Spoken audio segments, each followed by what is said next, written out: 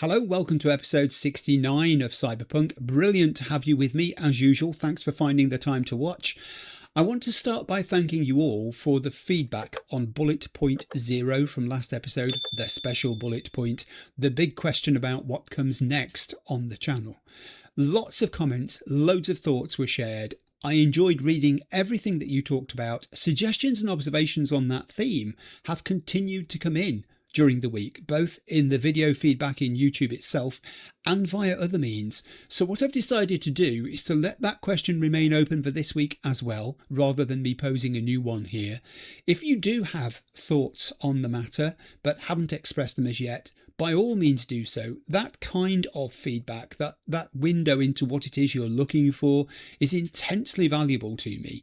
I haven't reached any decisions yet, and I probably won't for a while. So do continue to chip in if you haven't done so already. Thanks. What I will do next is to turn to the responses from the other question that I posed last week, which was one directly raised in the comments from previous videos, and it was to do with the body count at the spaceport, the human cost of siding with Songbird and helping her escape whatever it took.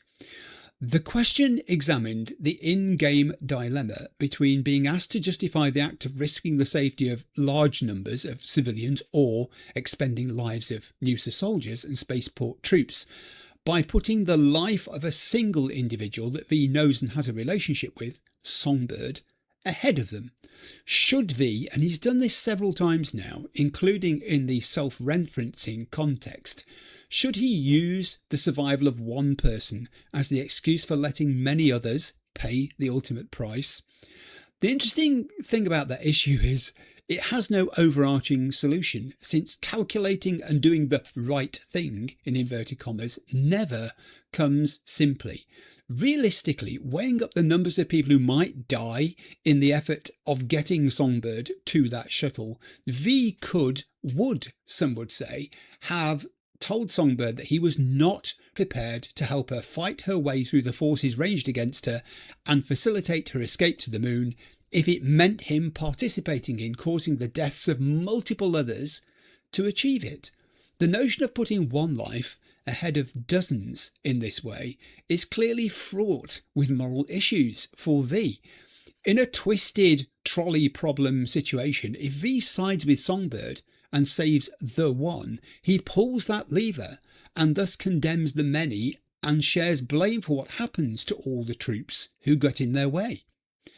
Narratively, though, in line with the fictional storyline as it developed, the choice to support her was an easier one for him to make. I'm not even sure that V's vested interest, by which I mean he believed he was also trying to secure a cure for himself, and the relic chip problem that he had, his own ticking bomb, was a major factor here.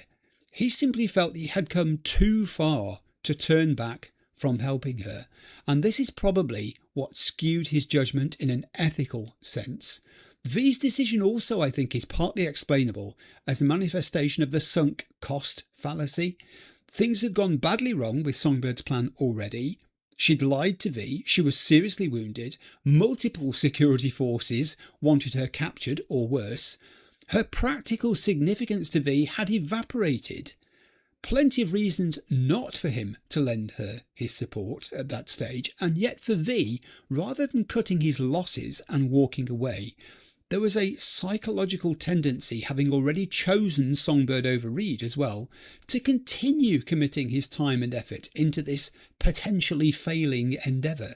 He was prepared to continue accepting the consequential risk of danger to himself and others simply because he'd already invested so much into Songbird and her plans.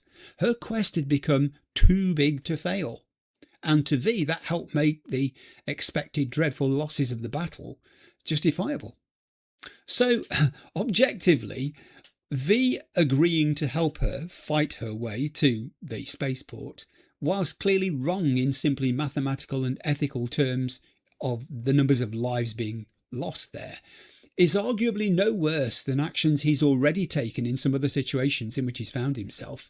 The main difference here is the predictability of the losses, the prior knowledge of the enormity of the forces pitted against them. Even the fact that the Nusa troops and spaceport security were also fighting each other does not excuse the reality that without Songbird's plan and V's arranged involvement, none of those lives would have been lost that day. The fact that Songbird foresaw the likely consequences and made them clear to V does nothing to absolve either her or him from the outcome. So yeah, it was a complex question, that one, which often arises actually in the game. Deontology, adhering to personal relationships and promises, versus utilitarianism, choosing to abandon the individual in order to minimise mass casualties. It's a really interesting problem to think about. And that's the housekeeping. And so to episode 69. Now, before I talk about what I'm going to try to do today, let's recap what went on in episode 68. In the last episode, V sets out to make a kind of back in business impression on Night City. First off, he finds himself following a mysterious text from Songbird, which takes him to the secret rendezvous point where they had their getting to know you chat before the commencement of the neural matrix heist. When he arrives there, he discovers 2 gifts that she has left for him: a souvenir pin from Tycho and a powerful quantum tuner cyberware implant. Next, V undertakes a perilous mission for the shadowy Ashley character, who contacts him with a proposition. Ashley is a netrunner whose job is to keep the Charon Exotics fleet safe from hackers. V's earlier takeover of a Charon Exotics car during the abductions of the Casale twins by Reed has created a problem for Ashley. If his employers should discover that the high-spec sports car was indeed hacked, he could lose his job. The desperate netrunner enlists V to penetrate the heavily patrolled garage where the car is being stored, wipe the car of data in order to remove it from the system, and then proposes to V that as a reward, he can drive the car away undetected and keep it for himself. Feeling some sense of responsibility for Ashley's predicament, V agrees, and he successfully carries out the mission, using a great deal of stealth and even concealment of bodies in order to prevent attention being attracted his way. The next person to request V's assistance is fixer Muammar El Capitan Reyes. Reyes hires V to recover a container of stolen beta acid that has disappeared from a local ripper dock. V travels to the Dewdrop Inn in Arroyo, where a private investigator named Booker Updike had already been sent to investigate before suddenly going dark. Upon infiltrating the motel, V discovers Booker dead in room 103, having suffocated from poisonous gas leaking through the ventilation system from the drug lab upstairs. V then tracks the trail to room 203, neutralises the 6th Street gang members operating the drugs lab, secures the beta acid and drops it off at a designated drop point to complete the job. In a third gig, V heads to a construction site in Santo Domingo, where upon arrival he discovers a small group of Aldecados are desperately trying to negotiate an arms deal with a much larger group of cyberpsychotic Maelstrom gang members. As V steps into the tense standoff to attempt to defuse the situation, things suddenly take a turn for the worse, when V is identified by the Maelstrom in charge as the person who interfered with their capture of victim Sandra Dorset some time before. A fierce gun exchange ensues, in which V fights alongside the Aldecados. The Maelstromers are defeated, and a mostly grateful Aldecado group leaves with their prize and their pride intact. Yet another fixer, this time Sebastian Padre Ibarra, is involved in V's next gig. V is contacted by him to recover a highly valuable and unstable data shard.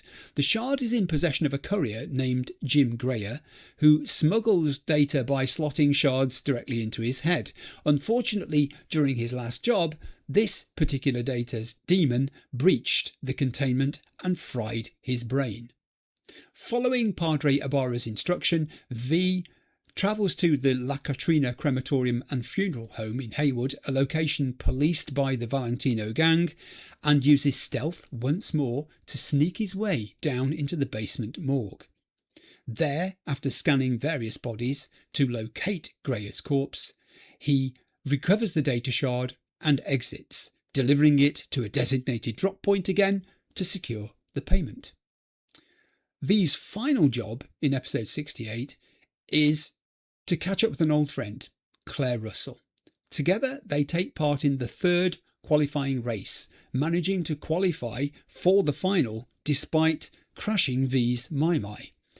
Post-race, Claire takes V to a quietly scenic overlook and finally reveals her true motivation for competing in the races. She confesses that she's not told V the truth. She has no interest in the prize money or the racing glory for that matter. Instead, she's using the final race to attempt the assassination of a fellow driver named Peter Sampson. Claire explains that during the previous year's finals, Sampson intentionally caused her husband Dean to run his car off the road, resulting in a crash that killed him. She expresses her deep lingering grief and anger, telling V she needs Sampson dead to find closure. She asks V to help her chase down and kill Sampson during the final championship race, regardless of whether it costs them the actual victory. V considers, then agrees. Right, that's where we've got to. Now, episode 69. Now, quite obviously, the call of returning to the main storyline in Night City and to finally meet up with Hanako at Embers is growing ever stronger by the episode. Today, though, I'm going to do one of my favourite things and hand over control to the map. Earlier this week, I sat with a coffee and did some exploring of the area near where we finished the last episode, and I've come up with a plan. I've defined a start point and an end point, but in between are things that exist only as mystery symbols on the landscape. So, compass checked and found correct. Let's get out there and do some legendary merc stuff, shall we? There's an awful lot of rubbish blowing around in the wind up here, I must say today. We are at the exact place that we finished the last episode. It's morning now, as you can see it's heading to 20 to 7 in the morning. Beautiful blue sky, not a cloud to be seen.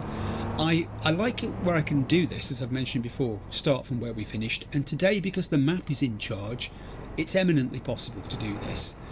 Full disclosure, I'm making the episode on a different day to the day that I made the introduction and housekeeping, which is unusual because normally I do the whole thing in one day.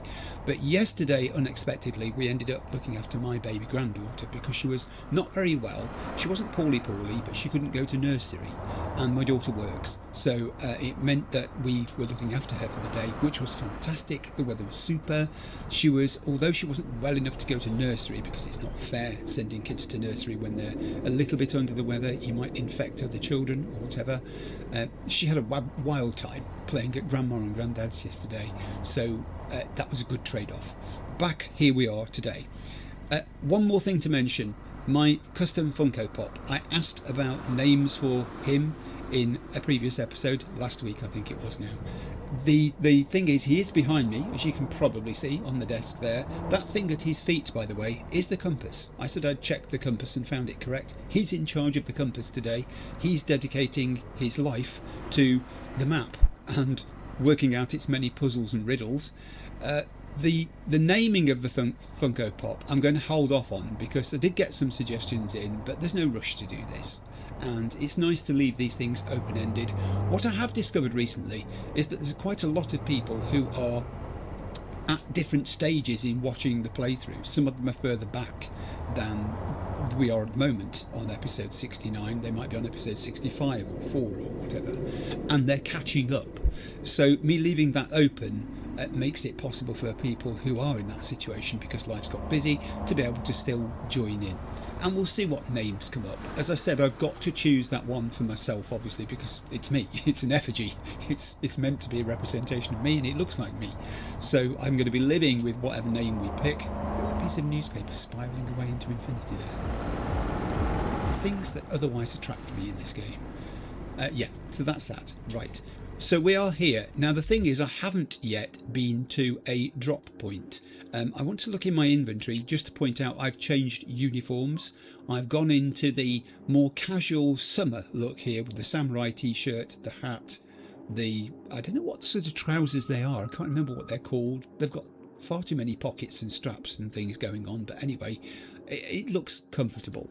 V is back and I want him to feel comfortable. I don't want him to be wearing a suit while he's wandering around doing what he's doing at the moment. Skippy is in slot 2, as you can see. Plan B is in slot A, and the Overwatch sniper rifle is in slot 3. And down at the bottom, I've got the Molodet's biohazard grenade still in the grenade slot, because I'm actually beginning to think it is my very, very favourite grenade. So why move it from there for the moment? That's that. Now, let's look on the map. I'm going to go into the journal, but what I wanted to look at was this thing here. This yellow exclamation mark in a circle, Stadium Love, which I'm going to highlight, triggered as I was going past it recently, and I was busy at the time with other things, so I let it go into the journal. But its location, compared to where we are now, is absolutely perfect for the first activity of the day. So this we will do. Now you might be thinking, as you notice my weight is 334 out of 443, why have I not been to a drop point, which is what I always do at the start of an episode? There's one right down here, for instance, that I could have gone to. You are absolutely correct. However, what stopped me doing that was noticing this chicanery going on here from the top of the hill down to the stadium area at the bottom. And it just, since I've got the Mai with me, it just occurred to me that it might be a fun thing to do to drive the Mai down here and see how well it handles on all these corners. Now, those of you who are up to date and watched the race where I was racing in the Mai with Claire, it was a brave choice, I admit. Foolish, some might say, but it works. You'll know I spun off the road a little bit. I don't understand the physics of the Mai. Is it because it's heavy at the front and therefore there's no weight in the back, so it sort of flicks round when you're going round corners? Or is it because it's heavy in the back and therefore as you're going round corners the back wants to swing away? I really don't understand how that works, but nevertheless we'll give this a go. So the plan is to start off today's episode. This is the first thing on the map. I said I'd got a start point and an end point defined. This is the start point. Stadium Love is the first thing we're going to do. In between are all these unknowns, and then there's the end point, which I've kind of got worked out as well. Let's go. Right, where have I got to go? Down here. Whilst we're driving, let's pick something off. Someone said, why is it you advance time in the game quite a lot and don't just let time elapse, as in the thing at the moment in my journal where I've got to wait for Claire contacting me regarding the finals of the racing? The answer is because I'm making a video. If I was doing this just as a casual playthrough where I could play for 15 minutes and stop because I suddenly needed to go out somewhere, or I could play for 5 hours, 6 hours because I got really entrenched in something and was having a brilliant time and didn't need to stop, then it wouldn't matter. I could let time just run as time wants to. Hey, that wasn't a bad corner. But I can't do that because in a video where I might have 5, 6 things on the go at the same time, how can I do this and talk to you at the same time?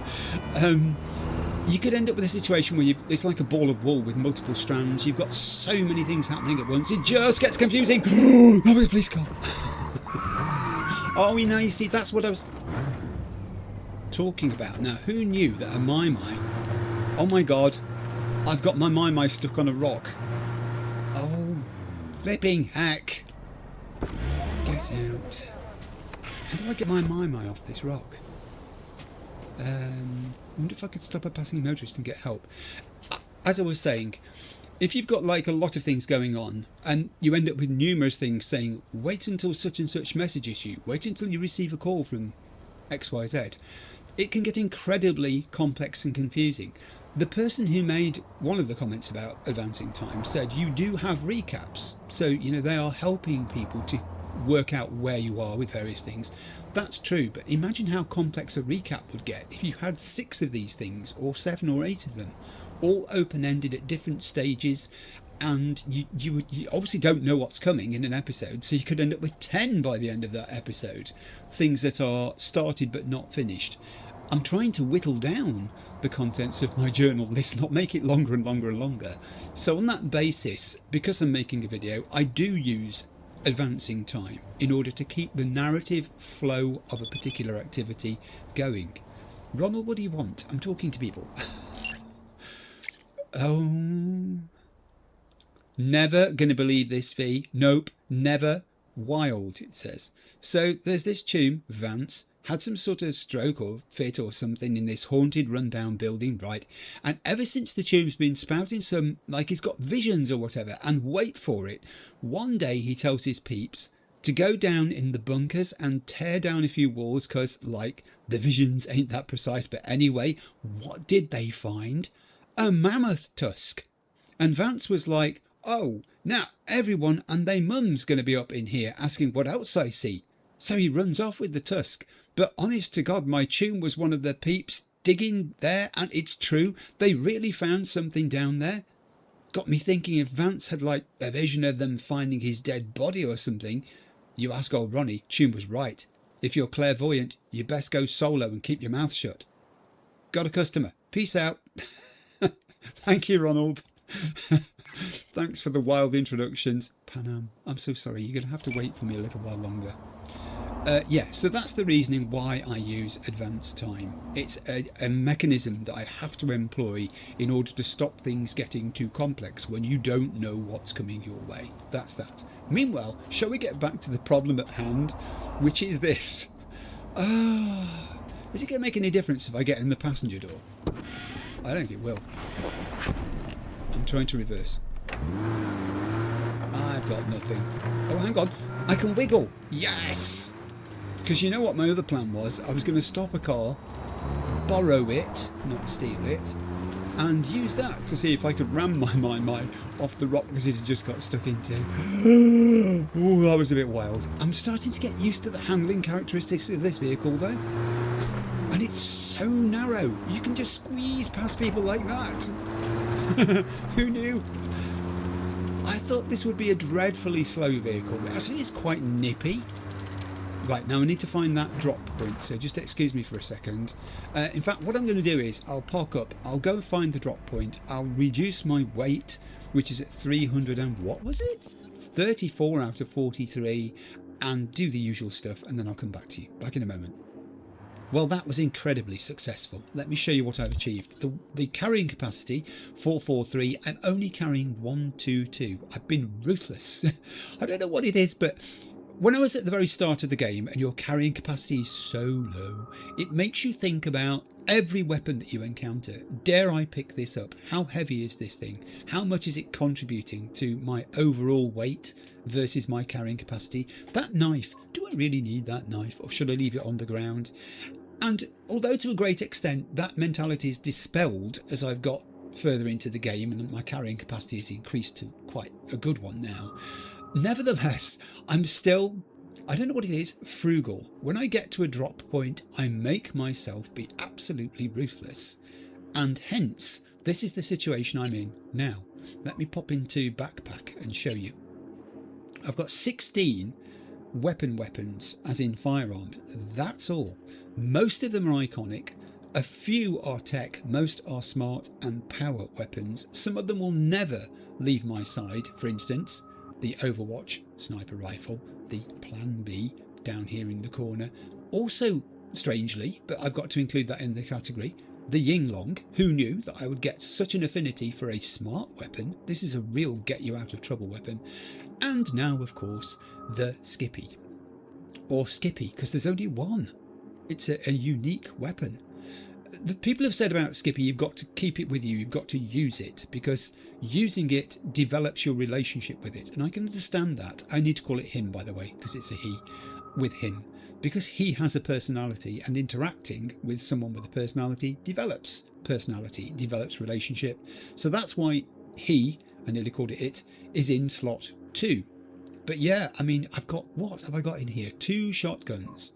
The Deserter power double barrel, and I've still got the Mox because Judy. She gave it to me and it's sentimental value. I don't really use it, but I just can't make myself put it away in a stash. And I guess when you're only carrying 16 weapons and the total weight you're carrying is only 122, you can do that. So it's weird. I'm ruthless on one level, but on another I'm sentimental and can't let go of things.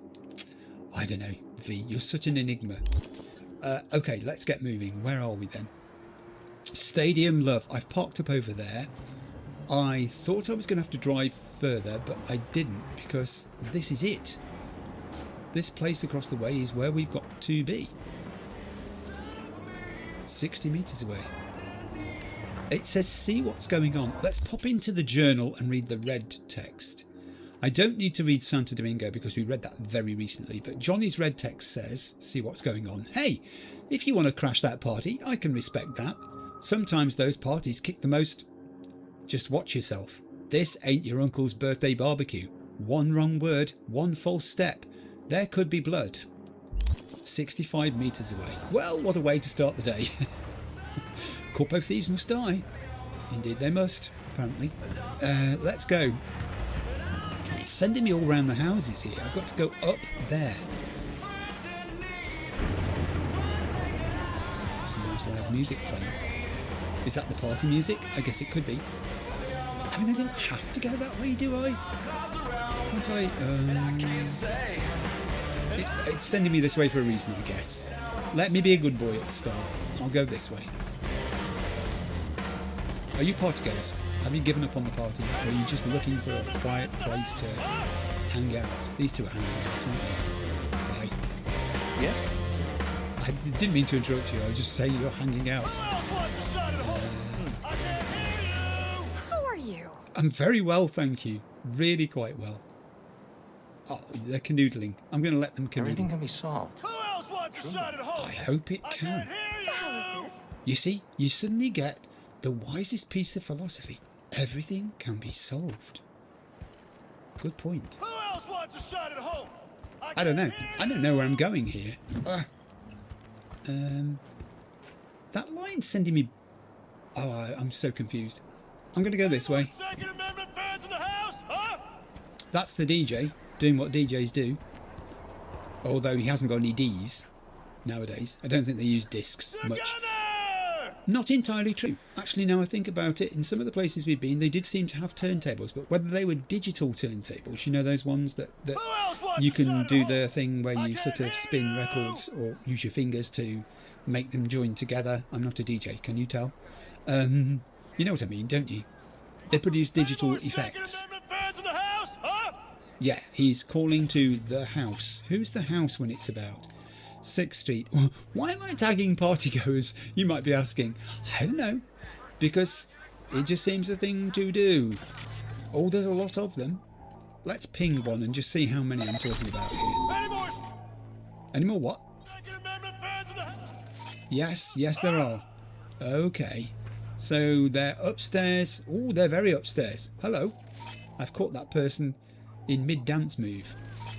And some of them are more distant as well. So I'm guessing this upstairs area, whoa, there's one right over there, is pretty spread out. Fans in the house, huh? Okay. What do we do here? Do I go chat to people? Any mean- more Second Amendment fans in the house, huh? One Just thing I don't have... get people sometimes. Who'd want to vote for trash like that? Oh, I mean, even the scopsucker Ryan said he'd endorse the guy in the next election. who are we talking This about? city can't see past the end of its own prick. They don't remember the old days, the old USA. And they're afraid of the new one. That's why they cling to Holt, for fuck's sake. Well, if they elect him, we can kiss unification goodbye. Till the next election. Who else Or the wants a one shot after at that. home? I can't Yeah. hear you. Long live goncocracy.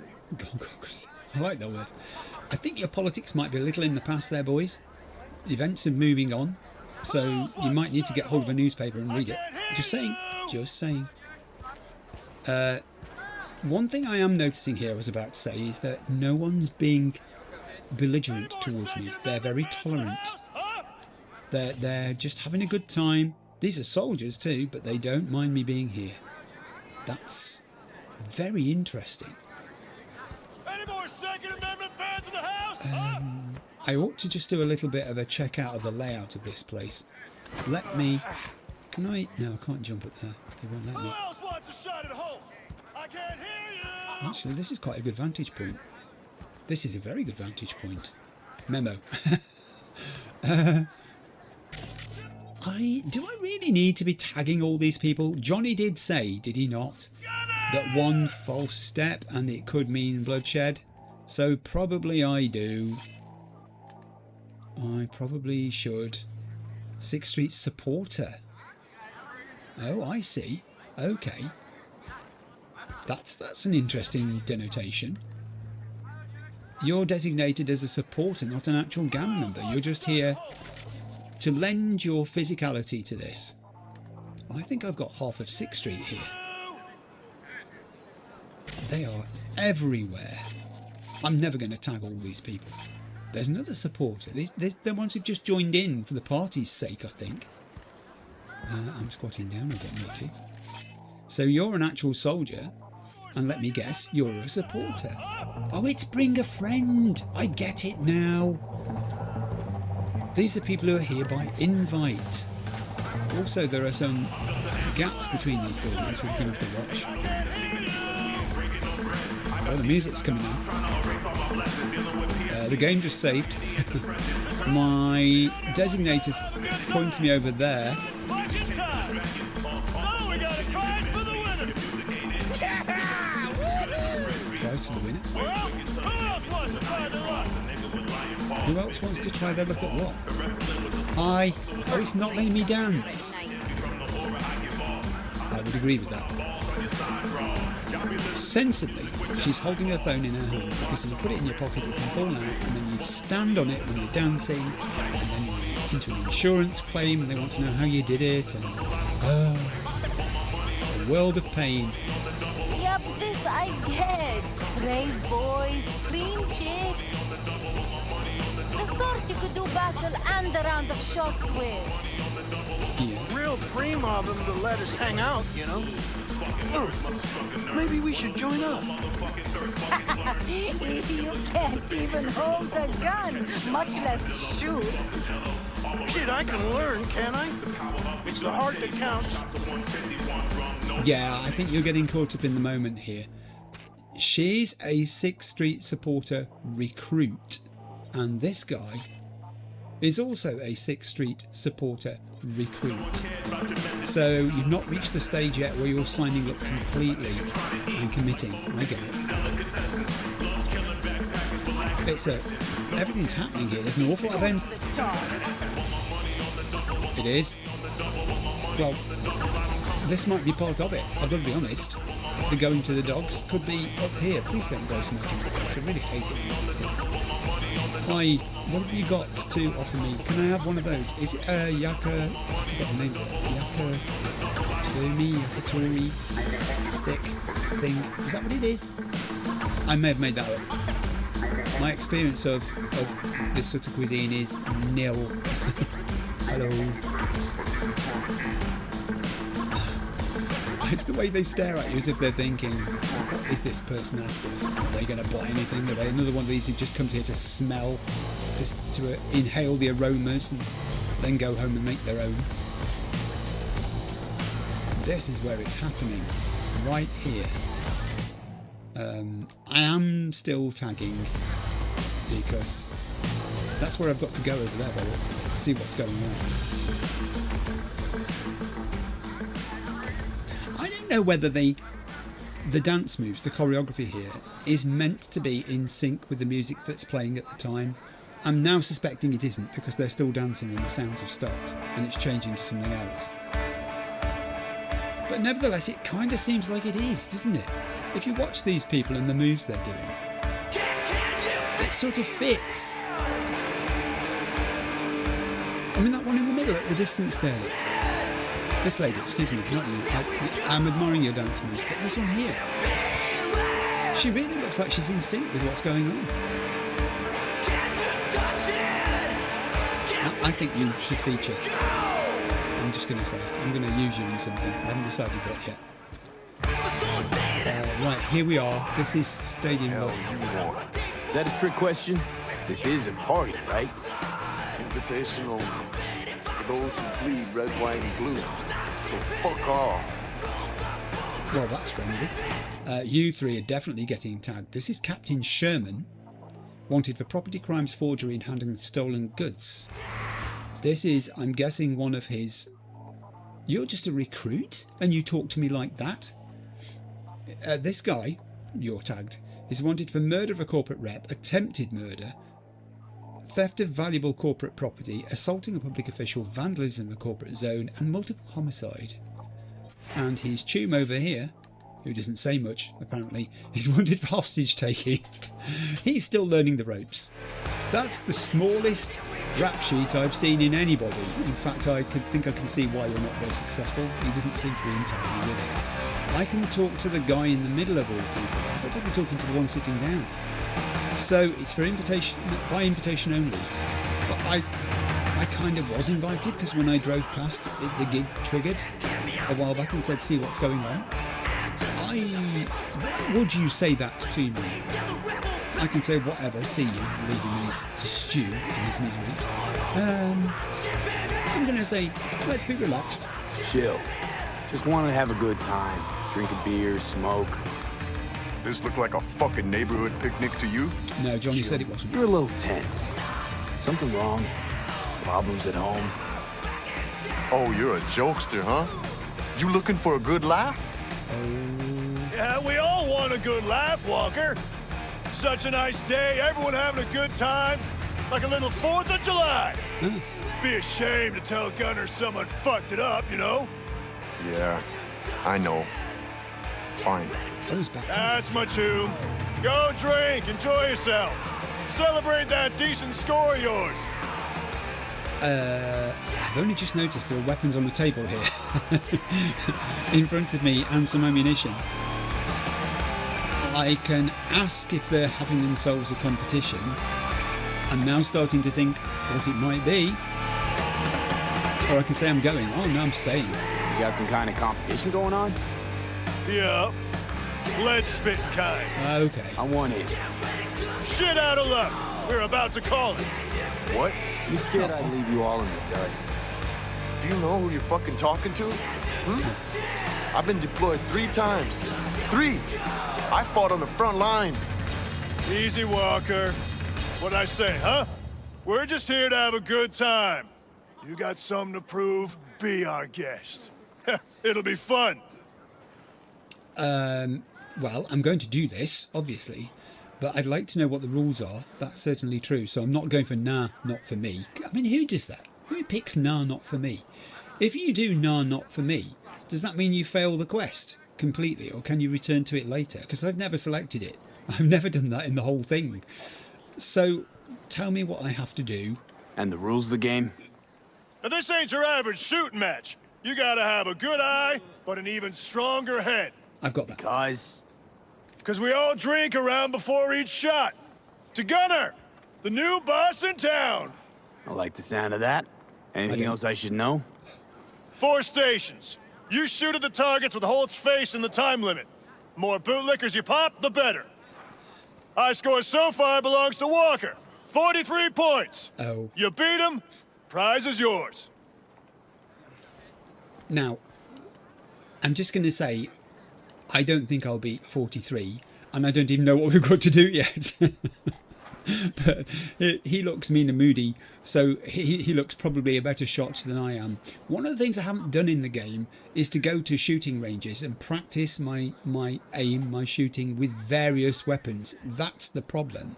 I'm okay with my Overwatch, I'm okay with the plan B, but it doesn't look like... Do I get to use my own weapon though? Do I get to use my own weapon? Are they just there for the sake of it? I'm in. Let's shoot the shit out of Holt. Just as I thought. You look to me like a show-off. Well, thank you. Let's see what you got. Take this revolver. Use it if you want your shots to count. We're testing skill, not tech here. Go ahead to the first station. We'll start whenever you're ready. Break a leg. Okay, I have questions. This is a DR5 Nova Tier 2 Plus revolver. It's nothing special. There is also a rifle there, but it won't let me pick that up. And there's some ammunition. So I guess I've got to pick the gun up. I've got to equip it, haven't I? I'll equip it. Right.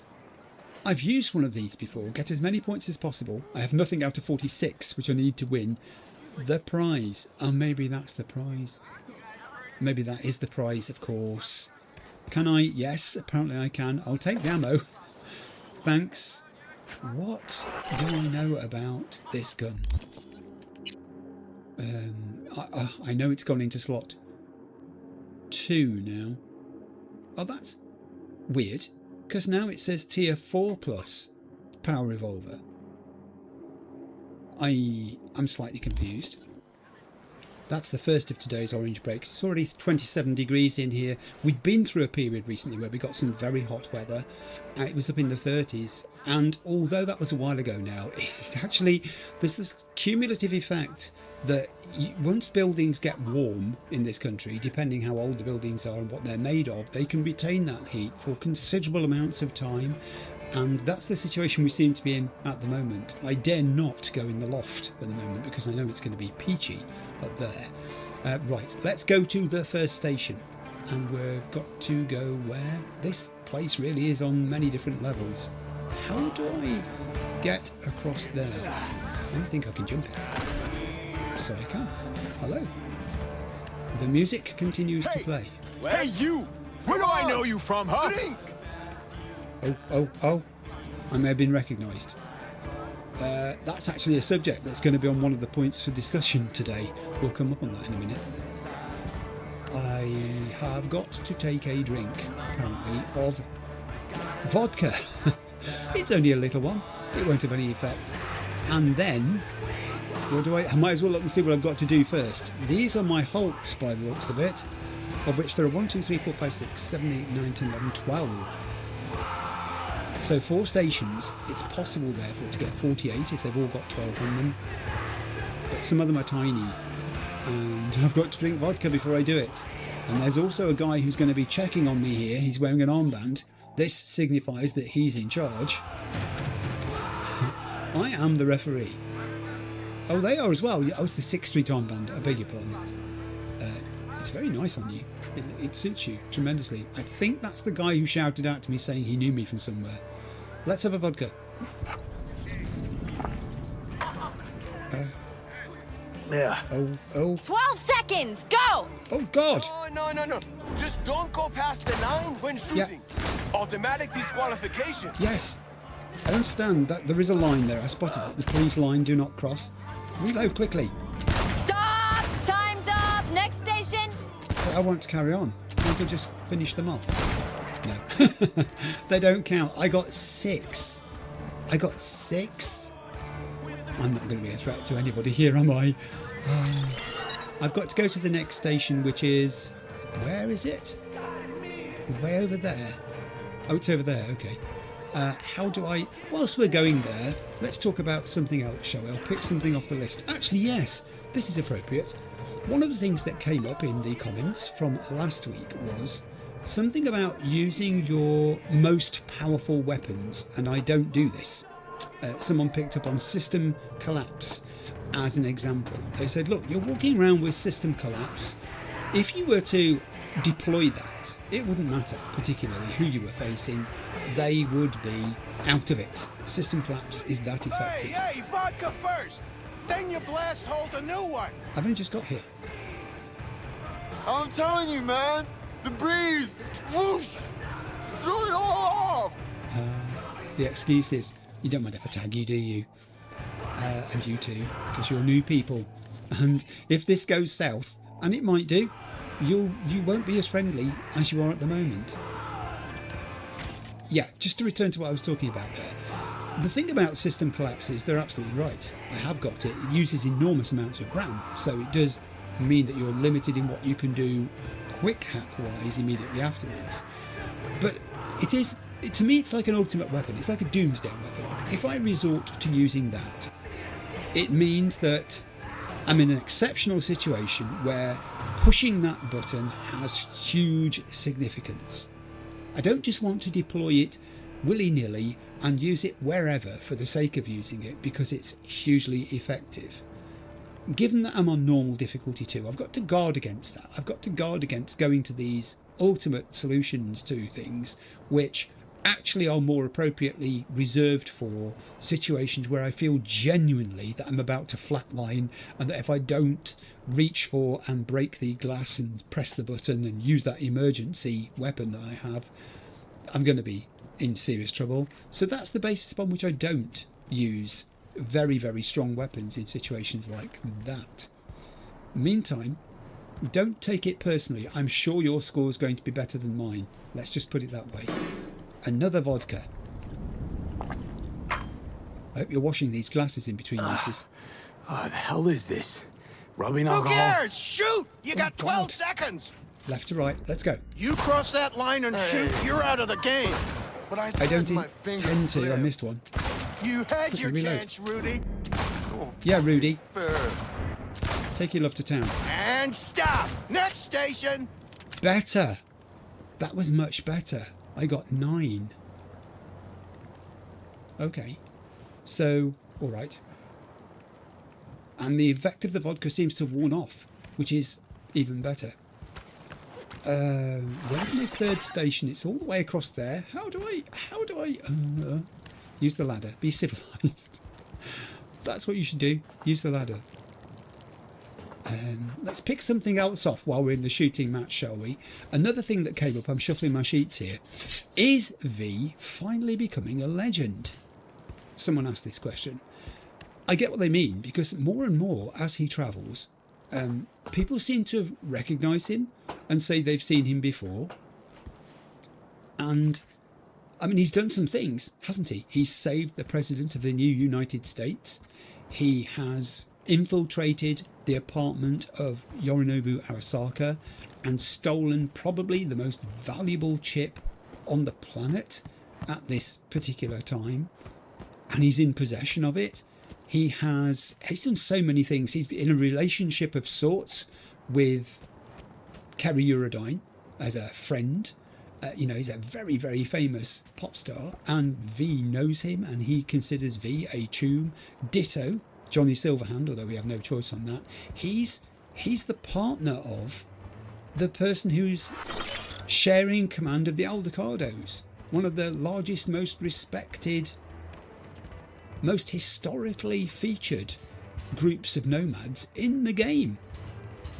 And yet his fame is like a concentration thing. It exists in small circles. If you know what V did, then you know what V did. But I think most of what he's done, certainly in terms of public acknowledgement of it, hasn't received any widespread recognition or adulation. His fellow mercs, Barghest, those sorts of people, politicians or three, they know who he is because they've had direct dealings with him. They're not going to forget him in a hurry. But I think a great many ordinary people out there in Night City and even in Dogtown have no idea who V is. So is he becoming a legend? Has he become a legend? I don't know. And that also ties in Down with the the hatch. To gunner.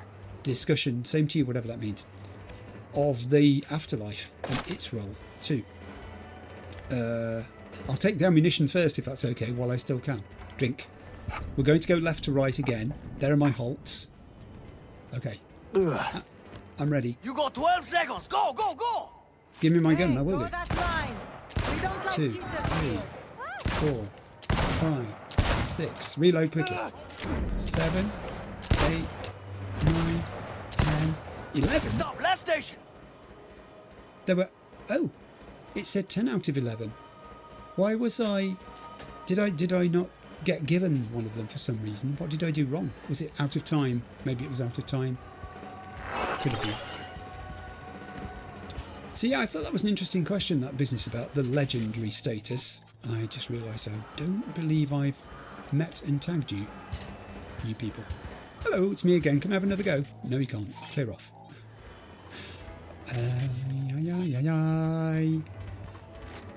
I like the little armbands. I thought they were kind of like signifying people who were in charge of judging the competition. Now I realise it's a 6th Street armband.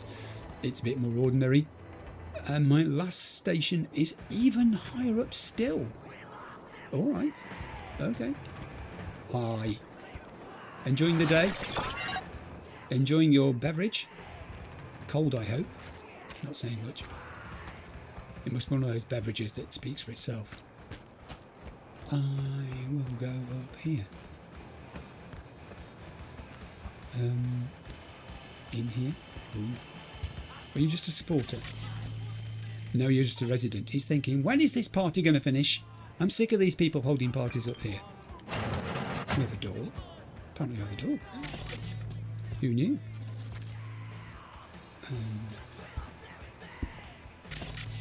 Hello. What are you doing all in here by yourself with nobody with you? Don't you get lonely? There's nothing in here. It's just a darkened room. How very strange. Okay. Is that one open as well? It does. Ooh. Okay. Octavio Delgado is a citizen with a symbol over his head. Octavio, what's going on? Where am I? I think I'm in a gun shop. I think I'm at a Ripperdocs. Are you a Ripperdoc, Octavio? Yes, you are. Hello. We haven't met. Is this your assistant? What's she assisting with? Lucy? Quiet.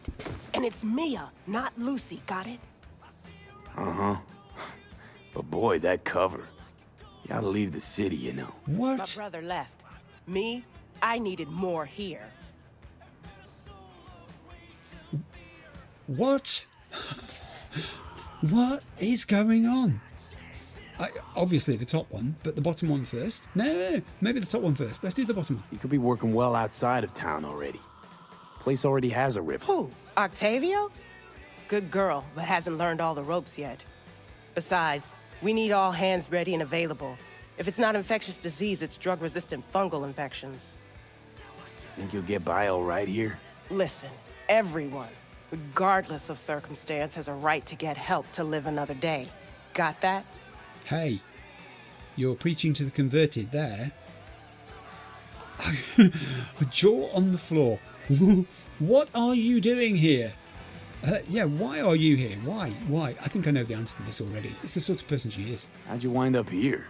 Regina pointed me to El Capitan, who then set me up with Octavio. I needed a place to lie low and him, a professional. It's not easy, but at least it feels like what I'm doing has purpose. Yes. Hey, got a request. Yes? Yeah. We're short on eddies and the kiddos need to be vaccinated. If you can, toss something Octavio's way. Let me think on it. No, don't think on it. Do it. Why don't you do it? So many times I've wanted to give eddies to somebody in this game and the game won't let me do it.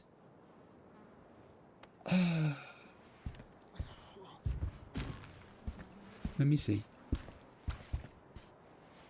You don't have a whole lot of equipment. Is that the intro to me saying, can I give you some eddies? You running tight on gear? This isn't Norfolk, as you can see. But as many of my clients say, it's better than nothing. You see, the only way I can do anything here is to get some work done or change my appearance, but that doesn't really give money in the way that Lucy wanted me to give money. I will remember this place, however, yes. How very useful to know that that is there. Oh, of all the places to encounter it, just on the way to a park. I didn't even know I was going to come this way. I thought I could have probably gone a different way, rather than just following the yellow line, which I'm always being advised is not necessarily the best thing to do. Storage room. No one loitering in here. No, but there was a resource case out here, which I'll go grab. It's got some pants and stuff in it. Always ripping pants. Show V some barbed wire. 5 seconds later, new pair of pants required. There's my targets. Climb up. Hang on. Jump there. Walk across this rickety, wow, really rickety structure. Can I actually walk on that? Am I going to fall through it? No, I can walk on it. We are here. Don't cross that line. One more Hello. round. Drink. Yeah. I'm a throw up. Then it's probably best that you do. Better out than in, as they say. Whenever I'm tagging somebody at the moment, I keep squatting down. I think it's the alcohol. Just hang on a second while I examine the nature of the task here. We seem to be, oh crikey, they're high up. Okay, 1, 2, 3, 4, 5, 6, 7, 8, 9, 10, 11. 11 again. How could I have got 46 points? I don't think I've seen 46 points worth of targets, unless some targets are worth more. 1, 2, 3, 4, 5, 6, 7, 8, 9, 10, 11. I have 11. 4 stations. Hi. Are you the one who's throwing up? Yeah. But don't do it off the edge of the building. Think. Goodness me. Let's hope things aren't looking up. Oh. Ugh, so warm. Yeah. What else would it be in this heat? Shoot! 12 seconds. I'm going to go the other way for a Forget change. the line. Oh, shush about the line. Gone. What now? I did not cross the line. I did not cross the line. Is it? That's it. Go check your stats. Yeah, I'm going to carry on shooting these halts. There's one left. There's one left. Teasing me. Think I don't know where you're hiding. I didn't cross the line. I didn't cross the line. I now have 3 red circles on my minimap at the top, and it says combat. Hey! This stuff's got my senses boosted! Huh? Hear that, puto? Return to the 6th Street leader, but there appears to be some combat going on. It's these dudes down here. I don't wish to use this gun now. Can I change my gun back? I'm going to put Skippy back in that slot. There's Skippy. Good. I'm going to, however, not use Skippy at this particular moment. Provocation. What now? What do you know then? Maybe I am. Shall we do this, Skippy? You and I. Ugh. Non-lethally, of course. Even though you call me really bad names, I'm going to use non-lethal weapons to deal with you. There's one missing who's gone off to the side somewhere. Over there. There you are. What did you do? Why did you run away bravely? You left your tombs to do the fight here. Shit! I'll fucking drop you myself! Not from there, you won't. I am the chupacabra! I don't understand that language, but I'm betting you're not wishing me a long and happy life. I'll come down here and do this. There you are. Right, now this is just for you. It's from Skippy to you. Ooh, Skippy. New magazine detected. Message to user. Thanks, Choom. He's polite, if nothing else. I'll give him that. Right, I've got some bodies to loot, and then I will return to the 6th Street gang. I've got to be careful here that I don't wander too far away from what I'm supposed to be doing, because it will fail me, I think, if I leave the area of the actual quest. So, there's a gun. Overture. I'll pick that up now because I can. You're lucky to be alive. Literally lucky. But thank you for the money shard. That kind of rewards me for choosing to use Skippy and leaving you alive. You're grateful. So you have paid me. You've only got tier 2 components and nothing else. What happened to your gun? And I missed someone who's up there. Or maybe they've fallen behind a bin. Oh yeah, they have as well. What an ungainly place to meet your end. Upside down, behind the trash cans. Up. Right, now you're getting old, so do you want to use the stairs or what? You do. Go over there and use the stairs. I have got to return to my 6th Street leader. I'll do that. Next thing from the list while we're travelling, I've got to shuffle my pieces of paper. It's on paper today. Sometimes it's on my iPad, sometimes it's on paper, sometimes it's a mix of both. Today it's mostly on paper. Yes, FemCorp OV. Now it seems a strange one to be discussing FemCorp OV because, as I said, I'm still in the process of deciding what is coming next. I am definitely going to be playing the game again as a FemCorp OV, that's a certainty. It's the context of that playthrough which is their thing. But yes, just to get back to the point, FemCorp OV, will she make different decisions to Male Nomad V? The answer is obviously that she will. But it's not a case of me simply saying that because I want to make different decisions to those that Male Nomad V has made. That's true, I do want to make some different decisions to what he's made, but I also want it to be, and I think it will be, organic, in that she's just going to be a completely different personality to Male Nomad V. She's coming at it from a different place. Her character sheet is so different to his that there isn't any way that she would normally, in the run of things... Did you see that rubbish fall over there with nobody touching it? I'm saying poltergeist. That she just wouldn't make the same decisions that he would make. It wouldn't fit in with her character. So, yeah, on that basis, and I'm still shuffling my sheets here, I do have this feeling, yes, that if anything, I am going to feel even less in control of FemCorp OV than I did of Male Nomad V. Because her willfulness, I guess you'd call it, her sense of knowing who she is going to be much stronger than V's was. He was quite confused coming into Night City as an outsider and not knowing how things worked at all, having to be shown the ropes by Jackie. He was green. He was very much the new boy, the new kid in town, and it showed in some of the things that happened to him. So, over here again, put your gun away because we don't want to foment unrest of any sort. I've got to go and talk to these guys again to get my final score. So yeah, I think that will happen naturally. I know it will feel different. This is another thing I've been thinking about, and you guys have mentioned this too, because I will know most of, not all of, but some of at least, the story.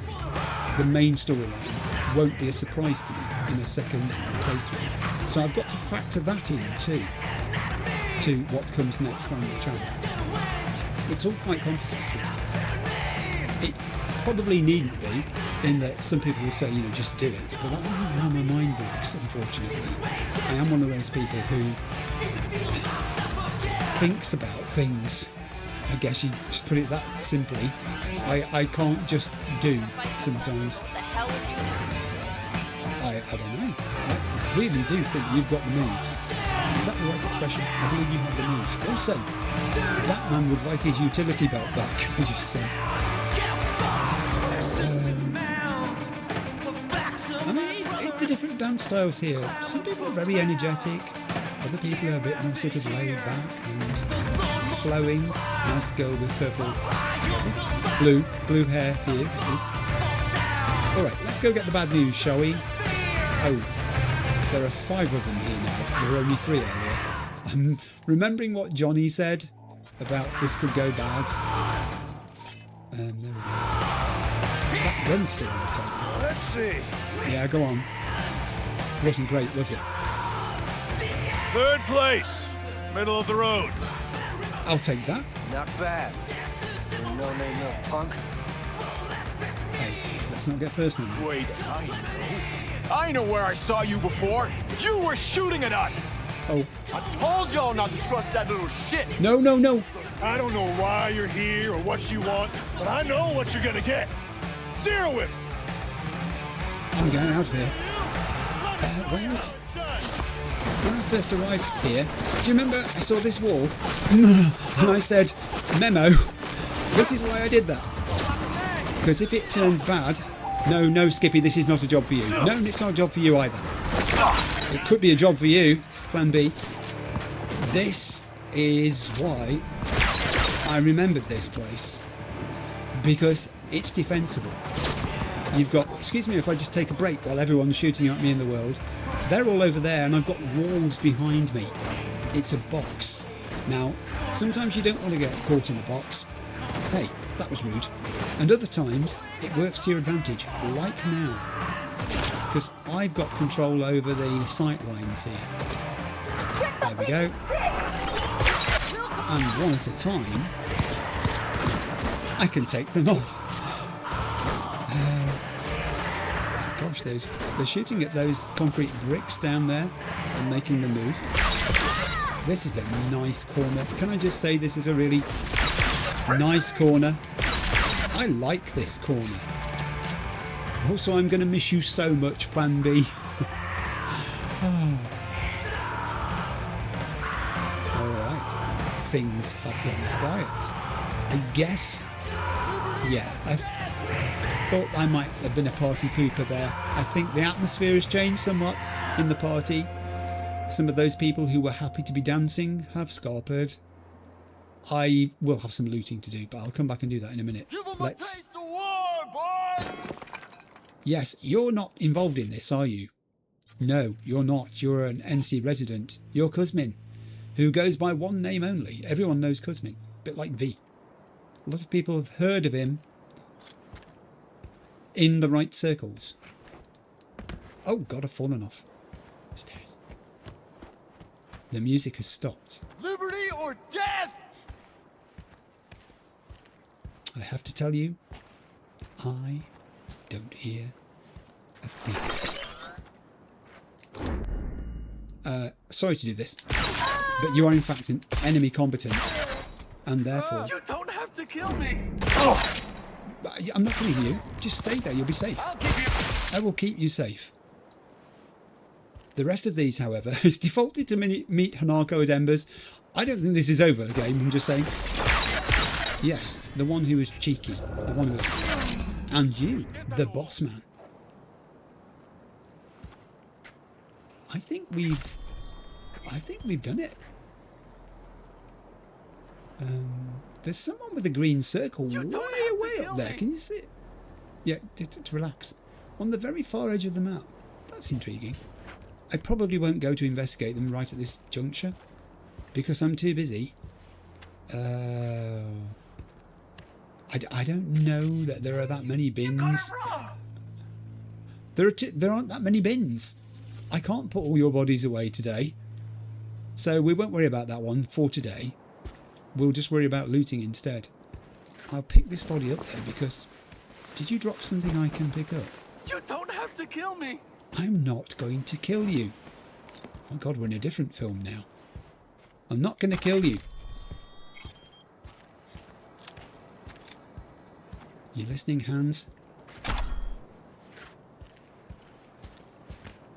You got it wrong. That guy's worrying about nothing. I don't know what it is, but sometimes when a fight's gone on and finished, they don't seem to recognise the fact that it's all over and they can relax a bit now. And they still think they're about to meet their maker. Well, not at my hands, you're not. This I promise you. Is it you or is it someone else who's got something they've got to give me? It might be the guy who was up here. There was someone up here, wasn't there? Aha, yes there was. I will take your Omaha. More importantly, I will take your tier 2 components. Also in the comments, while we're picking up things here from all these fallen people, something that came up was, last episode before I think it was, I left some cigarettes in a place that I was at. I just went past them, noticed they were there but didn't pick them up, and someone said you should pick them up and you can dismantle them, they're worth components and all that business. They are. And do you know what the funny thing is? It's a personal thing.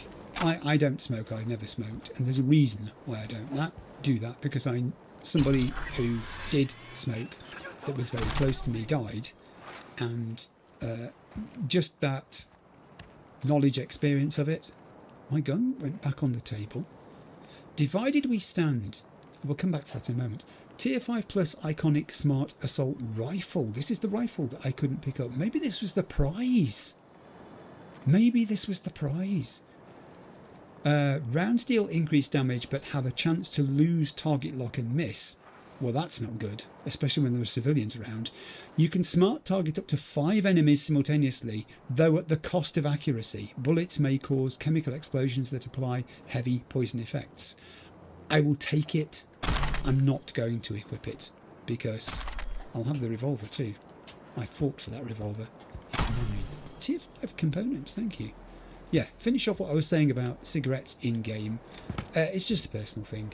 You know how some of these things are. It's a game, but nevertheless, again, I just think on these things. What can I say? I don't know why, but I do. I can't bring myself in-game to profit from picking up packets of cigarettes. That's it. That's how it works. I think I've looted everything here. There is a shard over there, I just noticed. But it is one we've read. Oh, United Under the Stars and Stripes by Rosalind Myers, of course. And we did have the flag over there. How very appropriate that is. That's ruined business, hasn't it? That food will be inedible by the time you get back to it. It will be charcoal. You should get that set. Oh, you've had it set. That's why it's like that. How long have you got to stay like that? 6 weeks? That's inconvenient. I mean, even going through doorways is going to be hard, isn't it? Good job we didn't break both of them. Is there anything I can do for you? Like carry your shopping or... No? Alright, okay, well I'll leave you to it then. I need to get down without breaking anything else. Any parts of my body I don't want to break. So I'll use the stairs. Yeah, I mean, it's one of those things, isn't it? Real life doesn't intrude into gaming very often. Just occasionally it does, and it's little things like that. I know I make fun of people in the game, characters in the game, when they blow smoke in my face and that sort of stuff. And that's somewhat separate to it. But actually picking up and letting the benefit from changing parts, like getting parts from dismantling, selling off whatever, packets of cigarettes, I just can't do it. It's weird, isn't it? Right, I am going to stop and have an orange drink, and then we'll look at what we're doing next. I said the map was going to be in charge today, and so it will be. So I'm going to turn off for, I don't know how many times I've had to do this. If I had £1 even for every time that I'd done this, I think I'd be quite happy. It feels like hundreds. It isn't hundreds, but it's certainly dozens of times it's defaulted to meet Hanako at Embers, and I've had to do this and say, not today. What I do want to do, we know where we are at the moment, we know where we started. I want to show you where the finish point of today's episode is going to be. The two things that I have got worked out, start and finish. The finish is going to be here. The gig that came in from Mr. Hands recently, Roads to Redemption. It's got quite a good red text by the looks of it, and some descriptor text which I have not read and I'm not going to at the moment. What I do want to do is to look at the effect that has on the map. We know where we are. I want to show you where we're going to end up. This is the planning that I did during the week, looking at the map, working out a route. The route takes us, the teal line there, mostly takes us west, but then it sort of dips towards the southwest, then it comes back towards the southeast, then it goes northeast to head to where we've got to finish. But on the way, it passes by numerous juicy things, one of which, the first of which, is this side job here. So I'm going to deselect Roads to Redemption and select that side job. It's undiscovered, we don't know what's there. That's where we're going to go first. Let's get moving. Back to the My. Before I get in, can I just say about that shooting experience we had, I was confused that nobody actually said go. I was expecting like ready, steady, go, or on your marks, go, or get set, go, or something like that, just to signify it was time to start shooting. I know I'd got 12 seconds, but I didn't see anything on the screen. I may have missed it. There was a counter or a signal that you were meant to begin at that particular moment. I could have stood there and just not fired at all in that first 12-second period and got 0, which meant I would never have got the prize. Well, in the end I didn't get the prize. I had to steal the prize off the table, but that's by the by, isn't it? Ah, the My. Do you know when I first started acquiring vehicles, I was going to say buying, I haven't bought many vehicles in the game, I did look at the My and noticed it going past several times, admired it about its quirkiness and thought, I'd like one of those one day. But I put it off because I couldn't. I thought it would be slow. I thought it would be limited and its utility would be restricted, and I thought, what do you do with a My? turns out you can do anything with a Mine-Mite. You can fight in them, you can race in them, you can squeeze through tiny gaps that anything else wouldn't fit apart from a motorcycle. Something going on. I've got to park up. Excuse me a moment. I'll park here. I'm not causing an obstruction, am I? Plenty of room on the pavement for people to get past with pushchairs. Not that there are any pushchairs in this game. I have just thought that I might give Skippy an outing. Since we're back in here, let's find out what's going on. This is a bit hand-to-hand. 6th Street Gang are fighting with some scavengers. Both of you can stop. Oh, and you can stop too. Premature discharge. I'm sorry. This never happens. Okay. I've attracted attention. Yeah. Don't stop. I'm not going to stop. Luckily they're shooting each other as well, which means they're not paying attention to me. Bloodstains can be removed using one easy Good. trick. I don't... Won't get any bloodstains from that guy. There are lots of people in this area. They're far more than I thought there were. They're everywhere, moreover. And mostly in front of me, though. Right, I can sort of sneak up on some of these without them noticing. We got wounded here. Yeah, I'm the person doing the wounding. Well, some of it. See, they're not paying attention to me, which means, because they're fighting each other... Ow, ow, ow, ow. Are you happy with the autonomous shooting function? Jump to confirm. Yes, and I will. I've got the jump button worked out now, Skippy. I've remembered where it was. Got you. Is that it? No, it isn't. There's another one around the corner. One hypo ain't gonna cut it. No, it's not. You're going to need more than one hypo for this. I'm just going past all these bodies. They're all writhing on the floor. They've all got headaches now. And various bullet wounds, some of which may have come from I don't find you. Skippy. Others not so. Let's do this. There we go. Come on, come on. Thank you. I probably did shoot too much there. That could be it. It does still say combat, however. So maybe not. Provocation. Taste my lead, bitch. I mean... Take care of you myself. Oh no, there is someone else out there at least. Ah, yes there is. There he is.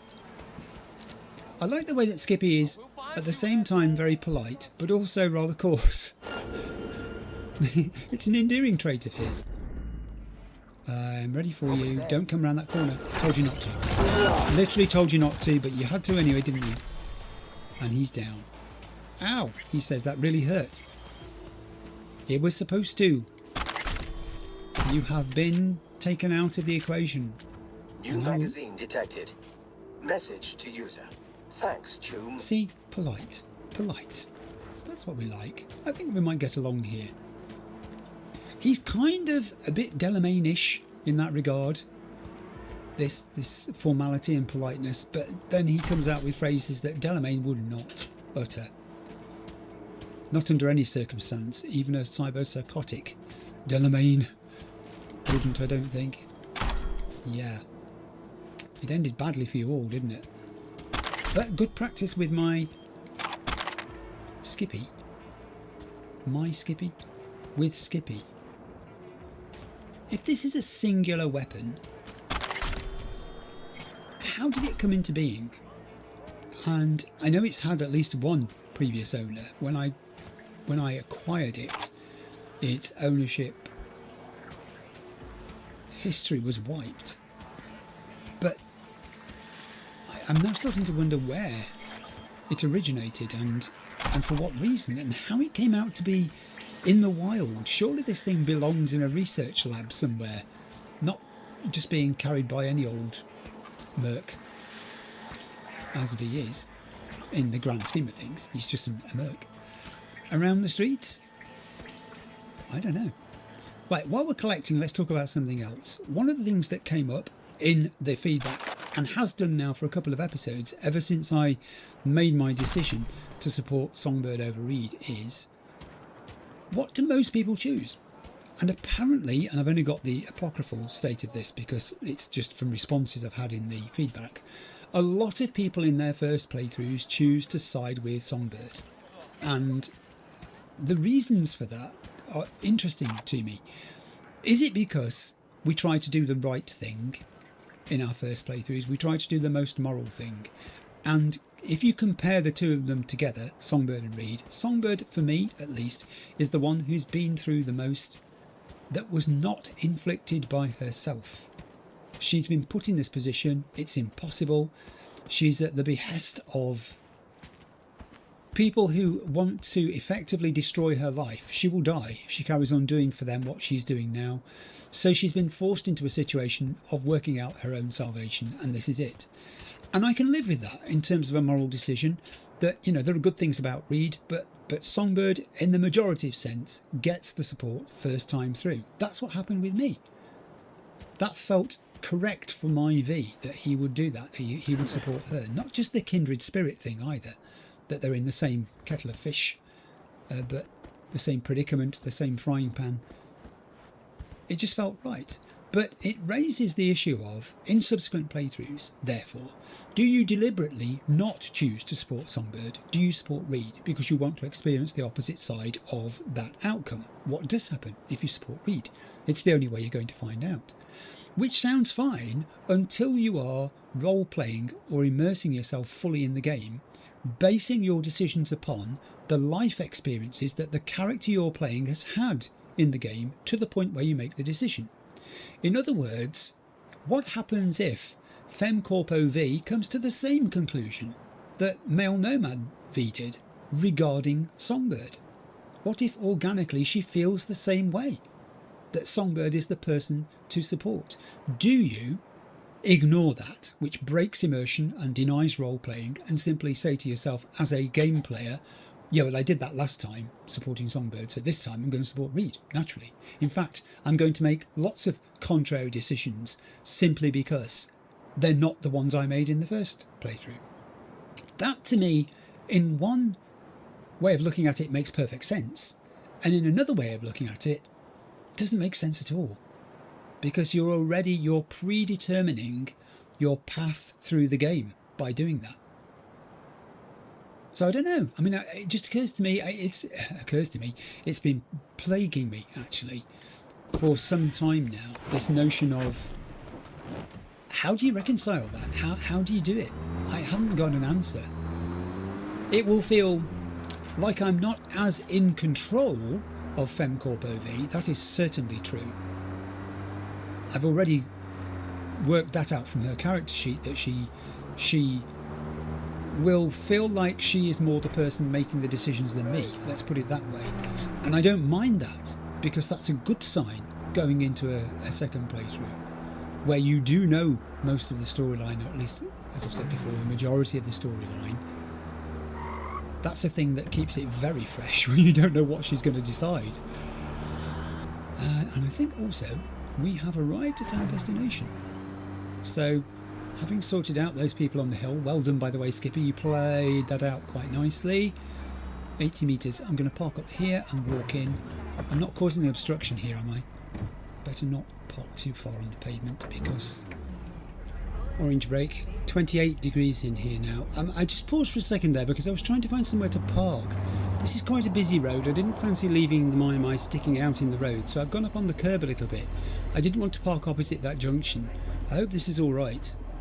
I've left room for pedestrians to get past. That guy walked past alright. Anybody with a stroller or something like that should get past there, I think. I don't think it's a problem.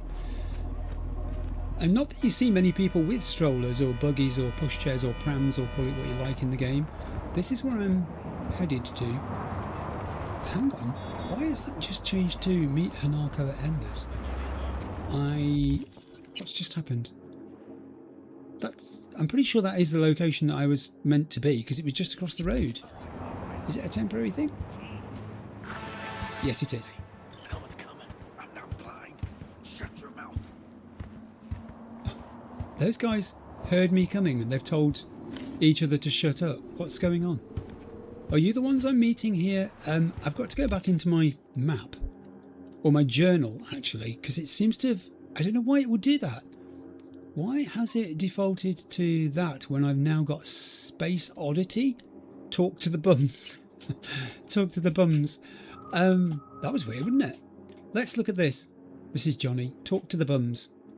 Every bum in this town dreams someday they'll hit the jackpot on something they dug up in a dumpster and it'll transform their life. A briefcase stuffed with eddies, a shard holding big company secrets, a cutting-edge implant that'll pawn for a few dozen G's. Problem is, usually whoever misplaced the thing to begin with is probably still looking for it and they ain't in a good mood. Do these poor street rats a favour and take this case off their hands before the previous owner shows up and decides to make target practice out of them. Santo Domingo we've read. Now why is it showing me Militech here? Is this because Militech is the previous owner? Let's read Militech. Militech International Armaments is one of the largest, most powerful corporations in the world.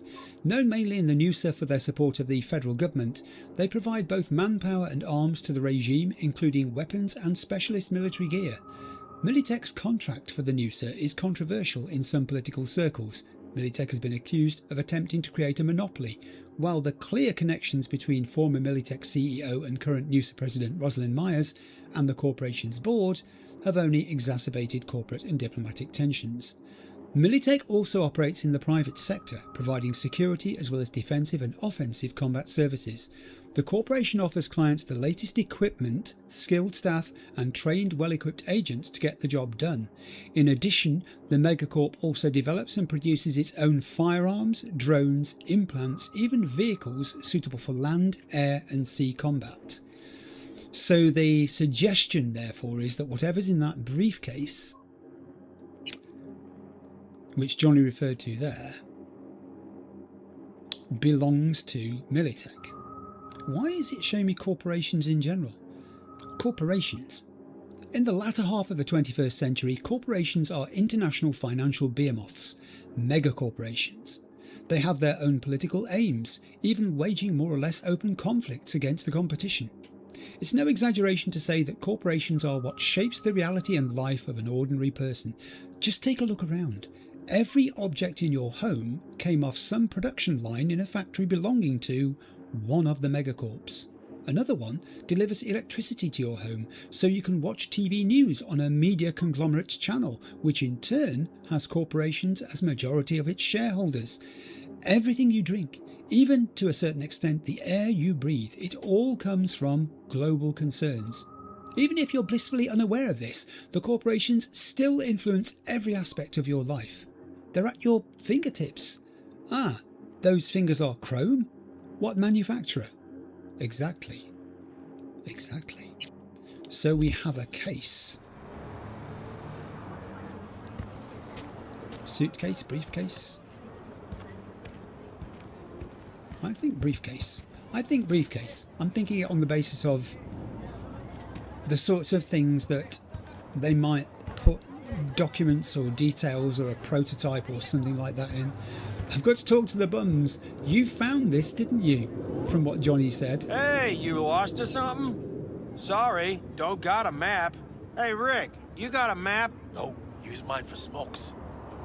And wherever you want to be, sure as shit ain't here. Hear that? Nothing for you here. Have a nice day now. They were facing away from me and then they were doing something and then they turned towards me when they shushed each other up, and I'm betting, yes, I'm betting that's it on the table behind him. I'm going to go with blue text first, obviously. Don't mind me. Kinda hard when you're hovering over us, huh? Don't you got somewhere to be? No, I don't, and I'd like to know who I'm dealing with. The head person talking to me is Rick the Cripple. No affiliation. His friend Brandon, not that Brandon, is also of no affiliation. Brendan, and his friend Jumbo Josh. So now I've got no other option but to say I'm going to go right up to them while I do this. What's in that briefcase? What's in the briefcase? They can't open it. What? This piece of junk? Yeah, probably nothing. Cans? Maybe bottles? Who knows? They can't open it. That's what they were doing. They were fiddling with it when I arrived. Look at the options here. I can buy it off them. I can go... You from the lost and found or something? Hey, if it isn't your biz, then don't go making it. I just did that a moment ago with Skippy at the top of the hill. You missed it. I could just ignore them completely and say this conversation's over which presumably will lead to fisticuffs. I could go with give it to me now, which presumably will lead to fisticuffs, and I can... You from the lost and found or something? Hey, if it isn't your biz, then don't go making it. He has limited vocabulary. Where'd you get it from? How'd you find that? Come on. Doesn't take an expert to see it's corp-owned. You from the lost and found or something? Hey, if it isn't your biz, then don't go making it. He's not going to tell me. I'm going to say, do you know, I don't want to fight. I've just had a fight. How much to take it off your hands? Let me think. Oh, I can say you're out of your mind. I can just give him 2,000 eddies. Let's not fall out over this, you guys. Fine. Here you go. Give me the briefcase. Trust me, you won't get it open anyway. We'll see about that. Where'd you find it? Yeah, tell me. I said, where? Ooh, that was quick. Those dumpsters, over there! For fuck's sake, Josh. Josh. Look, it wasn't us, all right? Gunk was already cold, we swear. Wait, really? And here I had you pegged for top-tier mercs. Now get out of my way. You took it off. Fine, take it. But, like, chill the fuck out, okay? I have just done you a big favour. I've talked to the bums. I can examine the briefcase, which I'm going to do. But more importantly, there's a body attached to this over by the dumpsters. Open your mouth, didn't you? Give me a fucking break already. Oh, look at this. The recriminations have not finished. I don't know what you're fighting over. You've got 2,000 eddies.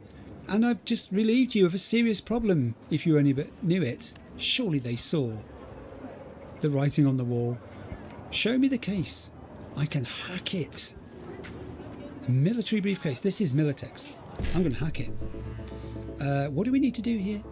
BDE9, BD1C. Let's do this. BDE9, BD1C. We're hacked.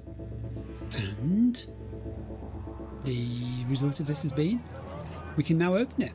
Open sesame. Oi, open it. I'll use it furthermore. And it's got messages. Here we go. It says 3. There are 4. Get open! We're fucking rich! Just hang on a second.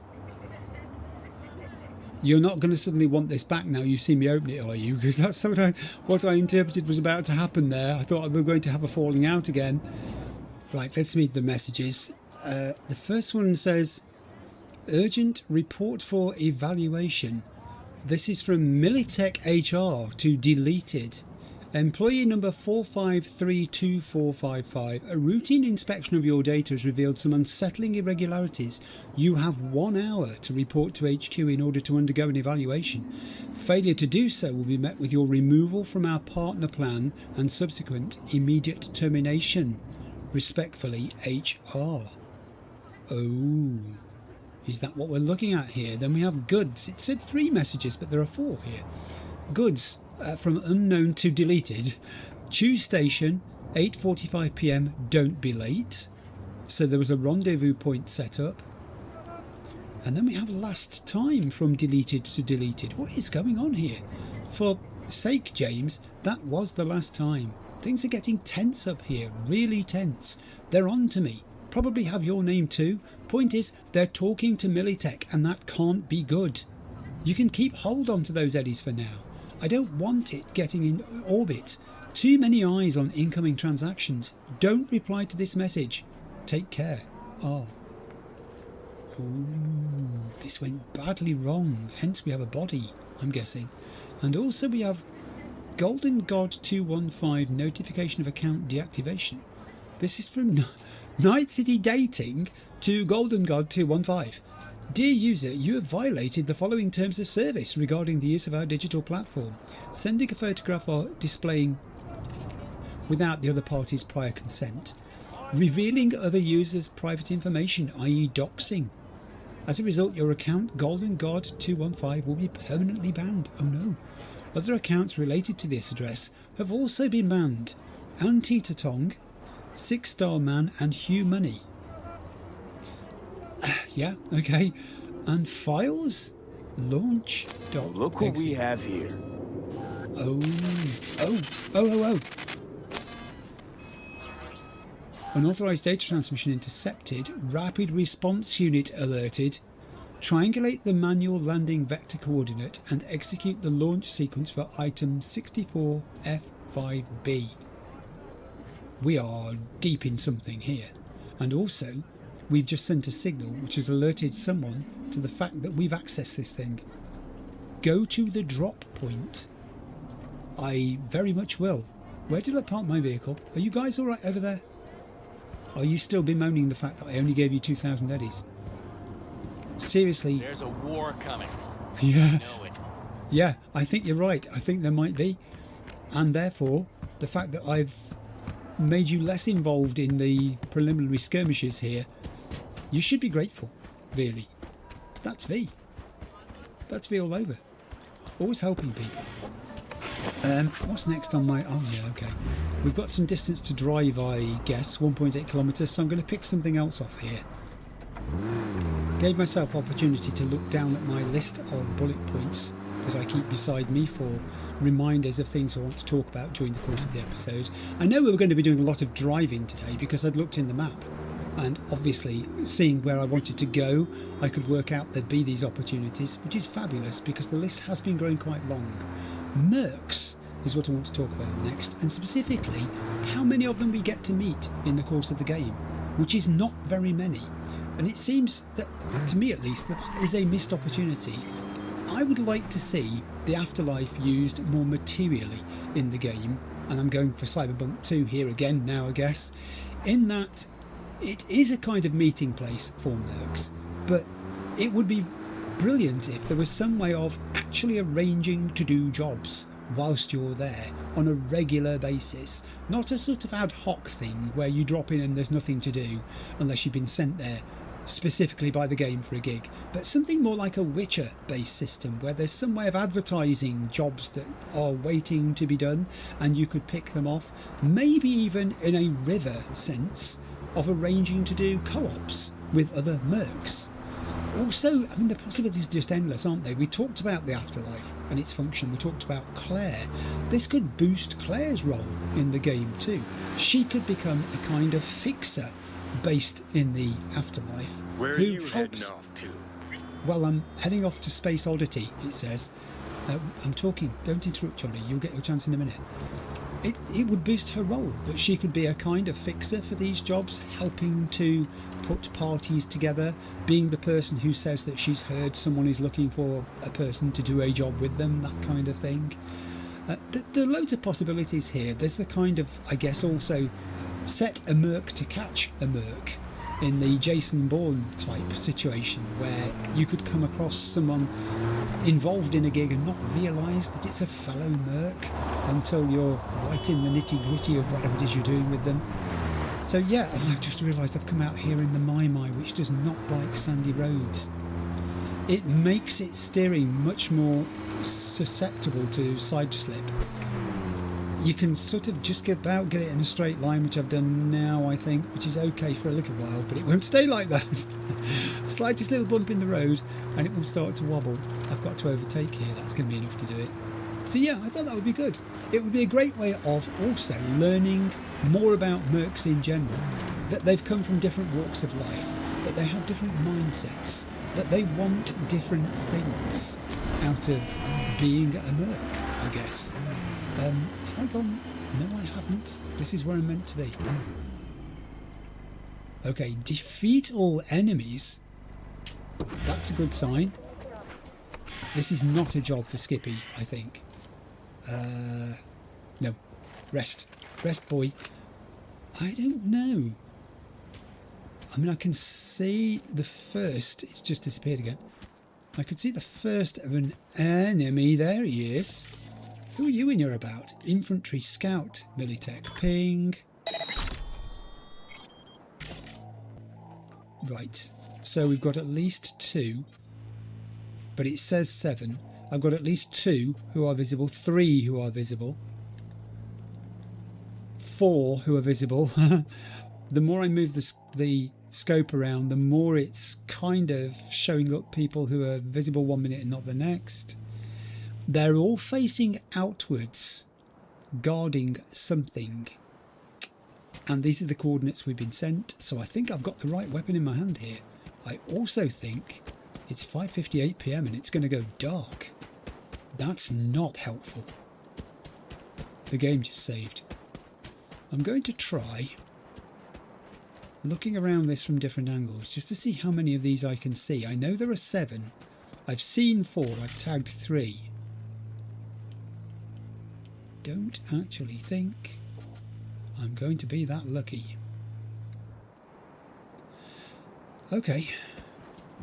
So, what I propose to do is to use what limited cover there is here, and it's mostly brush and the occasional tree, and use those to enable me to hide whilst I snipe these people with my Overwatch, which has got a silencer on it, so as long as I'm not stupid or inept, I might be able to get through this, but I do not know. Where's the best place to take my first shot from? Not here. Not here at all. I'm going to go anti-clockwise. And I'm going to start from by the side of these pipes, because they give me some decent cover. All right, yeah, I've got pretty close to that one. Maybe that one should be Looks like we got company. Yes, we do. Yes, we do. Nominate you.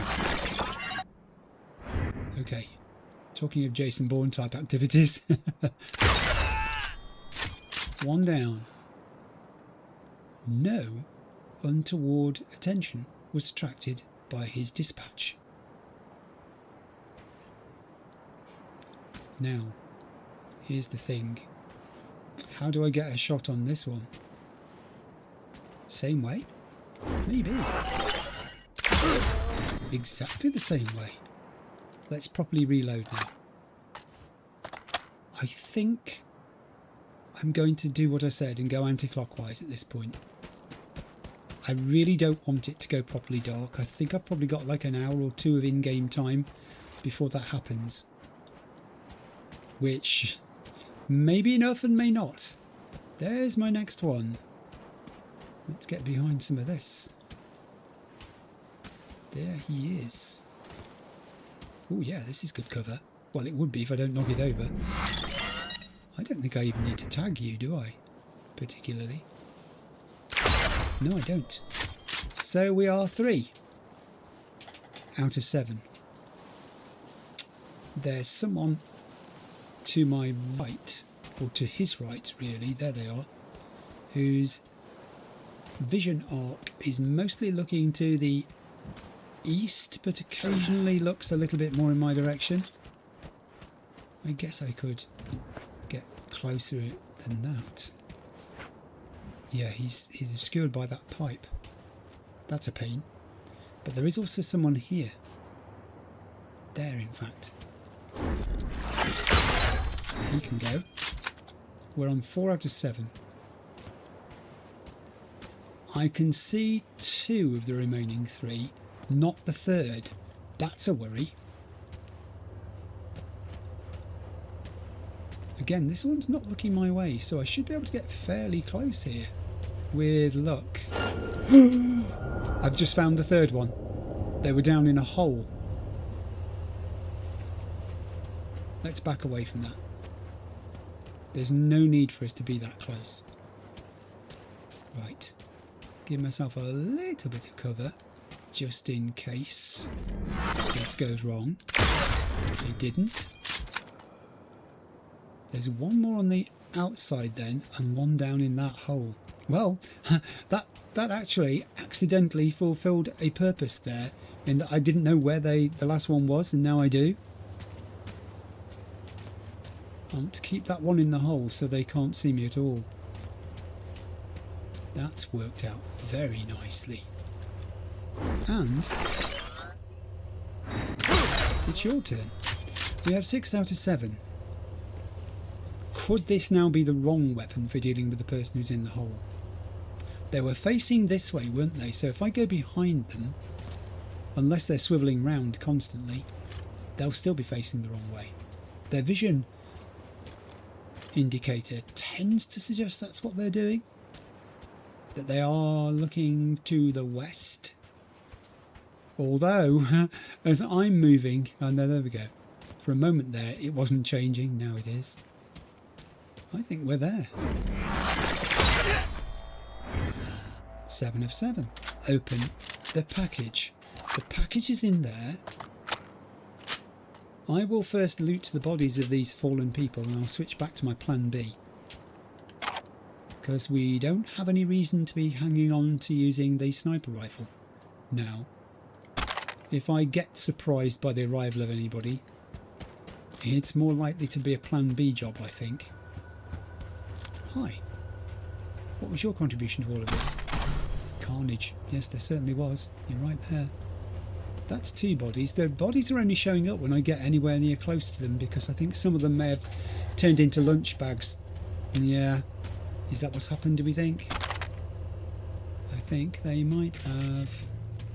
Yeah, they have. Because it's a while since I dealt with them.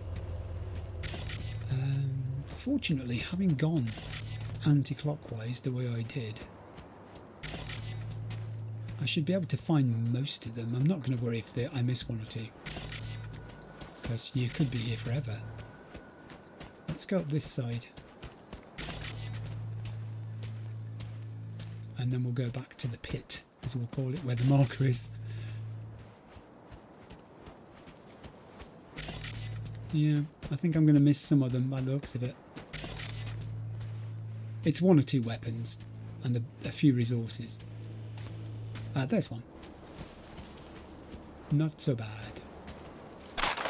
Take that, go back and take that because there were 2 things in it and you didn't hold down the marker long enough. There's another one. Yeah, I'm going to settle for that. That's plenty. Broken copperhead again. Again. So many times. And of course the person who died down here in the moment of truth. Pit Here it goes. area. It does. What's going to happen when I open this? It's well named, isn't it? Space Oddity. Look at it. This thing is Untitled 18 Brancheski, is that? 2021. An extremely valuable painting, long considered lost. 8,000 eddies. What the hell is this? What's it look like? Branchesi, 2021. Untitled number 18. Oil on canvas. Sheesh. Pearls before swine.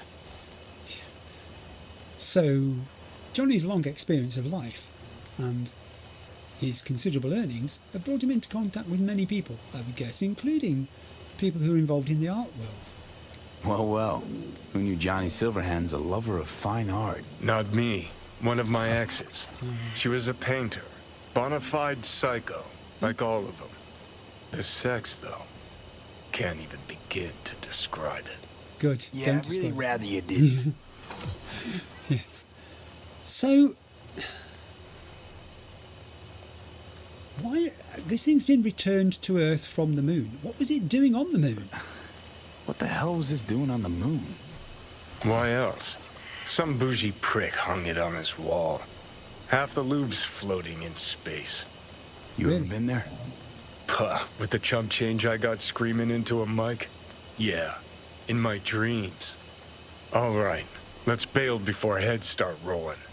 As for the painting, you'll have buyers lining up in no time. Job complete. Space Oddity. Meet narco attenders. I'm going to take a break. Back in a sec. Back to the map. I'm going to zoom out.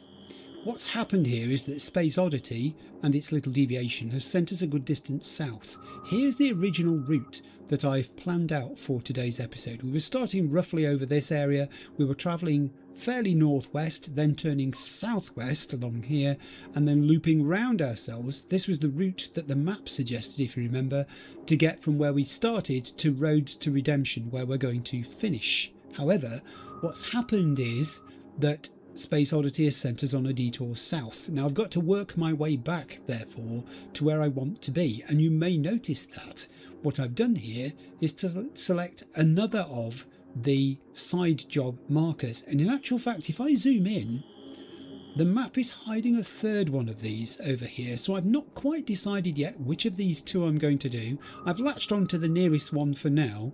I have to admit, when I was studying the map earlier, I had this problem. I didn't want to do all three of these side jobs, so I sort of thought to myself, well, actually, they're both roughly equidistant from the route that it's sending me to go to see Mr. Hands. It doesn't really matter which of these two I take on. I know I wanted to do the one nearest to me, which is the one we did originally at the start. One of these two I'm going to do. We'll make our minds up when we get closer. What I do know is that we have to do things on the way because that's a distance, and there is an NCPD assault in progress just here. So I'm going to highlight that, and that is what we shall do next. Now, here's the other thing. I've got the My here, as you know, but it's not a desert vehicle.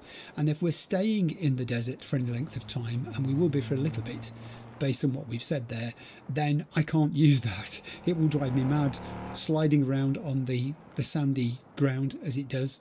So I'm going to leave it there. It will find its way home. That's not a problem. It is daylight. I've advanced time to morning because I just love this area in the early morning. I don't get to spend enough time out here in the Badlands. I've already said that if V was to settle anywhere in the whole of Night City, he probably wouldn't. He'd probably come out here into the Badlands because it's so peaceful.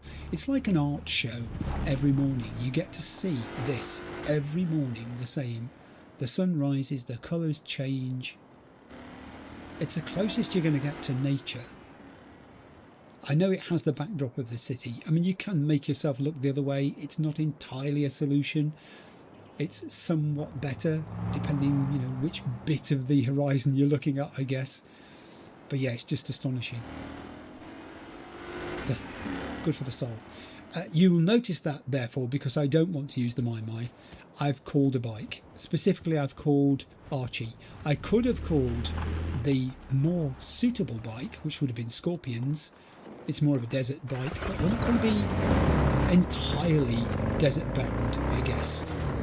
Let's pick another subject. Yes, still on the subject of mercs, actually. A third thing to do with mercs. We've talked about whether V is famous now as a merc because of everything he's done. We've talked about the afterlife and the role it could have, and Claire could have, in getting mercs to work together more than they presently do.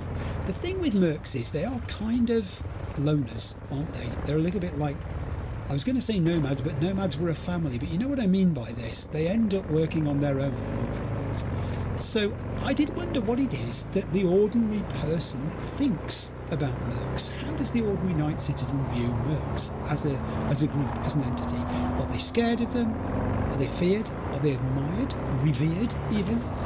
Is there some combination of lots of different emotions about them going on? I in response to somebody's comment, said, I think everybody in Night City will have at some point come across a merc. They'll have either had direct interactions with them, or they may have had someone who knows a merc, or their second cousin's friend's sister once dated a merc, but everyone's had some contact with them, and I've realised I've gone past my NCPD gig here, so let me just go back towards it. I'm going to park up, or sneak up on whatever this is. But yeah, what do the ordinary citizens, night citizens, feel about them? They probably know, you know, it's almost like they're wearing a t-shirt. Once you find someone is a merc, don't mess with the merc. You have to be careful about how you behave around them, the things you say. You don't want to antagonise them. They've got this kind of outlaw status, but also a sort of Robin Hood quality to them, because everyone's heard of someone who's been helped by a merc. Yes, possibly for financial gain, but who knows? It's the kind of occupation that a lot of ordinary night citizens know they could never do, that only a few people can make work, that some people aspire to it, that most people fail, which is something obviously that the afterlife works on and needs to keep it going. It's not everyone's idea of success to end up as a recipe on a barroom menu. How do ordinary people view mercs? Let's get into this little giggle, or giggle. Because it's not very big, I don't think. It's just an assault in progress. I believe. Anyway, here we go. Neutralise perps, secure evidence. Very little cover to assist with this.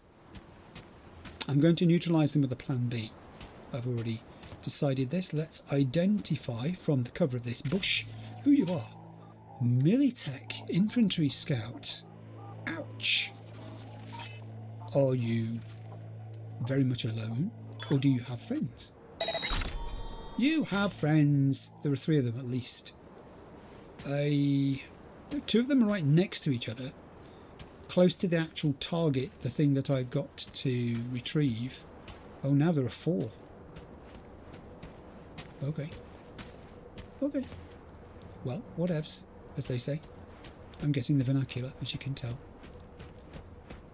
I don't think I can stealth all these people. I don't think I can. I mean, I'll give it a go. Oh! No, I can't. Not like that, anyway. Who knew you were going to turn around and go patrolling? I didn't. They're overlapping now, their vision cones. It's going to be quite difficult to take them out individually because of that. Is this person here being observed by anybody? Oh, yes, they are. Cover, cover, cover, cover. Yeah, alright, we'll do it this way instead. So, have a lie down. 1. This one's helpfully coming back this way to become number 2. That guy there did catch sight of me, sufficient to make him mostly suspicious, to the point where he's now investigating those bodies, which was his big mistake, because then he became one of them himself. And then we have the 4th person who went off somewhere, possibly for a comfort break, I'm just saying. And then when he came back, where is everybody? What has happened here? I'll leave you alone for 2 minutes and don't worry about it. Gone. That is that. Reload. 4 bullets, 4 bodies. And now we do some looting. I'll take that. What do you have for me? A report. Ooh, readables.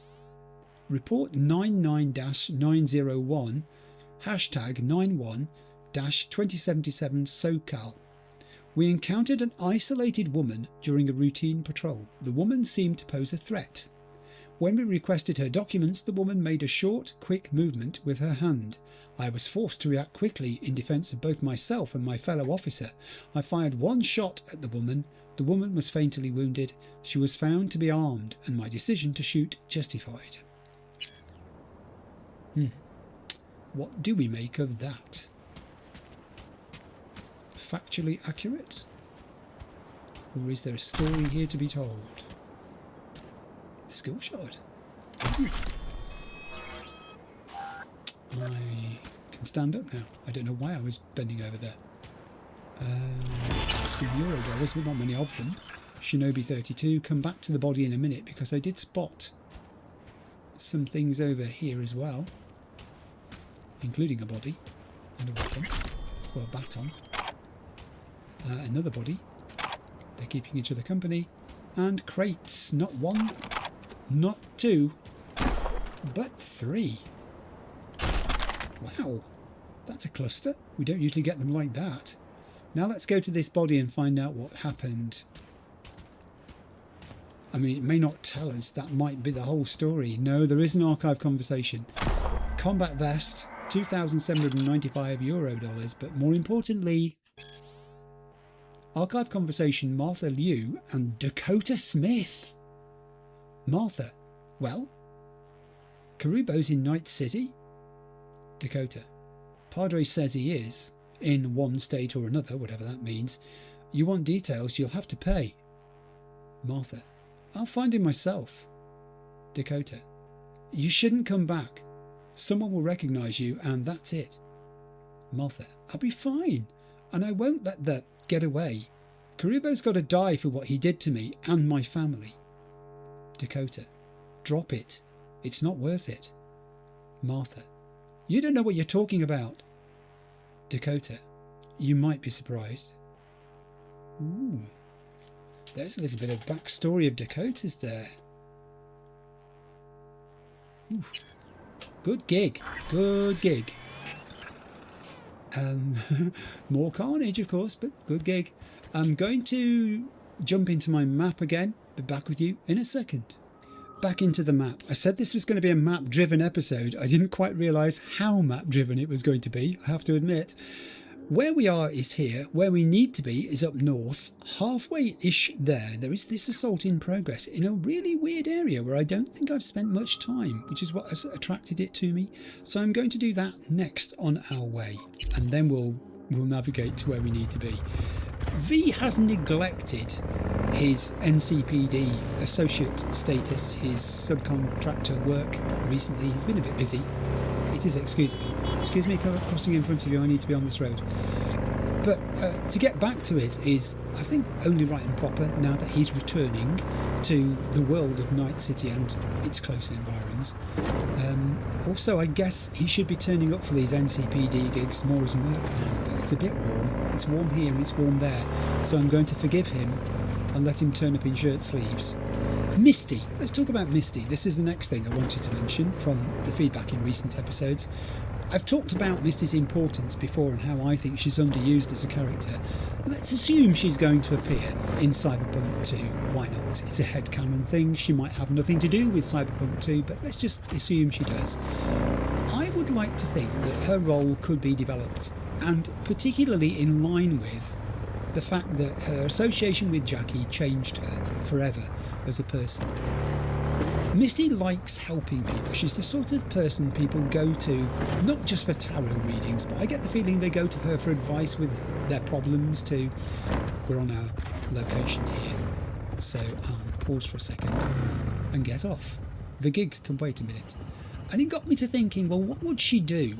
What kind of work could she morph into? How could she change her esoterica to make it more of a tribute to Jackie as well? And I kind of came up with the idea that she could become some sort of altruistic fixer. She could work for nothing. She charges no fee. She simply only takes on clients who are people who are in trouble through no fault of their own but can't pay to resolve the problem. They don't have any merc fee when she engages a merc to do them, but there could be some other benefit for the merc in the form of discoverable goods or lootables or a community reward of some sort. So, I don't know, I mean, it sort of proves, I guess, that fixers can be an ultimate force for good. We've talked about how some fixers have elements about them which are, in that way, caring for the community. But I can't think of a fixer who would do the same sort of thing that would involve if it were to be done in the body of the person of Misty. So, just a thought I had. I also think that if you run over my toes, I'll be really annoyed. We are on site. Assault in progress. Neutralise perps. Secure evidence. Security officers. We are running into some heavyweight opponents. Veteran guard. Ugh. Whole bunch of explodables here. Did I see a person there? I believe I did. Another veteran guard. Ping. Before anybody says you haven't pinged. I've pinged. There's another one there, I believe. Maybe not. I did see the container lying down. There's one trying to get away from me. And there's one over there too. There's a bunch of them. I could do with a vantage point, is what I could do with. Everybody ignore me. I know it's a hostile area, you don't have to tell me. I've seen the hostiles. Yes. Here is a place I can climb up. Alright. Stay squatted down.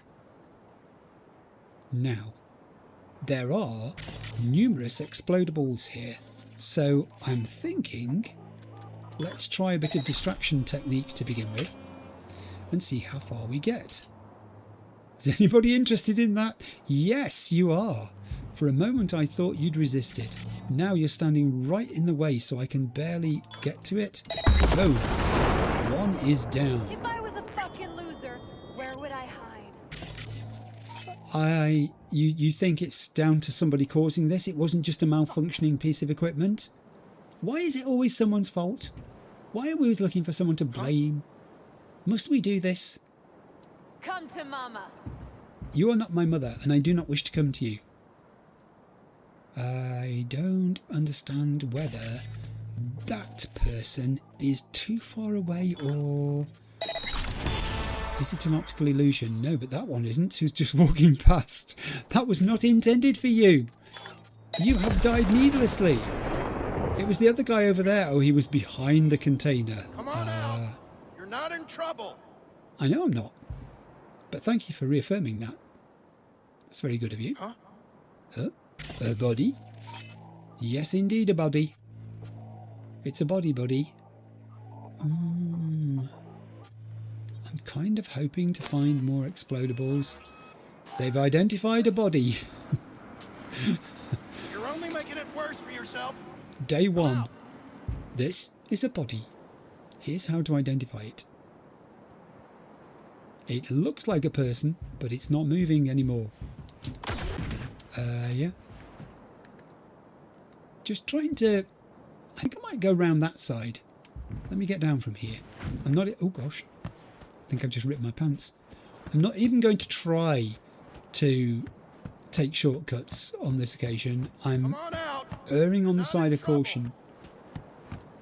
Here we go. Can I get them all with explodables? I don't think I can I? I don't think that's possible. Well, it might be possible, but I mean, I don't think it's practical. See, there's one over there, but I think that there. I think that might be just too far away. Or is it? Come on. You're only making it worse for yourself. Often that is the case. Has been said, yes, he has been attracted to it. But he hasn't got close enough to it. Darn. What kind of bad luck is that? He stood too far away. Come on out. Go to it. Yes, but too late. I mean, he's going to be... if I can just catch sight of it, I need to move sideways. And quickly, because he'll wander off in a minute. Move your bum. But not too far. Stop, stop, stop. Oh, he's gone too far away from it. He has as well. Can I distract him back to it, though? Come out. Yes, I can. This time I've got him, I think. Go on, this time. Yes. Lock on. If we initiate overload now, by the time he gets there, will it go boom? Nah, you see, it was too quick. The overload happened straight away. All right. Well, never one to give up straight away. I'll give up in a minute. Let's go over here. I'm sure these containers have been put here for this specific purpose. You're not in trouble. Whoa. I will be if you see me. That was foolish. I don't know. You see, you can use other things to distract them, can't you? Which I have not really done. But you can. You can distract them in a direction using those things, moreover. That guy down there is a pain. You're only making it worse for yourself. He's the one who's chatty. Come out. He's the one who's got a lot to say for himself. And he's also the one who's got the best vision in the game. Do you know, I think it might be a case of... I don't know though. Hang on, where's he gone? He's gone down there. Can I... let's try and distract him to this. The one who's coming round that corner. No. I don't want it to end that way, but if you insist, I will. Let's go up on these. We're going everywhere else. I've gone all the way round these containers, just about. I didn't even know I'd selected you. I'm going to put you back. Let's try... I don't think this one's going to work. Let's try and attract you to that one. That guy there I'm thinking of. The one to the left. The one who's in my crosshairs now. Yes!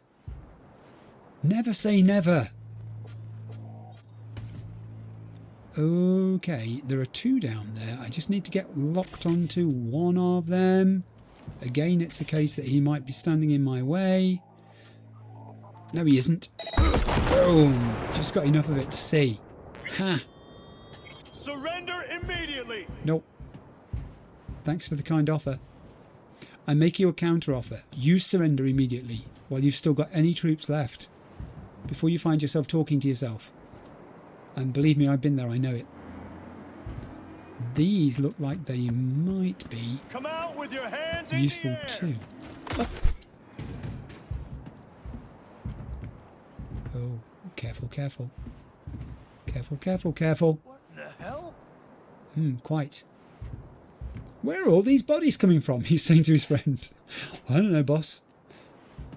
They weren't there this morning. Surrender immediately. Nope. That will not happen. Oh, oh, oh, oh. Careful. He saw me when I jumped up on top of there.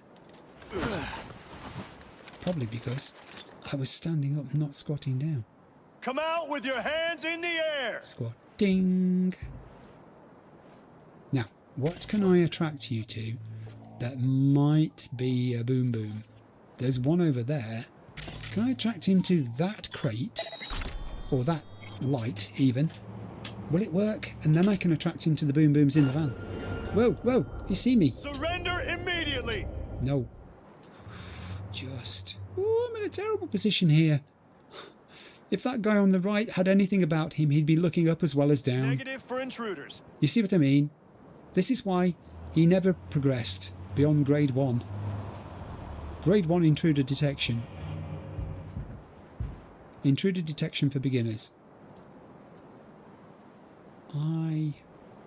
Let's try that light again, because he's standing closer to it now. Go that way. Is that a yes? Is that a no?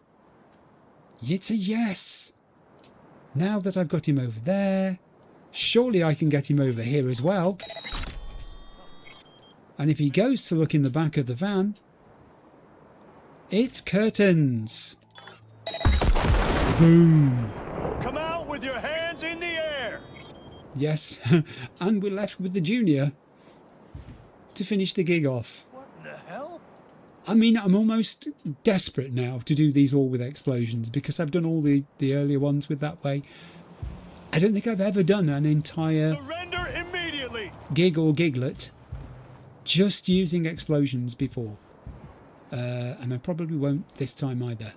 I'm going to head out the back here. I really don't want to attract this guy's attention, but I've got to get him near to something that goes boom. There aren't many of those tall cylinders left though. Come out with your hands in the air. I've got to get him to walk past something that can be made to go boom, like this thing here. So this light, can I distract him to this? How far around the corner is he? What about if I distract him to that machine first? This is going to be a circuitous route, isn't it? Has that worked? Yes. But what do you do next, Clive? You're out in the open here. What else can I distract him to? Is there anything over there that goes boom boom? No, there isn't. All clear. He's talking. He doesn't realise, the poor guy, that he's literally now talking to himself. He's the only one left. Come out with your hands in the air. It's very sad. Oh, I've just had a thought. No, I said I'd try and do it by blowing things up. I was going to use the axe. I was going to use the throwing axe. That's for another occasion, I believe. All right. Surrender immediately. I mean, I'm being really incautious here. Okay, go to that. And then I'm going to try and overload it and see if that will do the job. Suspicious activity, he says to himself. Get up to it. Oh, I can't at the moment. That's close enough. It's gone green. Come on, come on, come on. It won't let me do it now. Negative for intruders. Patience is a virtue. Oh, it affected him, overloading it. Come out with your hands in the air. But only as far as stunning him. It caused him no permanent damage. Darn. Because permanent damage is what we're after causing, of course. I just can't see enough of what I'm trying to do. Here is where I want you to be. You see this boom boom here? I want you to come over here. So, come to this to start with. Right, then what do we do? Can we get him to go to this vehicle? No, I don't think we can. Are you coming to this? Yes, he's coming to this. There is nothing here that I can attract him to. I mean, there is that. Will he go in there, though? Will he go into that container? Negative for intruders. I don't think he will. Let me see if I can distract him to this. Suspicious activity. Yes, I can. The question is whether detonating inside that container, it will do damage to him on the outside. He's right next to it. I've got to risk this.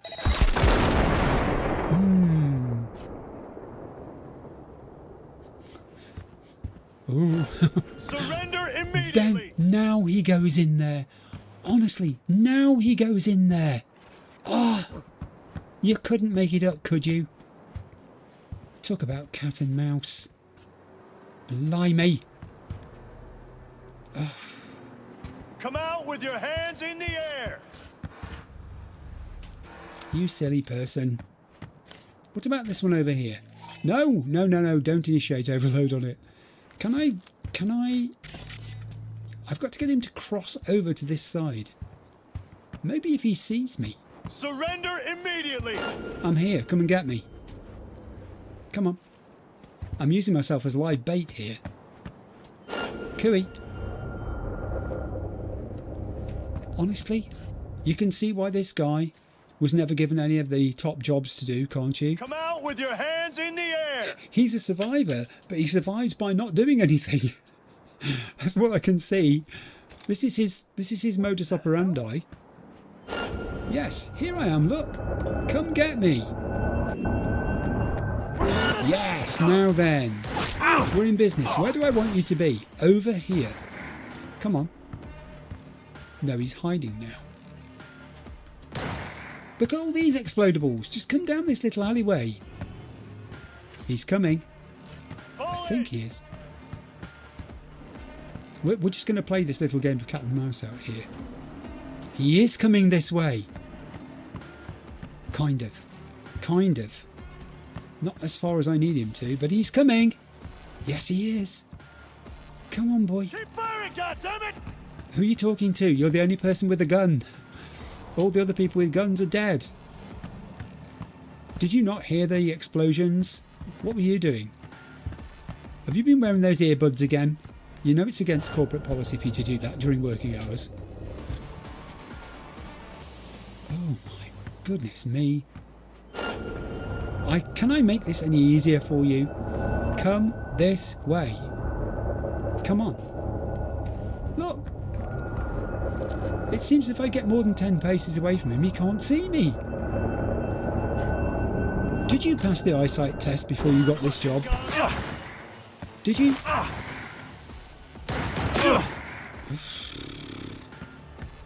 This is the first time I've ever tried to manipulate a single adversary into a particular location, and I've got to say, I don't think I'll be trying it again in a hurry. It's almost impossible, is what it is. Come this way. There's a boom boom right round this corner. Come on, let's do this. Hey, I'm here. Don't... He's run away. He's literally run away. God damn it! Ow, ow, ow, ow. Okay, now you can come this way. Come on. Where is he? There he is. I'm here. Ouch. I mean, I'll shoot, but just to encourage him. There we go. Now, is he going to move? Or is he just going to stay behind there? Oh, I do not believe it. Yes! He's coming this way. Keep firing, goddammit! No, he's gone back the other way. Oh. I am looking at the clock next to me. I'm giving him 60 seconds, or we'll do it the hard way. And the hard way, I mean the easy way. This is the hard falling. This is the hard way. See, he knows when I'm moving. He's not completely stupid, but he doesn't know to follow me. Look, he's constantly using that cover there. Ah, it's so annoying, really. I can't fault him tactically, but he's not going to finish the job off doing that, is he? That's a very negative way of approaching a one-on-one situation. No, I don't think so. You've got about 10 seconds to go. You're throwing grenades now. We're not having that. We are not having that. Surrender immediately. It won't happen. Do you know what? You brought this on yourself. I'm going to inventory. I'm going to take that out. I'm going to put that blooming axe in. Even though this is not what it's for. This is not the purpose of the axe. And boom. Kind of explosion, I guess. Right. Yeah. It did its job, but not the job that it describes on the label, where it said, you know, it has an effect on people around it.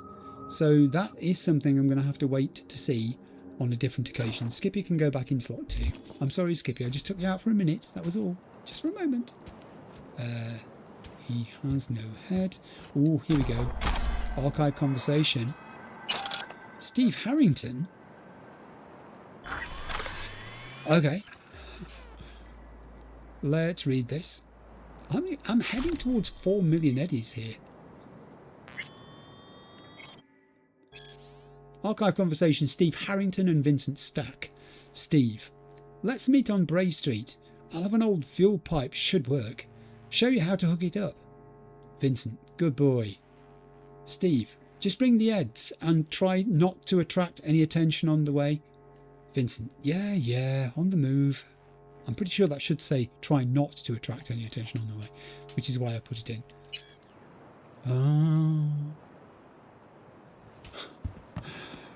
Each time you finish reading these, you want to go, oh, because they're always tales of woe. By and large, you're discovering these things because the messages on the people that you're taking them from mean that they're dead, that these people aren't around anymore, that their plan did not work quite the way they thought it would do. Target for elimination. Oh, look at this.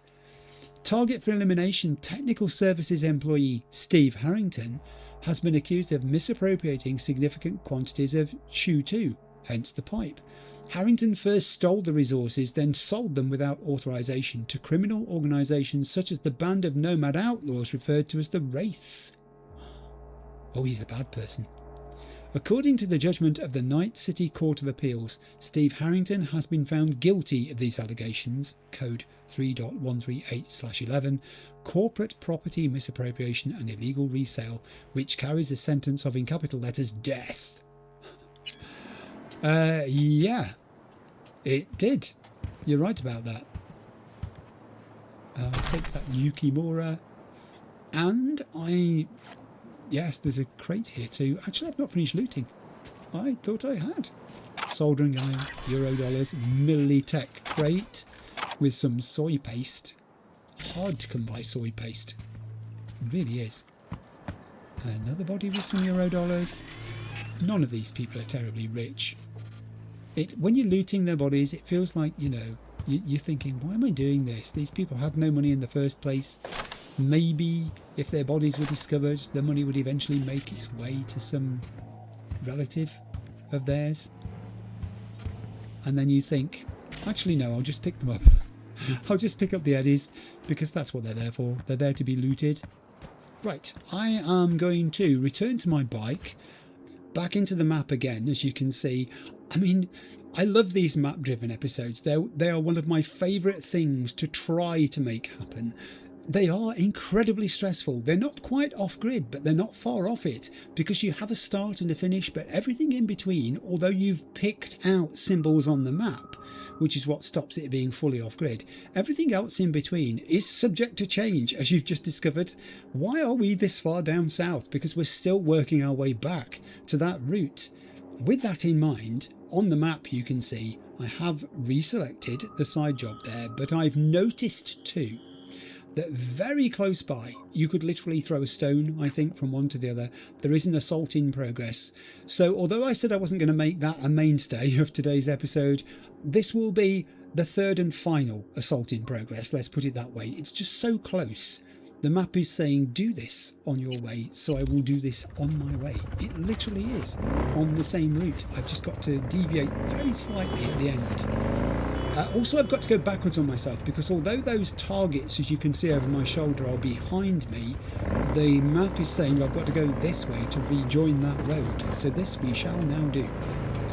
What should we talk about next? The other good thing about map-driven episodes like this is that I get the chance to pick off all the stuff that you guys have talked about over the past several episodes.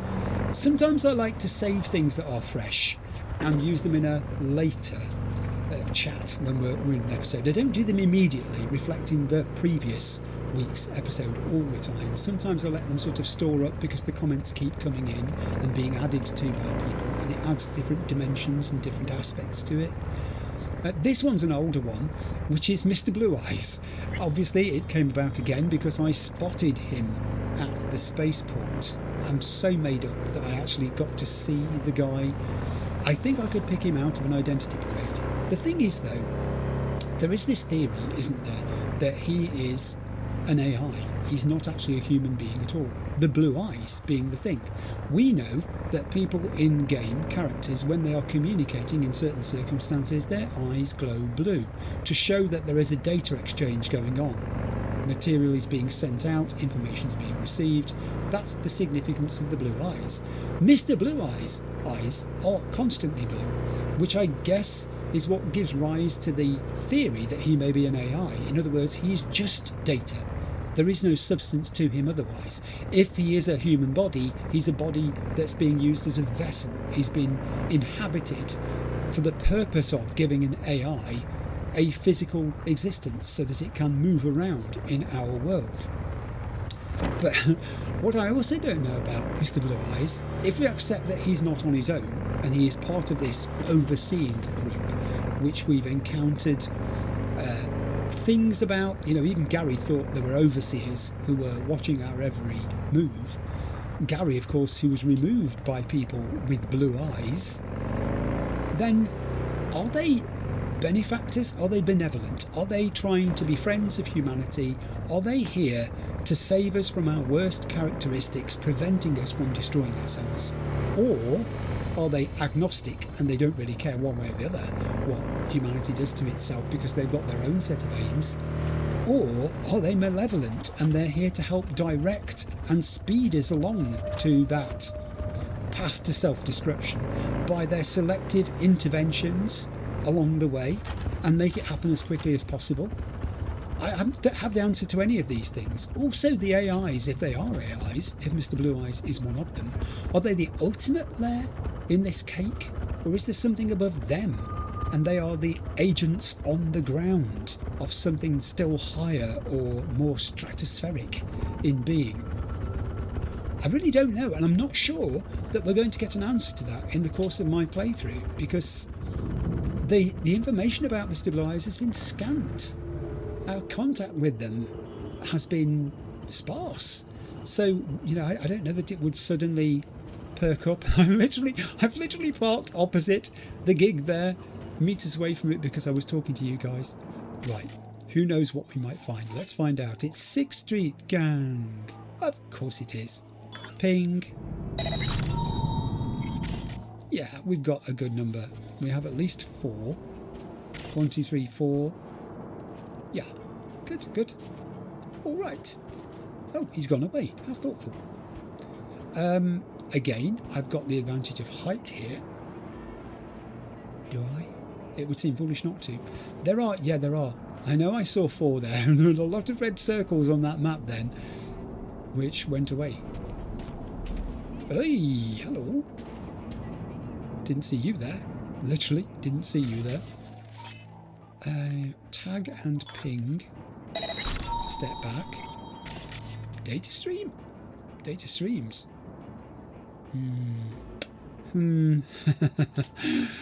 I know what I might find there. Trouble. That's what I'll find there, game. Yeah. I think no. Not for you today, Skippy. You stay at home today. I think I'll just pick them off one at a time as I can.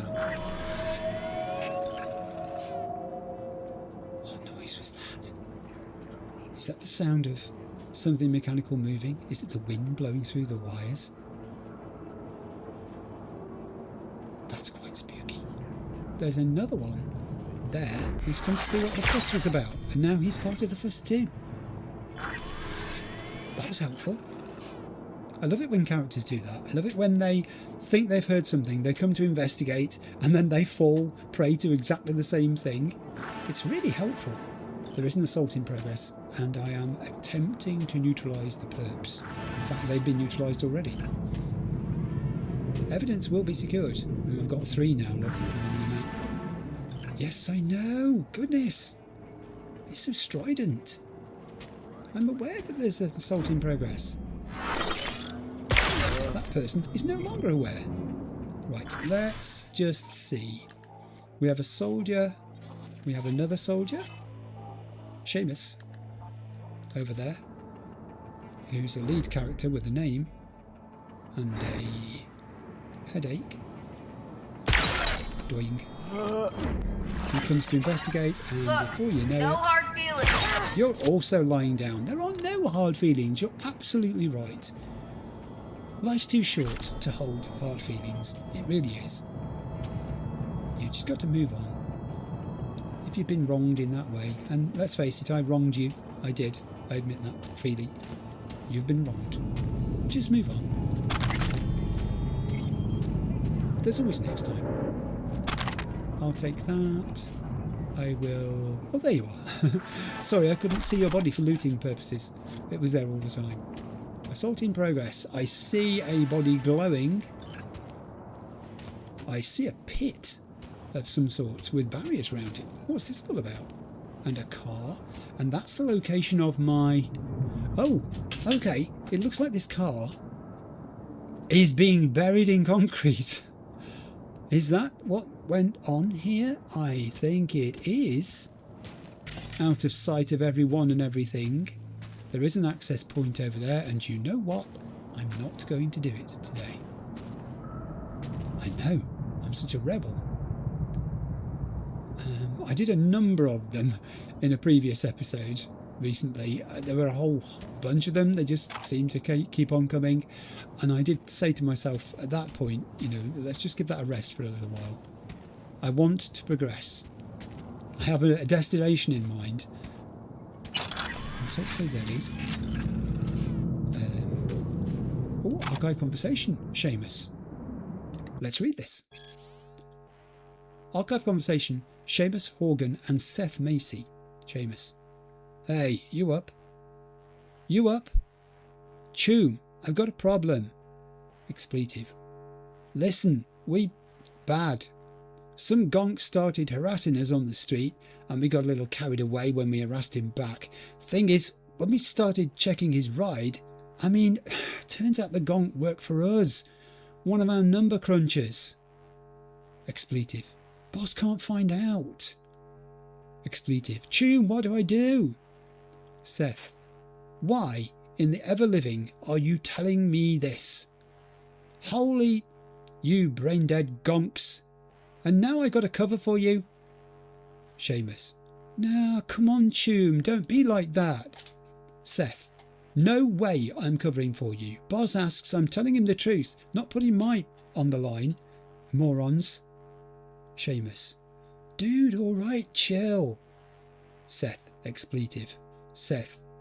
Give him a concrete bath at our site. Ditch the phone too. Seamus. Thanks, man, I owe you one. Seth. Like you do. Ah, so that's how the concrete bath came to be. Not the title of a children's book, I'm thinking, that will be in any shops soon. Could I? Yeah. Is it just this? Let's take it. We have a Lexington, we have a good number of Eurodollars, and we have an archive conversation with David Benny. Archive conversation, David Benny and Will Gunner. David: hey boss. Will: what? David: that shop in Rancho is late with the cred. Will: send some of the boys. That's not really my line of biz. David: they got to start squeezing that gonk harder. Not the first time he's late. Will: yeah, sure, just take care of it. David: got you, boss. Oh dear. Oh, earthquake. Quick, get out of there. Right, I am now going to resume navigation towards our side gig. We're nearly there. We're nearly at that side job. It's no distance, I think. In fact, I mean, I feel bad getting on the bike, but... well, I mean, I never feel bad getting on the bike, because 200 metres. That's all it is. Round the corner. Excelente! Who knows what you might find? I do think that there's an endless supply of NCPD gigs. I do think it's tremendous that people can come up with these self-contained stories, and each one of them, you're pleased that you've done it. You come away with it, reinforcing your knowledge of how things work here. Why it is that, for instance, you can just be parking up your bike and a car drives past, stops, some people get out. And what's going on here? This is nothing to do with me. Popcorn. Absolutely nothing to do with me. Where are they going? Is it to that thing across the road there? I think it might be. Yeah. We got trouble. Is he still there? Is he gone? What? Hold it. I'm not part of this. I have nothing to do with this. Now you've made that lamppost fall down. I just parked up because I was going over there. There are civilians here. I don't like shooting weapons when there are civilians around. You made me do that. That was completely unnecessary. I was not part of this at all. I think I've got the wrong weapon here. But they're right over there?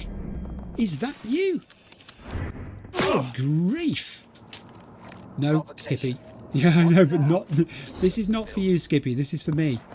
Oh, that's a long way. However, we've tidied up. Now this car has got an L cap symbol on it, but I have been told that if you don't do these gigs, they do respawn. They do come back. And with the best will in the world, it's not my intention to complete every gig in the course of this first playthrough. There'll be stuff that I do not do, and that's fine. That's fine and dandy. Put your gun away. That's the first thing. Actually, what you can do is change your gun just in case, then put your gun away, because I don't want to spend that fraction of a second doing that. I mean, I guess I could loot the bodies of these people, I suppose. Is that too mercenary of me? I am a mercenary after all. Oh, come on. Let's go and see what she dropped over on the corner. I bet they've despawned completely now because she was a long way away. They're on this corner when I dispense with them. The gun is still there. The body has gone. That is interesting, isn't it? So that body did not turn into a lunch bag. It simply despawned and disappeared completely, but left the weapon behind. Right, now here we are at the location of the next side job. Ooh. Oh. A brain dance headset. Huh. Interesting. It is interesting, as you say. Oh, sometimes when I put these on, I wish I hadn't put it on afterwards.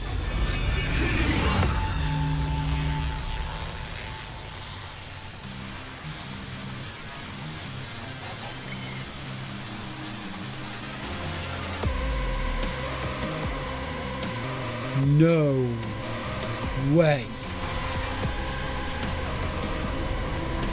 What? Is this a thing? Oh man. And I've not got any popcorn. Stop the clock by 5. They keep you on call? Shit luck. Cap said I could leave my gun and badge if I went home to listen to my old lady go on and on about her online shopping or whatever the hell she did all day. It's what you get for choosing the life of a public servant. Yeah. Just had to fucking rain. Huh? What the hell you doing? Back it up. Looking to get shot? Ooh, you shouldn't have said that. You should not have said that.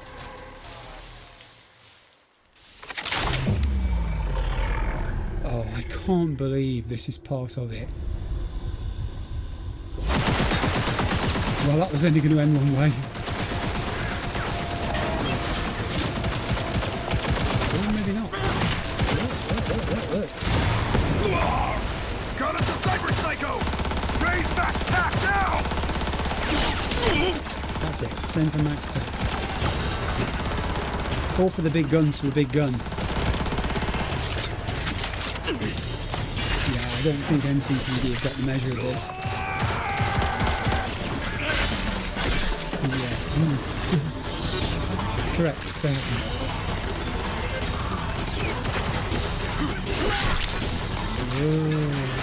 How long is it going to take them to get there? It'll all be over by the time they do. Ooh, yes.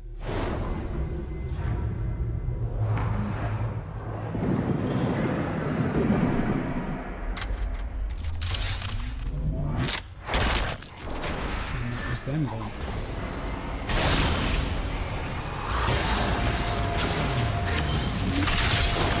Literally, this is a popcorn moment, isn't it? Fry a system fast. Freak sporting military great ice. Meaning that our tech isn't. Get to it! Oh, here we go.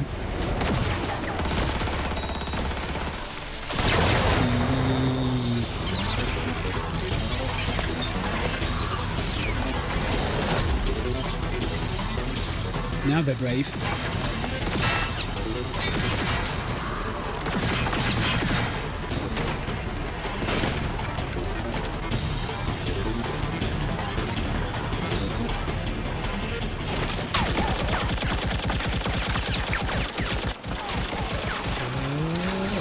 Bang.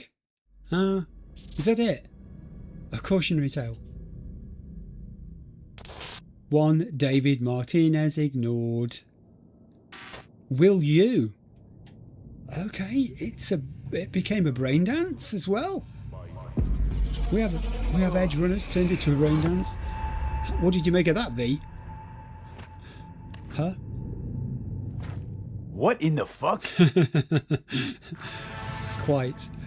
And we have a new job over the edge. Okay. It's defaulted to meet Hanako at Embers, but I'm betting... Oh, we've got a message as well. I'm betting that's gone into my journal. Yes, it has. And the task says to text Muammar El Capitan Reyes and ask him about David Martinez. Loads of people down the episodes have said to me, have you watched Edge Runners? And I've had to say to them at various times, I'm in the middle of it, or I haven't started it yet, or I've finished it. So yes, the answer is yes. Someone sprinkling XPDs around the city with cyber psychos in leading roles. This is what Johnny's take is. That about. And that warning at the end. Strangest PSA I've ever seen. Only thread to follow here is the name dropped at the end. David Martinez. Sounds like the headstrong type. I like him already. We've read Muammar recently. We've read Santo Domingo. But I do need, and I've selected it, I do need to go to my phone Right, here is my text to El Cap. Hey Moo, found a strange XPD on the street, max tack, taking down some cyber psycho under the big hollow goldfish. Then at the end of the scroll, name David Martinez popped up. Mean anything to you? I send that text and El Cap replies, I mean, why has V not heard of David Martinez? David Martinez is present in the columbarium. Here we go. You fire up every sketch XPD you find in the street. I ain't judging. Curiosity's a thing, but still mighty brave. But yeah, see psycho attack sounds familiar, but never dug into it too deep. Pretty big mess is all I know. As for Martinez, Choom. The kind of question is that? Of course that name means something to me. Santo kid, like me. Sprung up out of nowhere and never looked back. Was sipping drinks at the afterlife in no time. Every punk pup with a dream wanted to run in his crew, that is, till about a year ago, when David kicked the hornet's nest. Why? Want to join his fan club? Get his autograph on a new implant?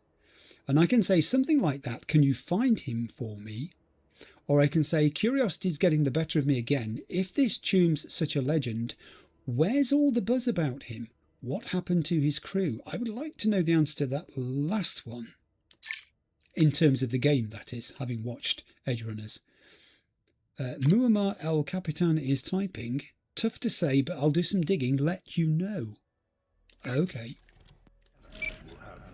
And it's defaulted to meet Hanako at Embers. And here is my bike. Careful. So I'm guessing, therefore, in my journal now, I've got to wait for Muammar El Capitan Reyes to respond about David Martinez. Now, at the start of this episode, one of the things I discussed that had come up in the comments was this business about advancing time. And I've got a couple of things there now in my journal, which is fine. I don't mind having to wait for Claire to contact me, as it says there, regarding the final race. And I don't mind having to wait for Muammar El Capitan Reyes to contact me about David Martinez. The point I was making when I was responding to that person who said you advance time rather than just doing other things while the game is going, is that when it's in a main storyline arc, when it's one of the fundamental characters and their interactions with other fundamental characters, such as V with Songbird or V with Johnny, or you get the kind of drift here, then it can be hugely disruptive to the flow of the story to allow those kind of huge gaps to develop. In terms of making a video, it's much easier to compress time and continue the narrative that way. Here it doesn't matter. I'm quite happy to let that stay there until such time as I get contacted. Now, I'm going to go back to my map and we're going to resume our navigation now to our final destination. Back in a second. I'm in the journal list, as you can see, and I've selected Gig Roads to Redemption, 664 metres away, meet with the client. Here is the red text that goes with the message that Hans originally sent us when he set up this job. Gig objective, thwart a terrorist attack. Location, weapons factory, top stadium level. Details. If there's one thing terrorists like, it's setting off bombs, but Crimson Harvest really seems to have a blast. They've already got several successes to their name, that is, to them. Biotechnica wouldn't consider the loss of its top employees anything but a failure. I'm not sure what Nell Springer's up to, but it seems she's grown tired of her role in Crimson Harvest. She seems stressed, and it's hard to blame her. You don't just up and leave a terrorist cell, do you? Meet with her at the stadium to discuss the details. So that's what Hans wants us to do, and we can read about her. Nell Springer, a member of the Crimson Harvest terrorist organisation since 2074. She and her 4 siblings spent her childhood on her family's corn farm in Indiana. After the farm went bankrupt and Nell's parents were forced to sell their land to Biotechnica, Springer moved to Night City. A moderate payout from a compensation fund for the children of relocated farmers enabled her to study chemistry. The university, as it turned out, was a breeding ground for revolutionary initiatives and excellent hunting ground for recruiters of various dubious organisations. When the Crimson Harvest offered Nell to join its ranks, she didn't hesitate for a second.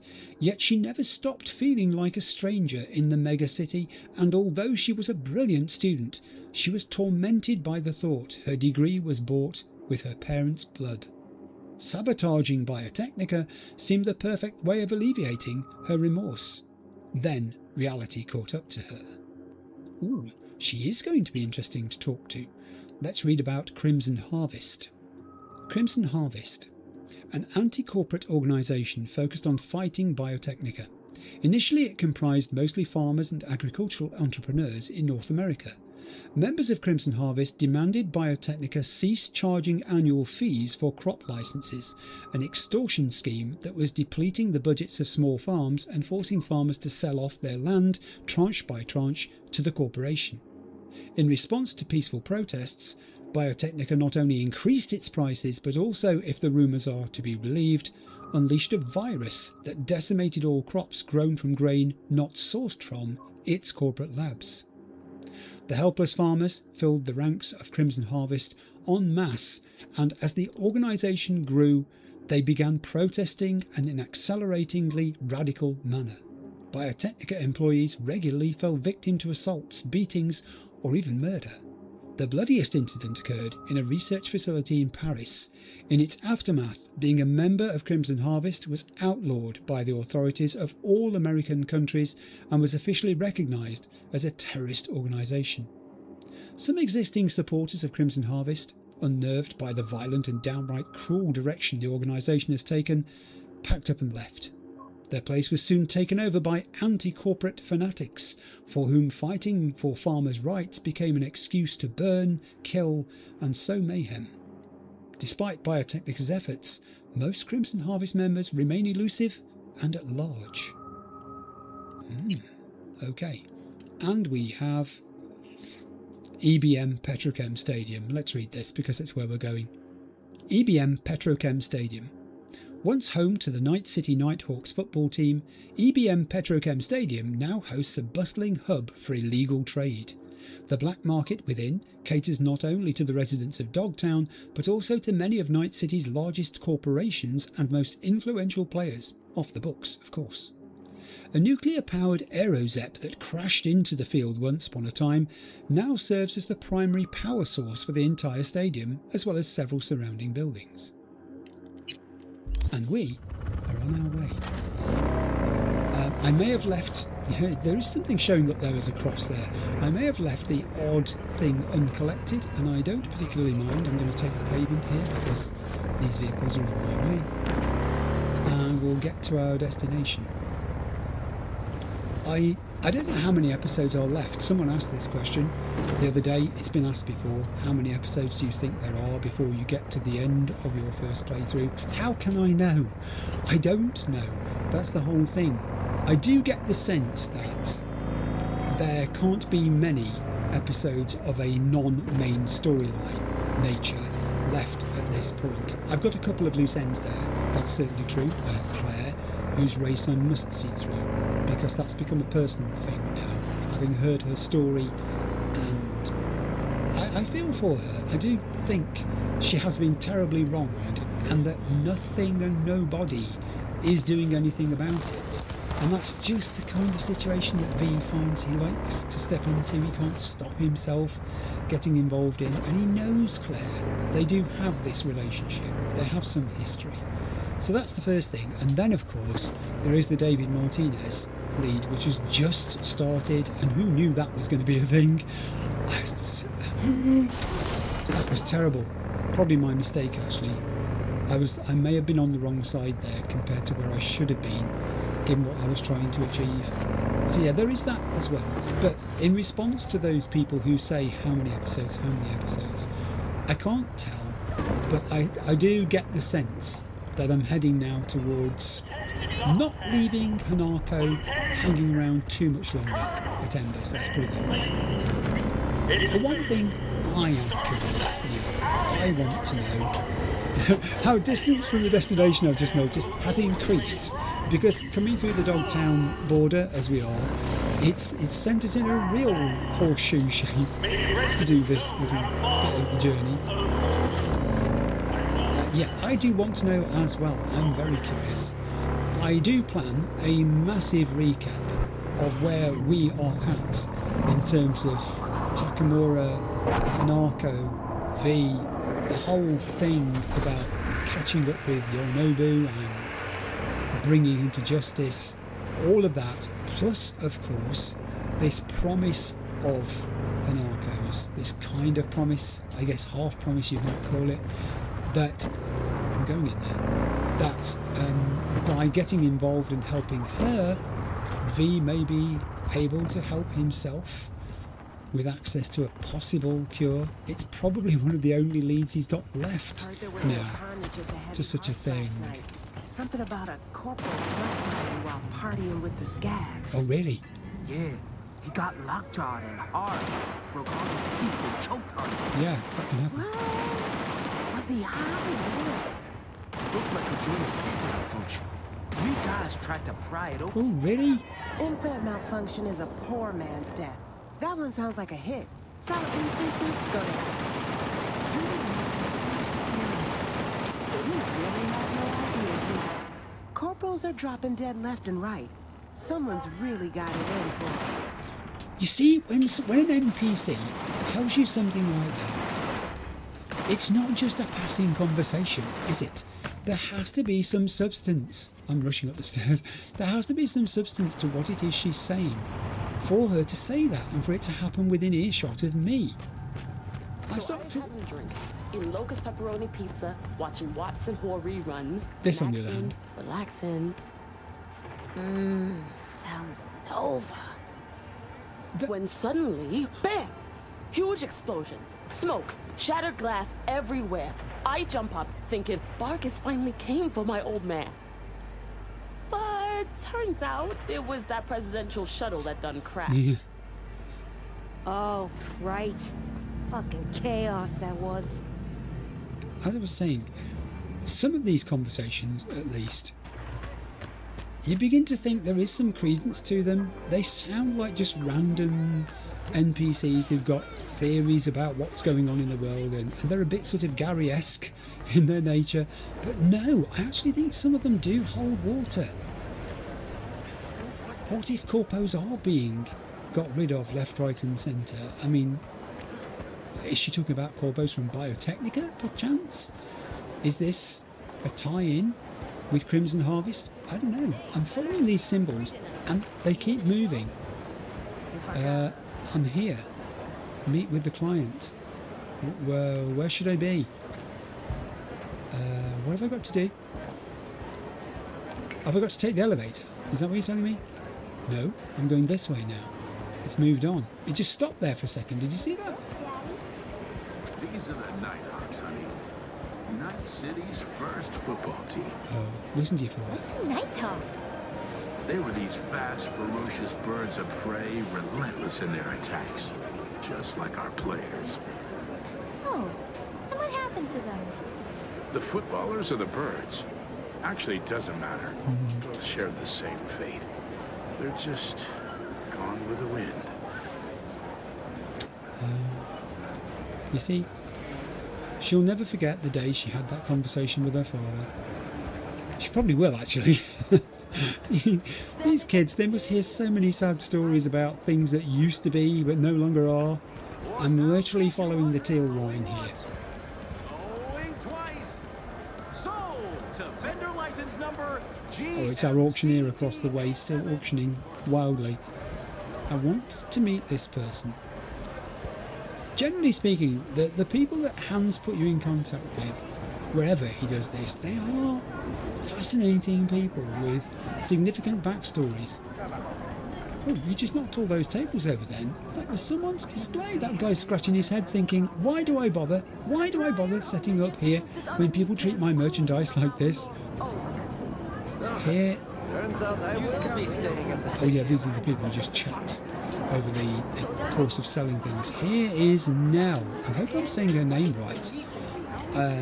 I recognise her, but of course V wouldn't know what she looked like because he didn't have the red text with the picture, so I'm going to say... Nell Springer. Who's asking? It is Nell, good. Name's V. Fixer sent me. You weren't followed? She's nervous. Was I followed? I mean, I don't think I was followed. Do you think Crimson Harvest are Say what you have to say. on my tail because they knew that I was meeting up with you? Why? Scared the Crimson Harvest might know you're up to no good? No. Well, I have a feeling. And not a whole lot of time. Did Hans bring you up to speed? You see, there's bringing you up to speed and there's bringing you up to speed. He said you're a terrorist. Well, an ex-terrorist, I guess, if you're trying to get out of it. Don't let's make this any longer.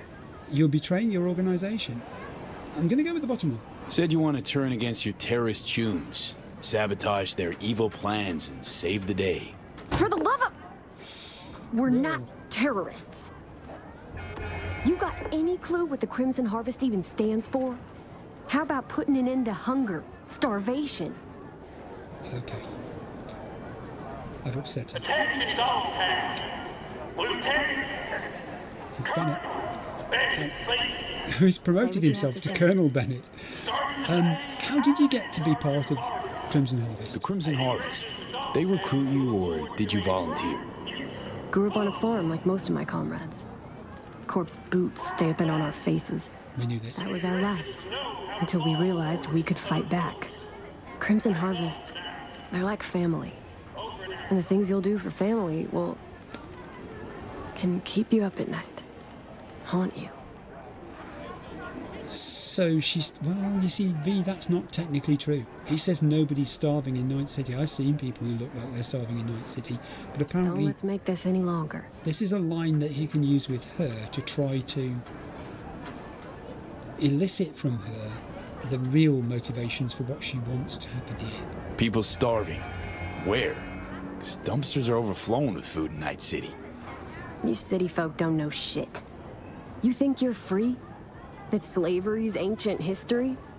Ought to see how Biotechnica treats farmers. I've read about it. Force them off their land to grow gene-modified wheat. For food, one'd think. Wrong.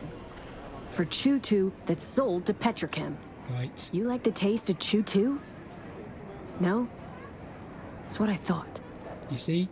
You see? Also, I can empathise here. I'm a nomad, and we know from nomad history that they began as farmers. Farms are empty, but the roads are full. The first nomads are farmers too, you know. Mm-hmm. Heard all about clans taking corp contracts. Kind of ironic, don't you think? It Tough is. world out there. Gotta make a living. She's right though, isn't she? It's the same thing, really, that's happened to them. The influence of the corporations. So, oh, look at this top. Say what you have to say. And yet, here you are defending their aims, but you're betraying them. If you believe in what the Crimson Harvest stands for, why shit on their parade? I support their ends, not their means. Right. She thinks... I never thought we'd start killing people. Things they had me do. I was naive. Probably thought she'd be collecting signatures and making peace protests. Naive? Bit of an understatement, that. Spare me the judgment. Didn't hire you to pin my biography. What is that? Here. It's a shard. How discreet. You see, Johnny's disparaging about this, but I think it's absolutely possibly true that when she first joined the organisation, she thought that's what it was, a pressure group. They would be lobbying, not taking the sort of actions that they've morphed into taking. I'll take this shard, but I do not know what it is. Think we better cut to the chase. I'm nervous of shards. What's on the shard? One thing at a time, okay? The Crimson Harvest purchased a net nuke from Hansen. It's headed for Europe. Specifically, Biotechnica's HQ in Berlin. Wow. You'll make sure that doesn't happen. And then I say, what's the point? You won't destroy any buildings. Let's do that. Your bomb won't cause any good old-fashioned destruction? Thought terrorists like to put on a show. Take down a building, whoop-de-fucking-do. Biotechnica just builds a new one. A net nuke. What you want is the protein. Human casualties.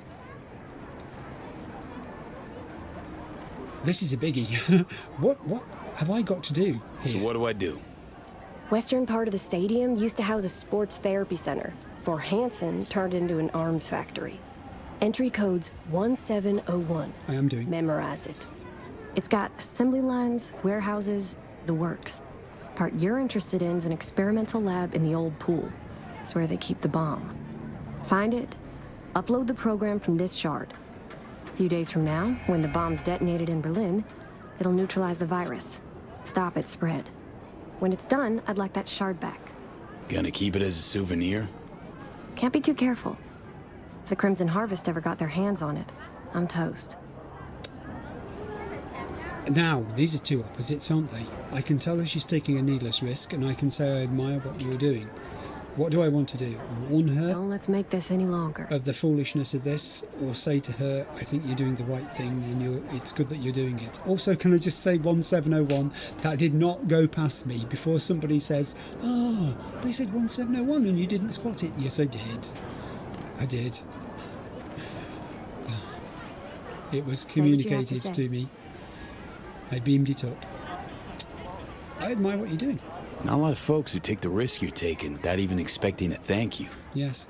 Respect. Maybe I'm doing it for myself. Can't turn back time, but I can still change what happens here, now, the future. Good point. Too long I've sat on my ass agonizing over the shit I've done. That ends today. That's another good point. I can ask her what she specifically did. Sounds like you're trying to atone for something. You done prying? She's not. Guess I'll get to work then. Yes. Counting on you, V. People do. I've heard that said many times. It's become a thing. Johnny has no further things to say to me. Enter the factory using the code 1701. The prefix code, in fact. Just jump over there. I don't think I was followed at all. I mean, I should probably scan. But I don't think I was. None of these people are popping up as anything other than just randoms. Dogtown residents, customers. Let's follow this teal line and see where it goes.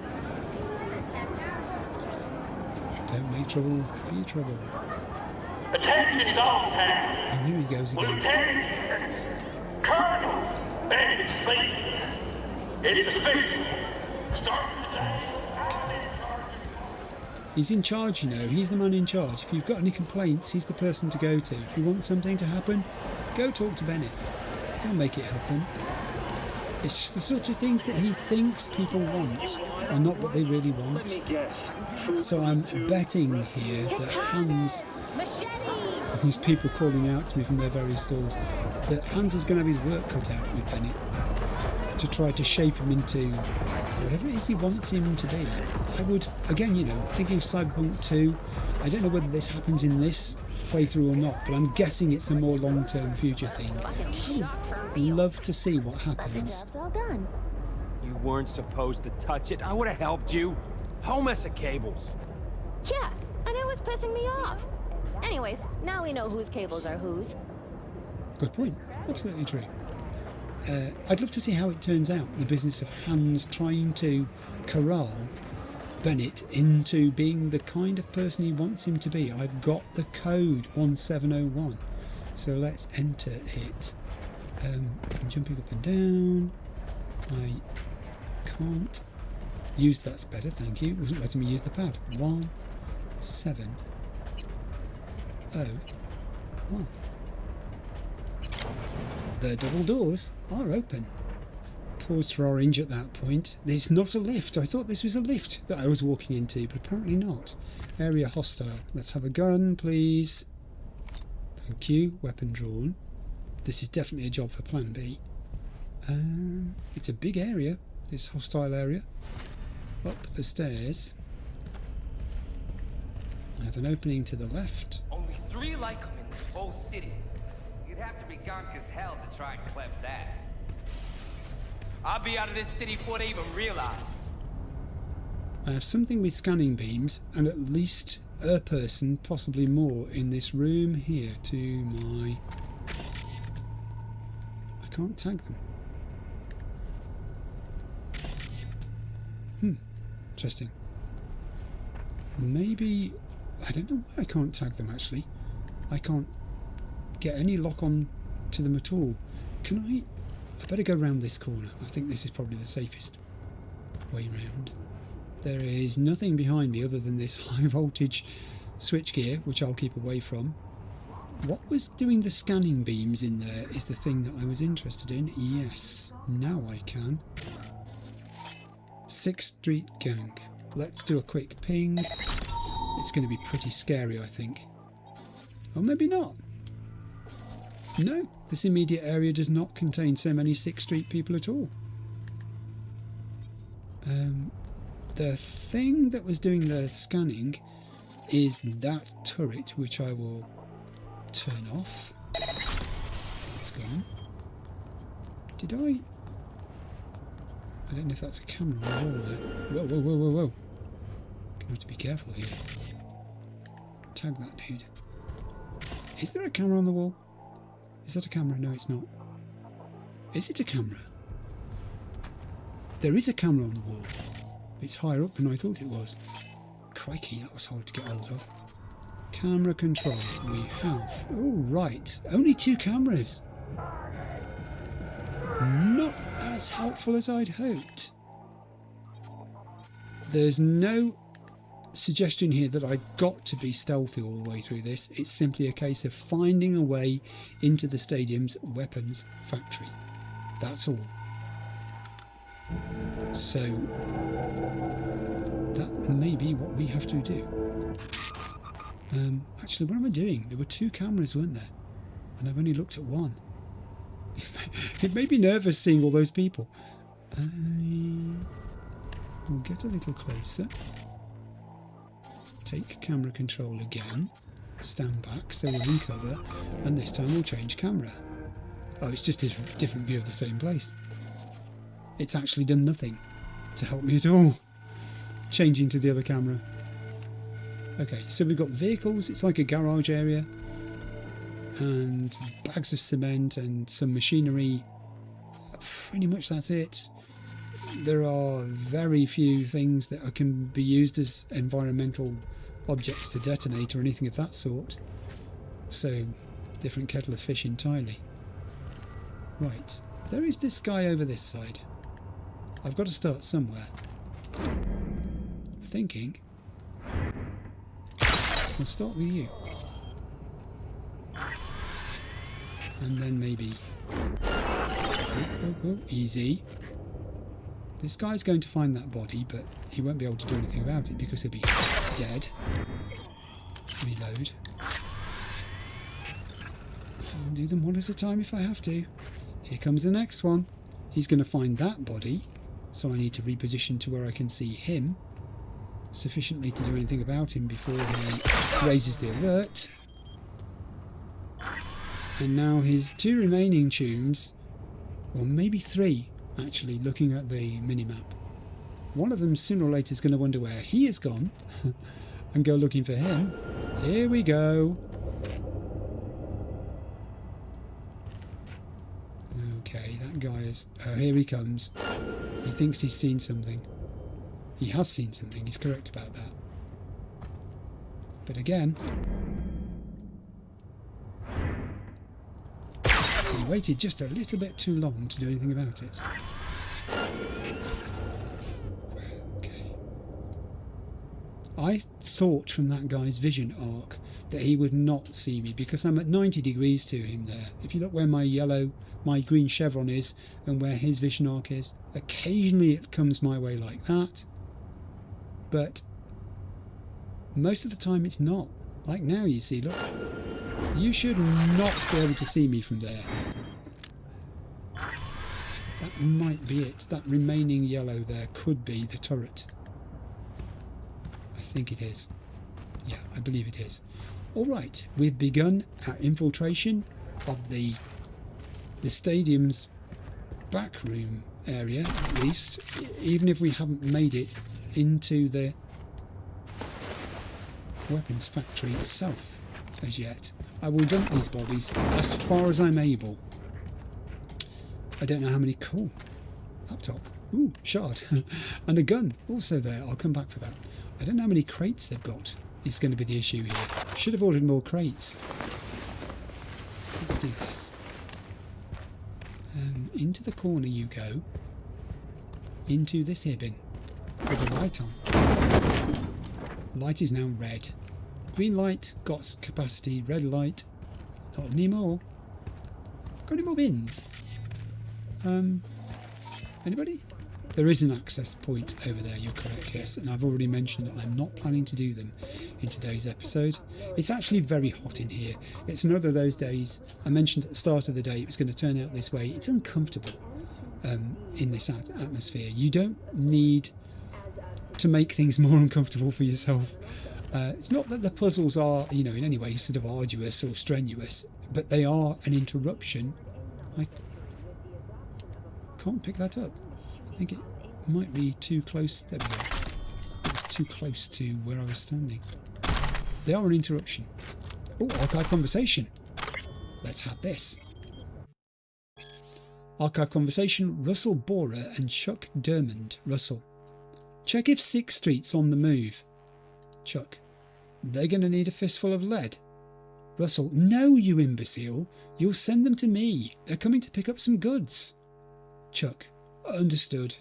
Russell. And be nice. No blowing any hot air. Chuck. And when they leave? Russell. That depends on if they paid.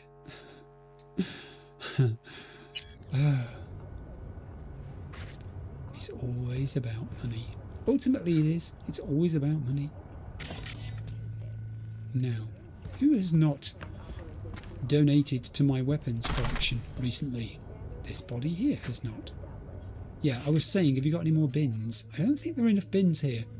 So, although I managed to deposit a couple there, I will not sweat over wondering whether... Why is that lit up? Oh, road blockade. Really? That pops up, does it? To prevent vehicles entering or leaving, whichever it is you don't want them to do. Let's go back to that laptop that we saw. Whilst I'm on the way there, I'll pick up this broken dab Umbra. There was nothing up there, but there was something around this corner. Here we have it. I have a weapon. Well, it is a weapons factory after all. So maybe this is what was going to happen. I will take it. It's got a very high damage because it's a tier 5 plus DR5 Nova. Okay. And shard we can't do. Get high at home. We've done it before. But we can use your laptop. Messages 2. Recoil. Recoil from Patrick Horman to Albert Murphy.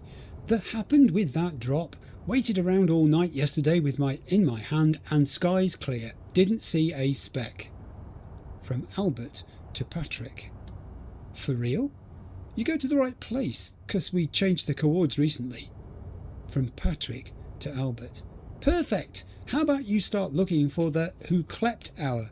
Can't be late with this delivery. From Albert to Patrick.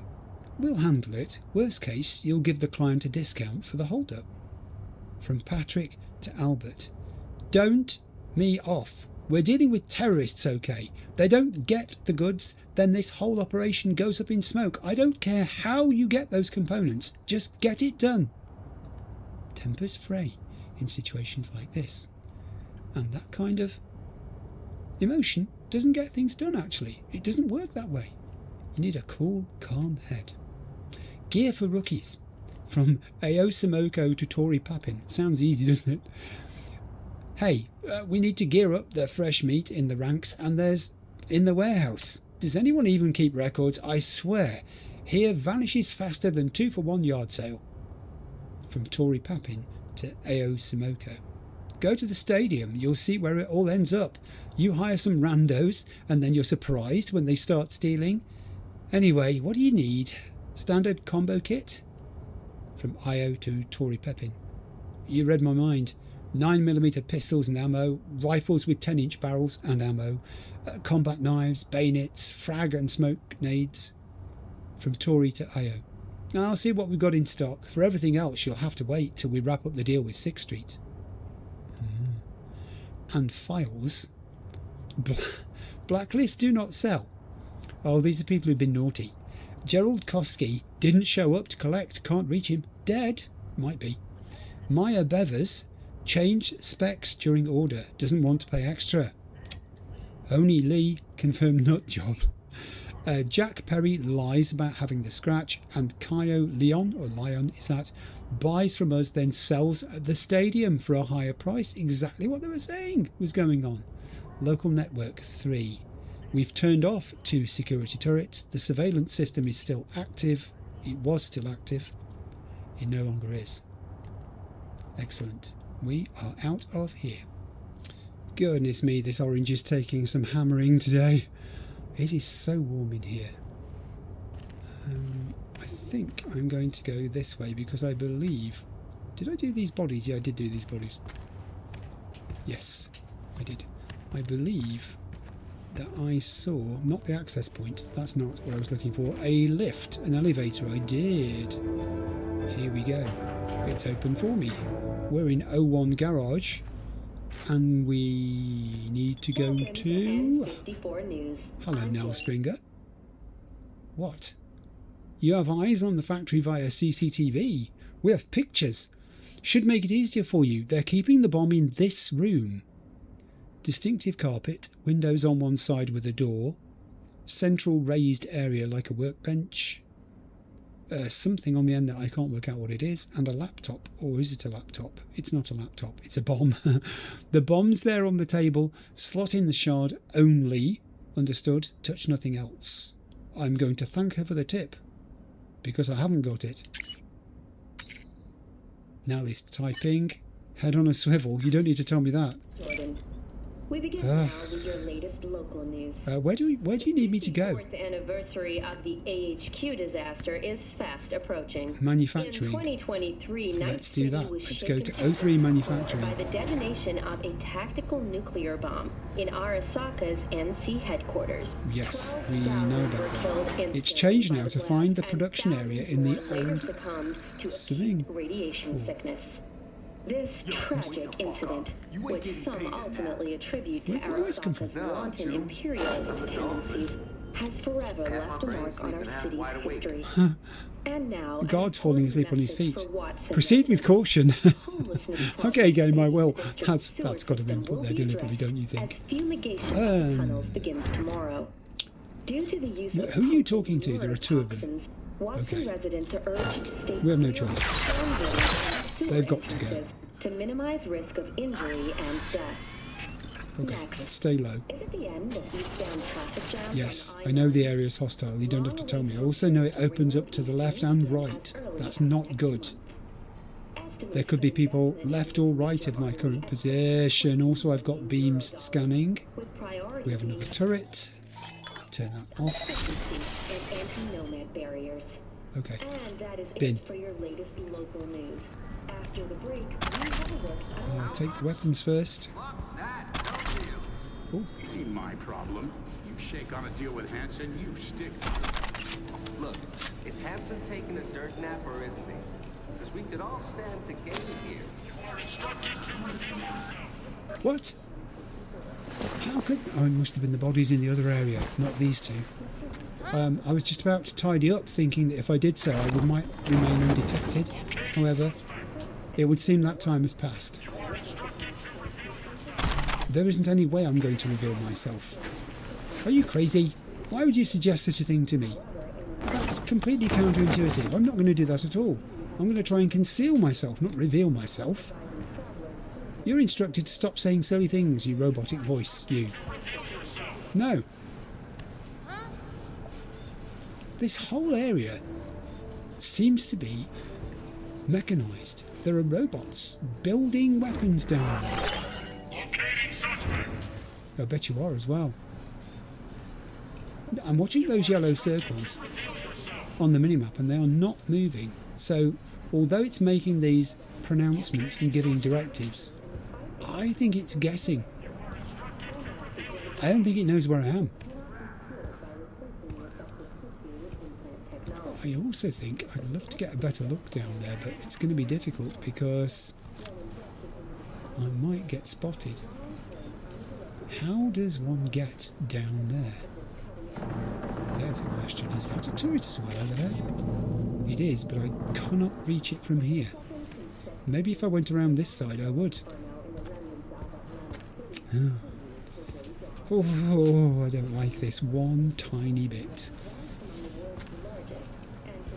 What do we have down on the shop floor, so to speak?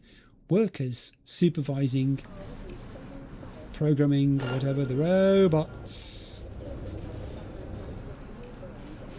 Yeah, we do have significant security down there. I can just dash across this gap, I think, before their meter pops up. There's my other turret. There you are. Let's turn you off as well. I can do without that hanging over me, literally. Bad enough having the humans to deal with without having you to worry about as well. I don't like turning them to friendly mode. I know it's something that someone has said so that they assist you, because it gives away the fact that they're under attack. There might come a point where it's sensible to do that. It may be on a higher difficulty level. It's a very sensible tactic. Ooh. I have stairs down to that lower area. I also, I'm in a room full of shells here. I do not want to be in here if this lot goes boom. I see another door there. Yes, I did. Oh, careful now.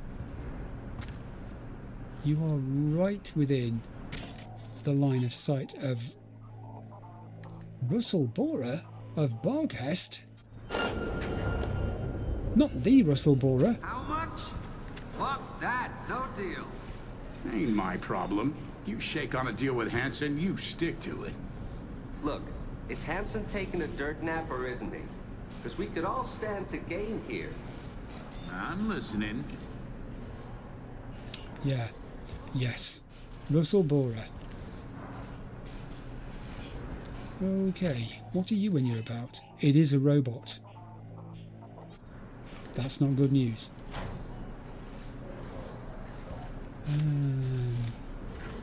Can I access this stairway at all? No, I can't. I don't have the bodily strength to force it open. So therefore there must be another way down. Unless I just use those stairs I saw in here. I'm guessing that may have been a second way down, maybe even a third way down. Oh, I don't like this. I seriously don't like this. This room's absolutely full of shells.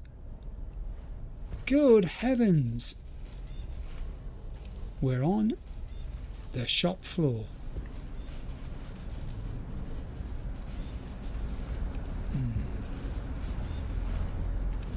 I think we're going to have to take these things out. This looks like a production area to me. This could be an old swimming pool. I'm saying. I don't know. What does an old swimming pool look like when it's been repurposed into a production area? This? Is this what it looks like? It may be. So there's a whole bunch of yellow circles on this level where I am. They've all got to go. This is not going to be as straightforward as it looks. I think I might be able to get this one with nobody noticing, but I am preparing for a firefight. Yeah, that's gone wrong. Out. She's coming this way anyway, which is going to be her undoing. She's stopped. Can't do that. It may be possible. I'm saying I can't do that. Okay? That's the difference between those two statements. I'm not saying it is impossible. There were other stairs down. I'm saying it's not possible for me. That, on the other hand, I can do. That I can do. May have been a mistake coming down here. Maybe I should have stayed up higher and used the vantage position from up here, looking down on them. to do the same thing. That, I think, is probably the case. Are you the robot? Oh god, I can't see you now because there's a screen in the way. I thought this was an open aperture, but no, it's got like a net fencing to it. How much? Fuck that, no deal. And I've just realised that gunfire that I can Shake hear. on a deal with Hanson, you stick to it. Yeah, you've said that, guys. Look, is Hanson taking a dirt nap or isn't he? This is where the negotiation was occurring. Frank Osmani, 6th Street Gang. Inessa Udina, 6th Street Gang. Chatting with none other than... I'm listening. Our friend. How do I take all these people out in one go? That is a question. I'm happy to take them all out, but how? I think I might need my stairs again. Don't think coming this way is going to help. It might get me a view of that robot, if that is still the robot. It is the robot. Well, I'm guessing the best way to deal with the robot will be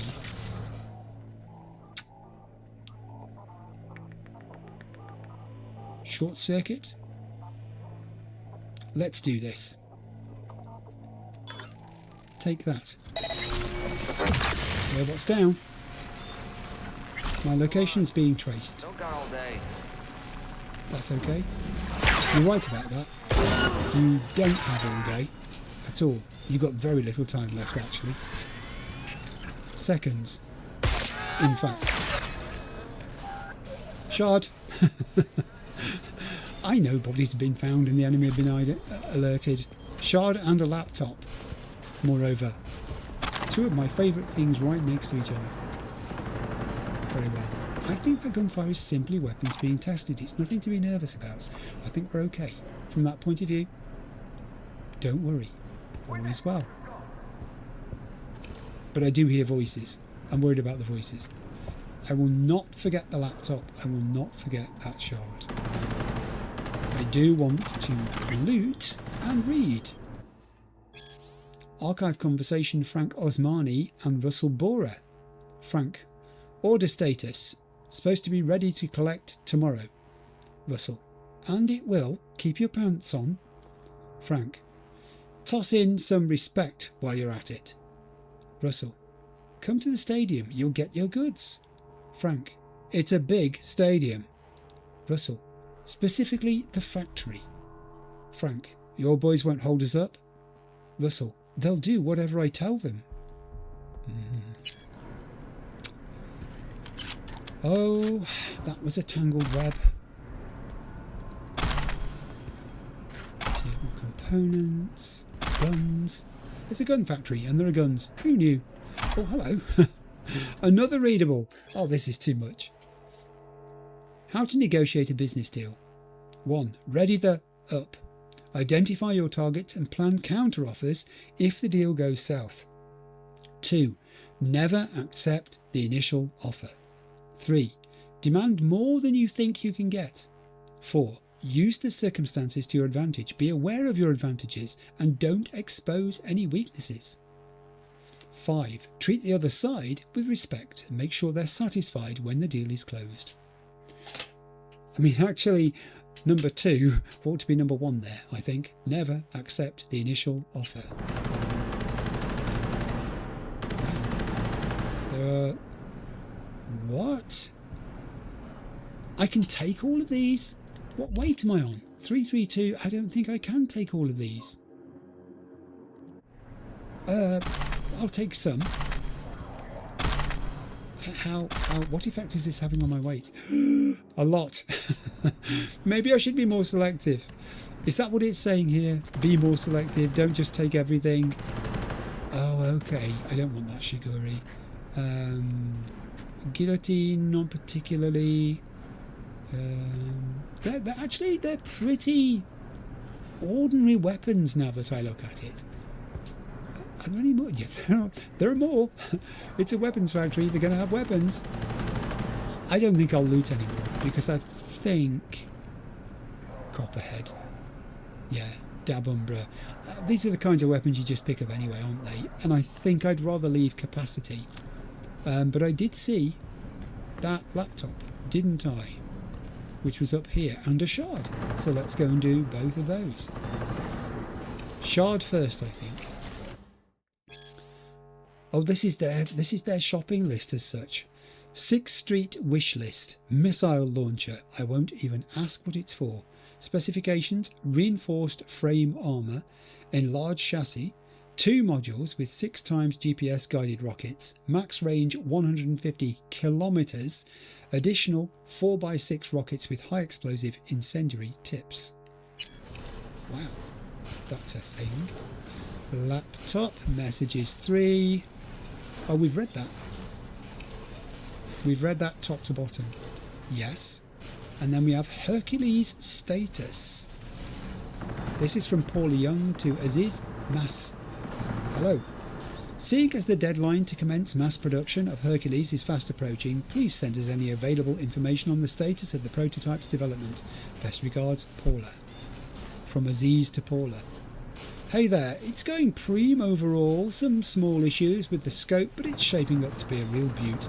Just need to take it for a test spin at the range. The poison rounds turned out a little too poisonous as everyone in a 30-foot radius starts suffocating. From Paula to Aziz. Hello, and thank you for the reply. In accordance with Article 5 of our agreement, it behooves me to remind you the condition for payment for the order is contingent upon user safety during weapon handling. I also wish to call attention to your obligation to dispose of hazardous waste derived from the manufacturing process in accordance with the law. Best regards, Paula.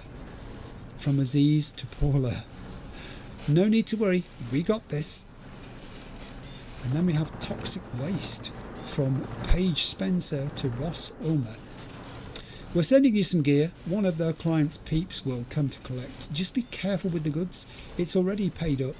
You'll also have a few barrels to toss, mostly chemical waste from the factory. Just do it quietly. If anyone asks, it wasn't us. From Ross Ulmer to Paige Spencer. You want to poison us? We're already stretched thin here. I didn't sign up for this. Send us some masks and suits. From Paige to Ross. How about just do what I tell you? Just dump the barrels somewhere out of Dogtown and don't breathe through your mouth. We've heard that one before. But here's a good one to read. Right. Find the production area in the old swimming pool. Quick look around in here, I think. We've dealt with the forces that were here. I'm not going to bother putting their bodies away because I think we're still going to be found anyway. The number of times now that I've thought I've cleaned up after me only to discover that I get discovered anyway. Oh, okay. So there's an... I didn't spot that.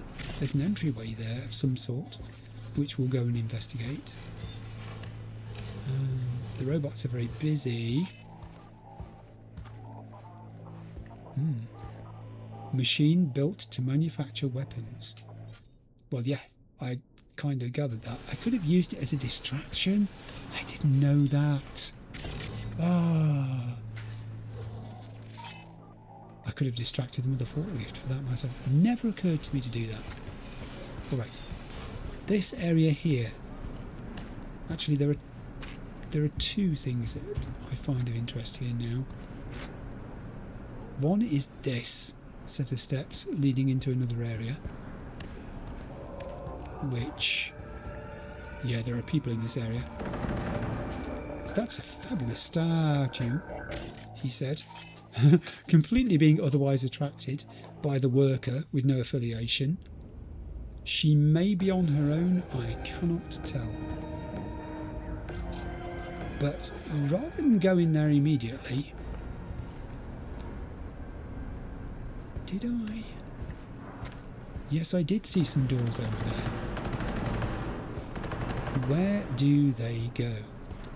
This is the question. I am proceeding with caution. The door opened itself. I didn't do that. That door opened by itself. What do we have in here? Well, what we have in here is a guy who's... I can hardly latch on to him. a Barghest dude who's patrolling. I think he's gone that way. Appears to be on his own, so maybe I can go in there. Ooh, this is stressful. He's looking the other way. He's on his phone. I don't think I can quite sneak behind him, so I'll do that. His wife's now wondering why he stopped talking when he just at last found time to speak to her. He was about to say, I spent one of the $9,000 you gave me. And she's going to want to know what he spent that $1 on. And let me tell you, you ain't going to get away with that. I have a radio, which of course I will turn off. Silence is far more atmospheric than radio. Just being able to hear the sound of your own feet. What is this area? It's quite large. Look at it on the map. It goes off in a distance behind me. It's like a... I don't know what it is. I'm struggling to find the words to define what it is. There is someone there. I thought there was. Who are you? Barghest warrior. Looking the wrong way. He won't be on his own. Oh, is that the area where they're testing weapons? Maybe it is. Perhaps that's what that is, because there's a lot of rooms off here. This is like used to be a toilet area. I don't think it is anymore. There are people in there. He's talking to someone. He's not talking to himself. Oh, it's shot over there. Way over there. Must remember that. That's not a laptop I can use, is it? I've got to be a bit careful here. Because at the moment he's occupied, looking that way, but if he turned round... Whoa! What happened there? I'll bravely retreat. You know what I'm thinking here? I'm thinking that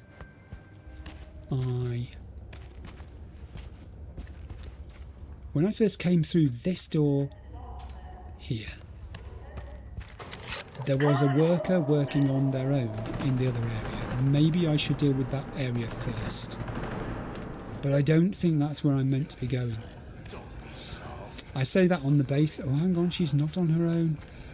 No, she's not. Are you a robot? Yes, you are. Oh, that's just changed the complexion of things here altogether. I wonder if I can... Can a robot be distracted to... He is. He's been distracted by something malfunctioning nearby him. But is he close enough to it? I don't think he's close enough to it to be killed by it. Don't make trouble. Really? Well, I'm terribly sorry. But you've got to go. And I've gone up to 60 headhunter. Also, robot can have a short circuit. You are instructed to... No, I'm not. I'm really not. Oh god, there's another robot. There was more than one. I've got plenty of capacity in my cyberware. I can drop one on him too. Are you indeed a robot or are you not? Yes, you are. Yeah, I bet you are. You are instructed to reveal yourself. I'm over here. You asked me to do that, so I'm telling you now. Here I am. Come and get me. Why am I not able to put a quick hack on this robot? Why can't I do that? Game's saying no. Oh, good grief. That's just a Barghest gunner. He might take 2 shots just to be absolutely sure of things. You are instructed to reveal yourself. Hold it. I'm going to pop into inventory. I'm going to change my grenade to an EMP grenade. And I'm going to drop one there, which should take care of you. Maybe it did, maybe it didn't. Okay. Okay. That's very weird. Let's try that again. Boom. No, don't surround me. I've got to watch myself here. Surround the target. Combat was going to start sooner or later. Also, I'm really sorry about this, Skippy, but in this situation, sometimes what you really need... I've picked up so many weapons, I'm going to struggle to find it. Sometimes what you really need is... You know what I'm looking for, don't you? Yes, you. A Yinglong. Surround the target. There we go. Every home should have one. Gone. Excellent. Very, very good. Now, got to watch my weight here because I'll have to start dismantling things if I don't. A broken Kyubi can stay where it is. I will loot you of your parallax and your components instead. Swing around the top of here. And be alert for people coming in. What components do you have for me? Anything? Nothing? Something? Yeah, what's that? No? Maybe not.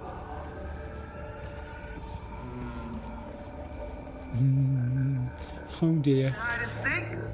Grow the fuck up. Let's just cast around this area. This is like the robot storage, recharging, data processing area, I'm guessing.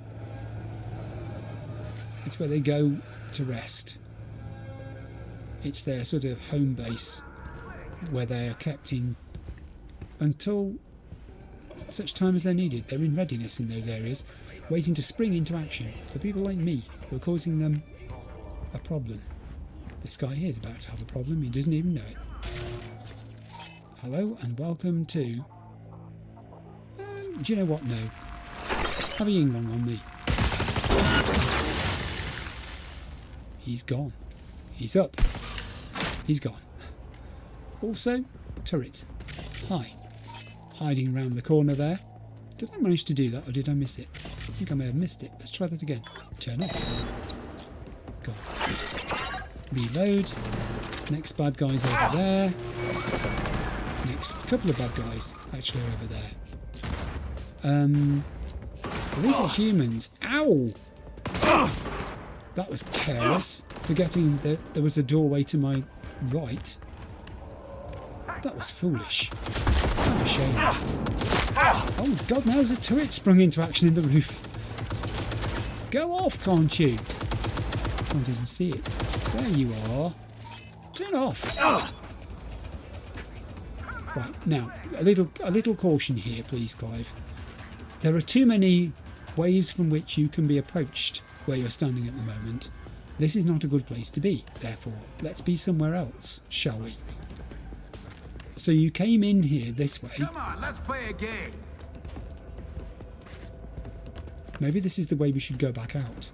And I should take those double doors and that route that I saw up these stairs this way.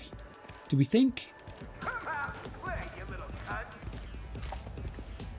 I can use my technical ability to open this. This is the room with the weird markings on the floor. Windows. Right. Let's Door. see what's here. Absolutely. V. This is it. We're in the actual location, so it's on the desk. Here it is. Install malware. Do it. Upload the software to the net nuke. The net nuke is nuked. Only thing Leave. worse than a corpo's a terrorist with a conscience. Except terrorists ain't afraid to dirty their hands. You see, look at these two statements. Can we blame her for having a conscience? Can you blame anybody for having a conscience? Is she brave? Yes, I think she probably is, given the personal risk to herself. Both those statements hold water, though. So, bodies have been found. What a surprise. I'll do the top one. Blame Nell for trying to save innocent people? For having a conscience?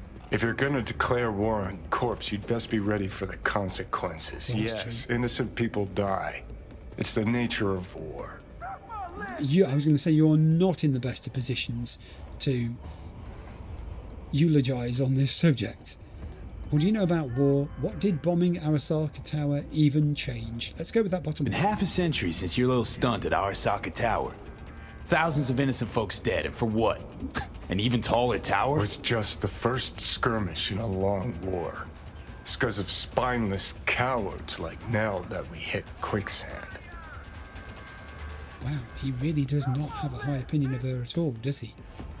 I didn't mean to point that weapon at you, by the way, Johnny, but yeah. I did see a shard. I know I saw a shard, but it's now telling me to leave the weapons factory. So it's going to be a case of whether I come across that shard naturally during the course of exiting the weapons factory. Really, is what I'm saying. There's a shard there. Oh, there's a person there. Actually, let's just pop back to plan Keep B. blasting! Come on! Oh, okay. It's going to be like that, is it? I think in inventory, the EMP grenade was not as successful as I would have hoped it to be. Since we're in a weapons factory, I will return to using this weapon, bounce it off there. The side, fuckers! Flank! And I think you're not part of the problem anymore. You have gone. There is a shard there that we've read. It is, if I dare to cross the room to it without being shot at, make it go boom. How appropriate in a weapons factory to find a shard called make it go boom. And stamina booster, medical gauze. Got to watch my weight here, 366, 443. I don't really want to be dismantling stuff in the middle of a fight, as we are. I wonder if I can do that little trick again. Bounce that off there, at your feet, boof. Gone. Very effective. So that weapon can stay there, it's a broken quasar. Oh, hello. What can I do for you? Oh no, you took your time. He must have been resistant in some way. We should study why it is this person. Well, actually, I think I've just answered my question. He has supernatural powers. He can move objects around him with the power of his mind, even when he's dead. Broken new. Just wanna talk. Of course you do. I have a marker telling me to go that way. But if I were to go that way, I would not see the shards, unless that's sending me back the way. What did I see there? Sending me back that way. Medical gauze. Lots of medical supplies being offered to me. These stairs basically are the opposite sides of the same thing, I've just realised. There is a case here with some things which I'll grab.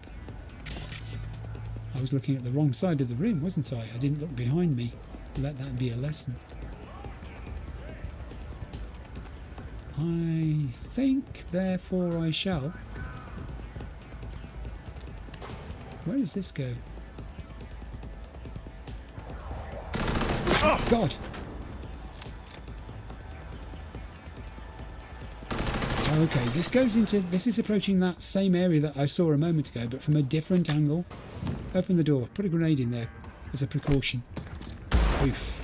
There are people there. I think it may have got them.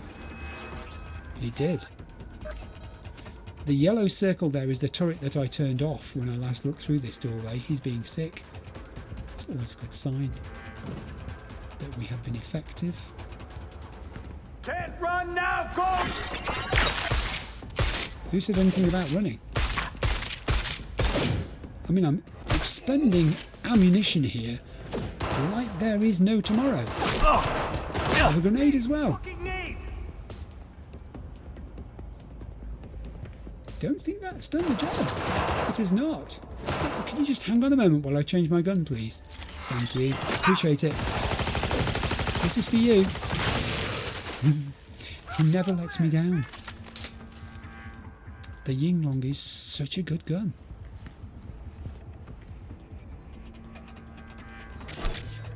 Another shard, which we've read. Another computer, possibly, as well, which we might get a chance to look at if nobody shoots at me while I'm doing it. Can I use this? Yes, I can. Messages 2. Gear for rookies, we've done.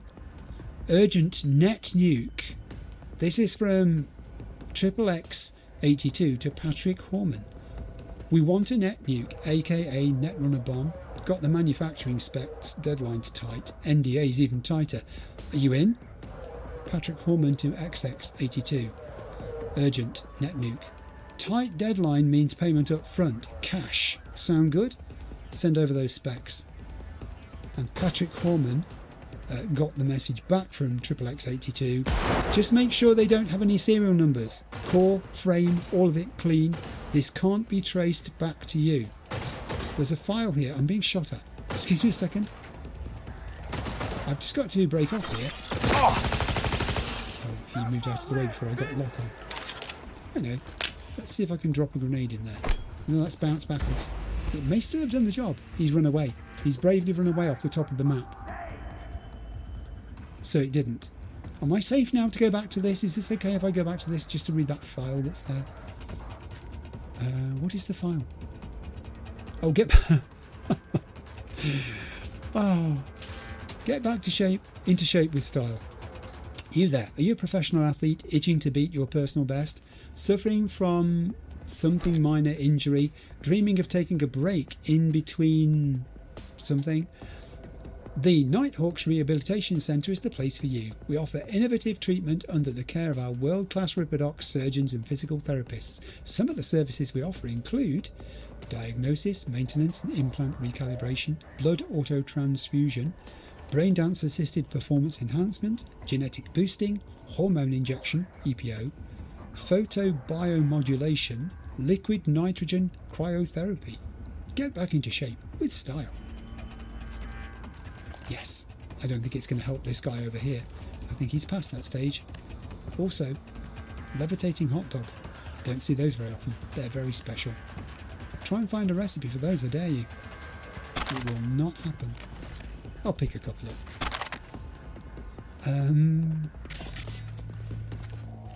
Man, another shard. Is that the same one? I'm going round in circles, I think. No, maybe I'm not. Actually, I just think it's an awful lot of shards. We have been through here, because obviously we did bits of that. Where's my teal line? My teal line's pointing that way, but there is this area here where I did think I saw a shard in the distance. I think it was through here, but it was probably from a different angle. Yeah, it is. This is the area where they were shooting guns. I have another laptop. Heavy ammunition, and I've just realised I've got the wrong gun in my hand. Inventory, please. What is that? Oh, that's not my Yinglong. That's my Yinglong. Why am I carrying this great big heavy thing? Hi, I'm back. In the process of putting that down, I went around a corner and attracted some attention from this dude. He will not take any further part in the game today. Right, as I was saying, there was an area here where they were testing weapons. I came in and looked at it from a different angle though, which is why I didn't see all of this in here. What do we have? What's this when it's about? A Hercules 3 AX. It's a weird weapon. I don't understand its particular worth that it would be in a little area like this. Attack speed's okay, damage is quite small, reload speed isn't fantastic, the effective range is alright, the weapon handling is very, very good. It's got a lot of things it can do, 50% headshot damage multiplier, plus 25% armor penetration, 1 second lock on, plus 20% poison chance, a prototype hybrid of power and smart weaponry. Ah, that's its thing. From hipfire, projectiles have a curved trajectory, while aiming, projectiles track enemies. This weapon does not require Smart Think cyberware to use, which is a shame because I've got it anyway. has a chance to severely poison enemies. Poisoned enemies are more susceptible to crit damage. Neutralizing an enemy causes them to explode and leave a pool of acid. I'll take it. New item received. Laptop. We have messages 3. Hercules status, we've read. Toxic waste, we've read. Scope from KT, we have not read. This is from Aziz to Ross. Sup, what's the sitch with that Kangtao scope? No scope, no bullet tracing. Right, no bullet tracing, no eddies from the client for Hercules. From Ross to Aziz, rescope. We had it and then we sold it to some KGB who was kind of paranoid about being followed. Don't blame him being in the spy biz and all. And then from Aziz to Ross. The kind of you trying to spin with this KGB, you weasel. If we lose this client, I guarantee the higher-ups will turn your into a parking garage for long-haul semis. From Ross to Aziz. Chill, tune. I'll cut you in on the scope sale, alright? And we can use something else for your client. Got heaps of scopes lying around here. From Aziz to Ross. 50-50, and I want a new scope tomorrow. Maybe then I won't beat the living out of you. Maybe. And we have a file. Hercules specifications. Status prototype, class automatic, type quick firing, ammunition standard rifle. Additional damage poison, fire mode automatic, selector switch yes, round tracing yes, smart link not supported, scope yes. Leave the weapons factory. I am attempting to, but I don't want to go without giving it a little bit more time just to find what is to find. No, I don't want the damn umbra. Okay, so my teal line is now sending me that way, which is interesting also in itself. I'll take your components, I will leave your weapon, because I'm not weapons poor at all, not at all. I'll take your components. I want to say that somewhere in here there was a shard. There is my shard. Was it you? I think it was you. Let's have a look at this. Tsunami Resetsu Tester's Impressions. Product tested Tsunami Resetsu. Tester's profession Marksman. Testing location Black Sapphire. Weapon advantages conserves round due to ricochet system. Weapon disadvantages cannot pierce through obstacles. Tester suggestions: ricochet count should be based on the weapon's level of charge. That, I think, was the shard that I saw from a distance in a different angle altogether and could not locate. I feel better now. Let's do as we're told and follow the teal line. I'm tripping over bodies as we go. Where is it sending me now? This way? Okay. And then back up here. Yeah. Gotcha. And then through this door. I think there may be parts of this facility that I can't get through the doorway. Oh, there's a box in the way. That I've not got close to. Specifically this area here to this side, where I thought it was like a... I don't know what it was. It just opens up into something. Maybe it's like a rest area? There's another shard there. Which we've read. Crime block. It's pretty dark in here. Just want to say. Definitely this is like an area for the people to be in when they're not working, perhaps. Could be what it is. Been in those toilets. We went that way, so we know where that goes. But the teal line is taking us this way, so we'll follow the teal line. I'm tealing. We go through here. Whoa. What is that? It's that guy up there, a Borges Commando, who I'll just tag for the moment. There were more people on that upper level than I thought there were. Oh, do you know what? Before I do anything else, I'm going to stop here and have another orange break. Back in a second. That didn't turn into an orange break, it turned into a comfort break, and I also had some food as well. I just needed to have a walk around at that point. I've been doing this for a while now. It's warm in here, it's humid in here, and this guy can see me the moment I pop out from cover here, so I've got to be very quick getting around that corner. Here's my teal line, which is taking me, I guess, either out through some front doors that I'm unaware of, or back to the elevator, the way I came in. This weapon is the wrong weapon. If I've got to deal with that guy up there, I'm going to need to shoot him in a stealthy manner. Oh, there's another guy there. There is another guy there. Let's ping you. Let's see how alone or otherwise you are. Oh, I've got to stand out the way here, otherwise they can all see me. All 5 of them. Ugh. Blimey, that's a lot of people. Okay. So, plan.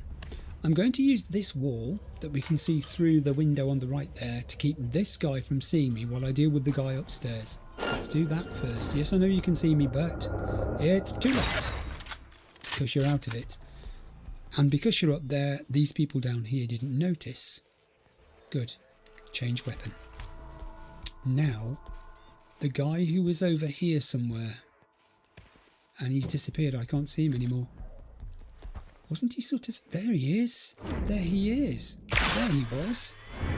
Now, I bet, yes, because you're on the same level, you heard that. And now you're going to go and investigate. Which is a big mistake. And the question now is whether your friend, who I think was on the same level of you but over here somewhere, saw that and is going to come and investigate. I think I've got one upstairs and one downstairs. They're talking too. They're chatting. Like they would, to reassure themselves that it's not as bad as they think. Here he is, here he is. There he was, there he was. There is one remaining who's up there, according to the diamond. And he's gone too. Nice. Reload. I believe that's it. Put your gun away. And let's do a tad of looting.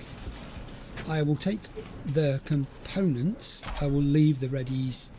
Leave the ready steady? It's a mod. I'll take the mod. I think I've probably got a ready steady already. Unsteady. But yes. Someone's going to say that, you know, you could still loot all these weapons and it wouldn't make any difference because you could dismantle them, break them down, go through your inventory and drop ones you don't want to keep and so forth. And that's absolutely true, I could. It has been a very long session here, and the other thing is I don't need to do that from the point of view of immersion. If I were to stop to do that, I wouldn't be doing what I'm doing now, which is crawling along this corridor, hoping there are no other guys here, while I loot what I do want to get, which is the components from these people. Also, can I just say, about these robots, I don't know whether you've noticed this, there were robots in the Delamain factory too. We didn't see those quite as well, I think, as these, because it wasn't as well lit, for one thing. There were no humans around at that time in the Delamain factory, so they didn't bother much with lighting. But here they are very well lit, and we can see them assembling the weapons. But the thing is the cables on them. I'm watching those pneumatic or power cables, whichever, there might be both. The way that they shudder and wobble and deform, they ripple as the machine moves. They stretch and they push back together again. Look, as the head of it bounces up and down, they bounce up and down too, but they flex the way that cables do. I just wonder how many hours it took from conceptualising this to seeing it as a finished product like this, in action, in front of us. And do you know the odd thing as well? You don't interact with these. They are decorative from the point of view of they're behind glass, they're inside a containment. You're meant to observe them, but not actually touch them or anything else. It's just astonishing. We are so lucky. Well, I feel so lucky. I feel so lucky that gaming is at the stage it's at right now. Because you sort of see that and you think, how can it get better? Don't you? And then it gets better. That's the hope anyway. My teal line is telling me that I have got to leave. It's saying I've got to go below where I am and it's pointing to the lift. It is literally pointing to the lift. So I'm going to take the stairs and take the lift. That is what I'm going to do. Where is my lift? I can stand up. Will I do this? Here is my lift. There is my lift. Leave the weapons factory. Oh, hello. Nell has message to say, I'm leaving the stadium. Sending you new coords. Remember to bring the shard. Why is she leaving the stadium? What's the matter? Crimson Harvest. Or I won't forget it. Both of those are accurate. I won't forget it. I've got it. Has she been located? Have they tracked her down? I think someone's following me. Hurry up. I shall. Your wish is my command. Get me to 01 Garage. That's a success. And I can't remember which side this lift opens. It still says combat. Whoa! It still says combat. Weapons. We have a turret. It's a nuisance turret, so I'm going to turn it off. Let me see him inside. I mean, maybe I should. Hang on a minute. Let me turn it back on again. I'm going to turn the turret back on. I'm going to see if friendly mode is available to me. It might not be because I've been messing about. Let's put it on friendly mode just for a see what happens. You're on my side. Take them out. About to get mad. Real mad. Okay. It didn't last long. It didn't last long. Did it do anything at all? It may have started some sort of an attack. Okay. I would like to be able to tag and ping you just to see what I'm facing here. 1, 2, 3, 4, 5. 4 is it at least? I thought there was one standing behind another there. So I'm thinking grenade central. Here. Quick, I promise. And grenade over there too. And gun for this one if he steps out from around this corner. Is he? Oh, he's got abilities. That one's got abilities. Did we hear that? That's not so good. That isn't so good for my team. He's over there, I think. I believe that's him over there. I don't have a grenade either yet. I do have this though, which means don't have to worry about you anymore. We could do it the old-fashioned way. Don't wait for the grenade. N54 news is in full flow. Is that it? It still says area hostile. I really don't know. I really do not know. Risky. 15 meters to the exit. Or the next part of the exit, I should say. I'll take your components, thank you. I will take your Grandstand Mark II long scope tier 4. What do you have? It makes you very selective too, or when you're in this sort of situation, rather than just picking everything up. I'm being careful now to think, you know, is that of any use to me? Is it worth having? Tier 5 components, always worth having. Let's head through the teal door barrier. It's now sending me the other way. I can't go that way. I've got to go this way. This side. Down here. Area hostile still. Who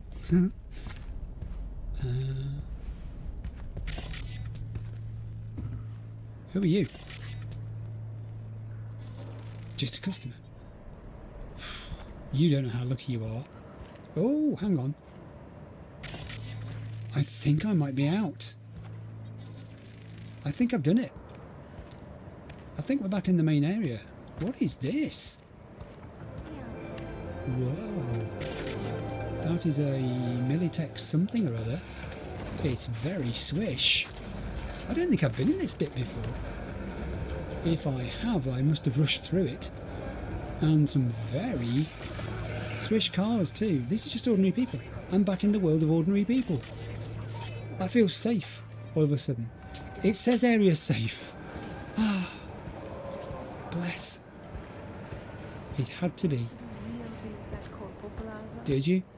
And now? And now I'm here. Yes. And there's no more to be said on the matter, really, is there? I can get out of here. I've just realised I can get out of here. Is that you? I'm sure you remember me. Oh. Hello.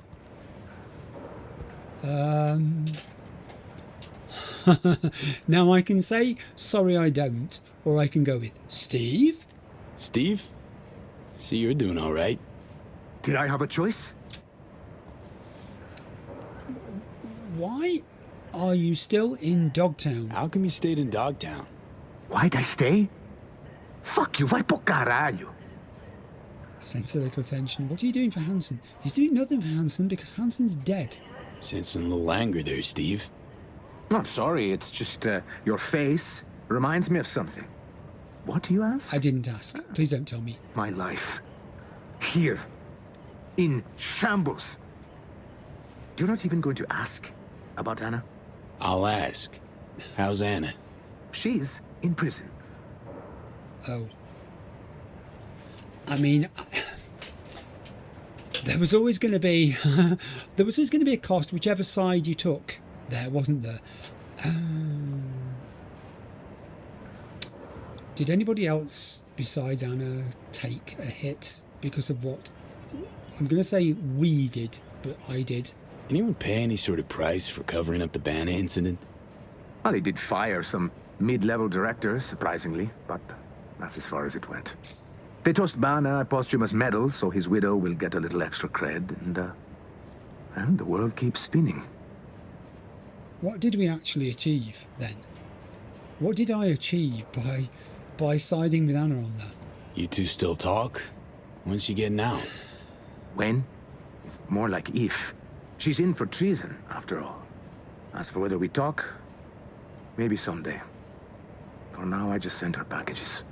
Well, at least you haven't forgotten her. So precisely what did happen after I Anna departed? released the Biomon data. Then what happened? How did this go wrong? Brazil broke off its agreements with Sovoil, but you know that. I, sensibly, went to ground here in Dogtown. Anna went back to the city. Didn't want to hide. That was her mistake. From there, she was easy enough to grab and ship back to Brazil. Summary trial, conviction, prison. I am sorry. I mean, but it was her choice. It's what she wanted to do. Anna knew what she was doing. Yes. It was her choice to make. Yes. Yes, and no. She let her emotions get the best of her. You were there too. Yes. Sure. What was I to do? Restrain her? Kill her? I think you should go. Sure. Later. That's the darndest thing, isn't it? If I hadn't come down here to do what? I just came to look at the vehicles out of relief for the thing saying area safe. And there he is. I feel bad about Anna, but it was her choice. She knew what she was doing. She was a bright cookie. She knew there might be consequences. She was prepared to accept the consequences. She didn't go into hiding, which we can't say of everybody, can we, Stephen? Who's basically still hiding, in a way, in plain sight.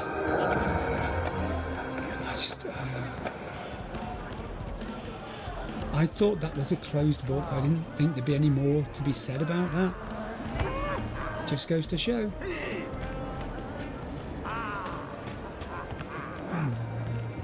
I don't know how I feel about it, actually.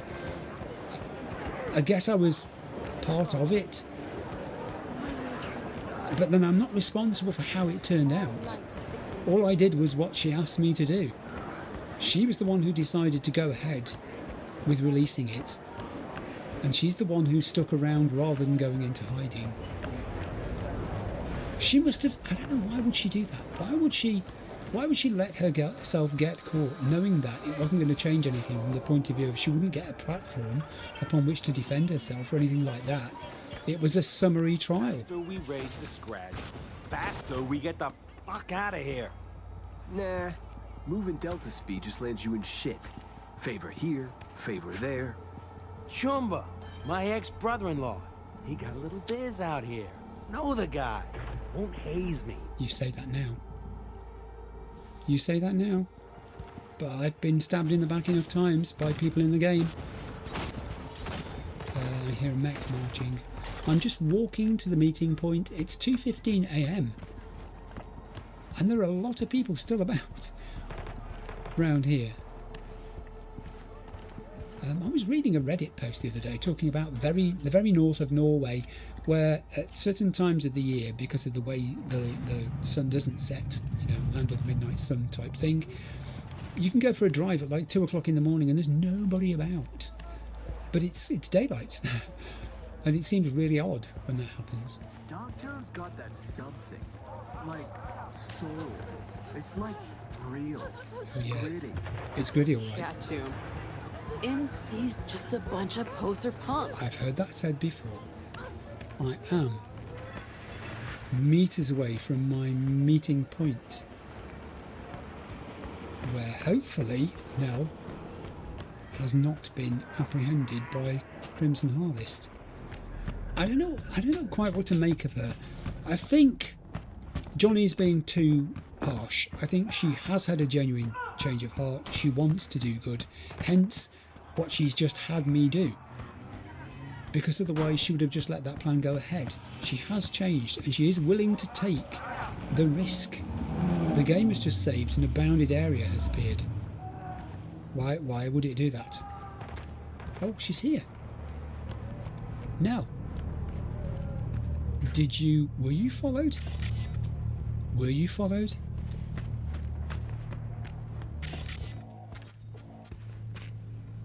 I don't see anything. Doesn't mean much. Maybe she was. Maybe she wasn't. She definitely came in this way from the angle of her car, so I don't need to search the other way. I will get into the vehicle. Hey, Nell, how are you? The bomb. You take care of it? I did. Disarmed. We're in the clear. Quick, hand me the shard. Gotta make tracks. What the? What? Shit, the car's hacked. What's going on? I don't know what's going on. No! This was not me. Got nothing to do with this. Nell Springer, you're under arrest for organizing last year's bombing of a biotechnical lab in Paris. No. This isn't happening. Your bomb killed 32 innocent people. Is that true? That true? You the one that planted that bomb? I swear on my life, V. I had no idea civilians would die. Step out of the vehicle. Hands in the air. Stay in the car. Not giving myself up. Stay here. 4 against 1, huh? Bring it. He's coming for me. Good lord. Grenade. Stand back. He's really going for it. Did it do it? He got some of them, not all of them. Maybe. I got a couple of them, I think. Let's try another one, right in the far distance over there. Go. Oh, it ran sideways. It bounced off something. I keep walking into these metal bars. That's not helpful. There is one remaining, I think. There. There was one remaining. I've defeated the agents. I mean, I made a quick choice there. Nell's still alive. She had the sense to stand back. Nell is still alive. I think I did a bad thing. But then was there a good thing? Was the alternative handing her over? Maybe it was. Oh, good heavens above. And I used my plan B. I could have used Skippy.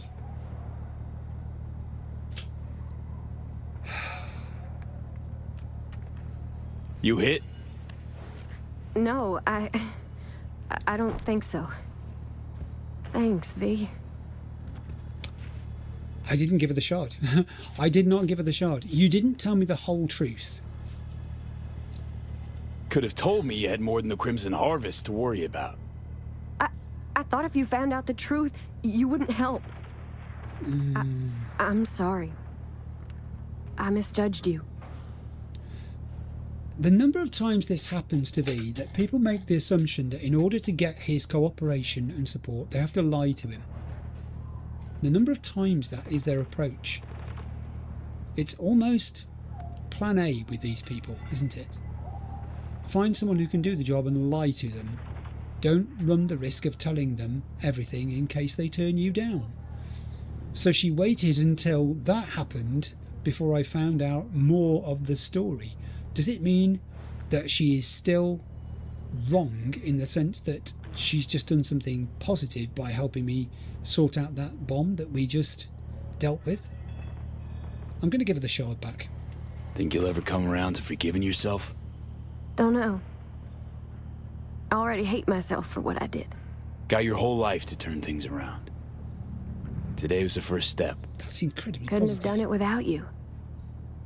Thanks, V. Good luck out there. Yeah, no. What a waste. Chick had potential. Could have gone far.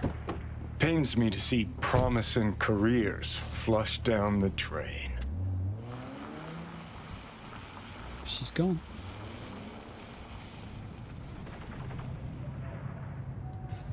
She's gone. Am I going to see her car? Which way is she going to turn? She's come this way. There she goes.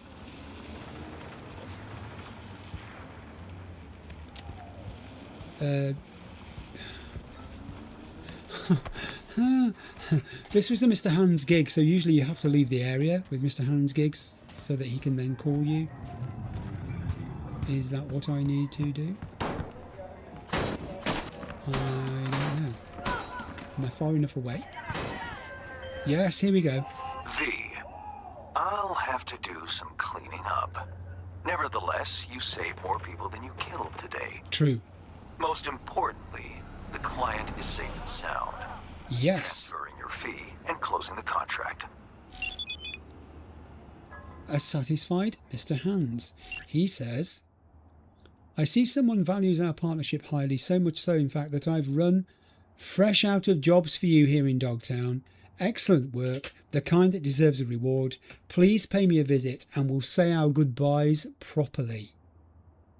And I'm going to say, nice. I will drop by and see you soon. Mr. Hands is typing. I believe you know where to find me. Indeed I do, Mr. Hands. And the new job, I guess, hi-ho silver lining, is therefore the goodbye. 7,000 eddies.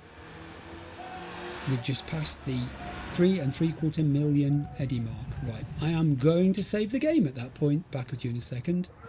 As I said earlier in episode 69, I'm very conscious that things are reaching ahead now, and the indicators are quite strong. I have Claire waiting for her final race, and then I guess her storyline will be closed at that point. I have a choice of 2 side jobs, which I chose the right-hand one rather than the left-hand one, the one that was partly hidden, and that turned into a thing where David Martinez, of all people, is going to make a featured appearance. We know what happened to David, but you see what I'm saying about that. V is going to discover more about David Martinez, let's put it that way. So I'll discover his significance to Cyberpunk 77 by that gig reaching its fruition. And completely out of the blue, Mr. Hands at the end has said to me, that's it. I have no more gigs for you. Thanks for all your work. Let's meet up and have a chat. So all those 3 things taken together really are indicators that we're reaching the point where very soon I'm going to go to Embers and have a chat with Hanako. And it feels right. I've got to the point too where I've realised, and I've said this as well, I don't have to complete every single thing in the game in the first playthrough, in the first run through of the storyline. The main story, I guess, is the thing that will get completed. The peripheral stories, there'll be gigs that I don't do, there'll be side jobs I don't tackle, there'll be places I don't go, there'll be people I don't meet, there'll be fixers I hardly do anything for, and that's fine, that's okay. You've got to kind of cut your cloth and feel it too. You've got to feel as the character V, that he's been through a lot now. It's time for him to, having had Songbird's Avenue fail, having had the contact with Maman Brigitte fail, having, it seems, maybe looking like Alt is not going to come through either. He's got to pursue the remaining avenues, the strongest of which is meeting Hanako at Embers and seeing if she can do anything to help him out of his predicament. So that's my thinking right now. Literally 2 minutes after saving the game at the end of episode 69. I have a week in between now and episode 70 where I'll be reading your comments and looking at the feedback. I'm looking forward to that. Thank you very much for watching, and I'll see you next week for episode 70. Bye.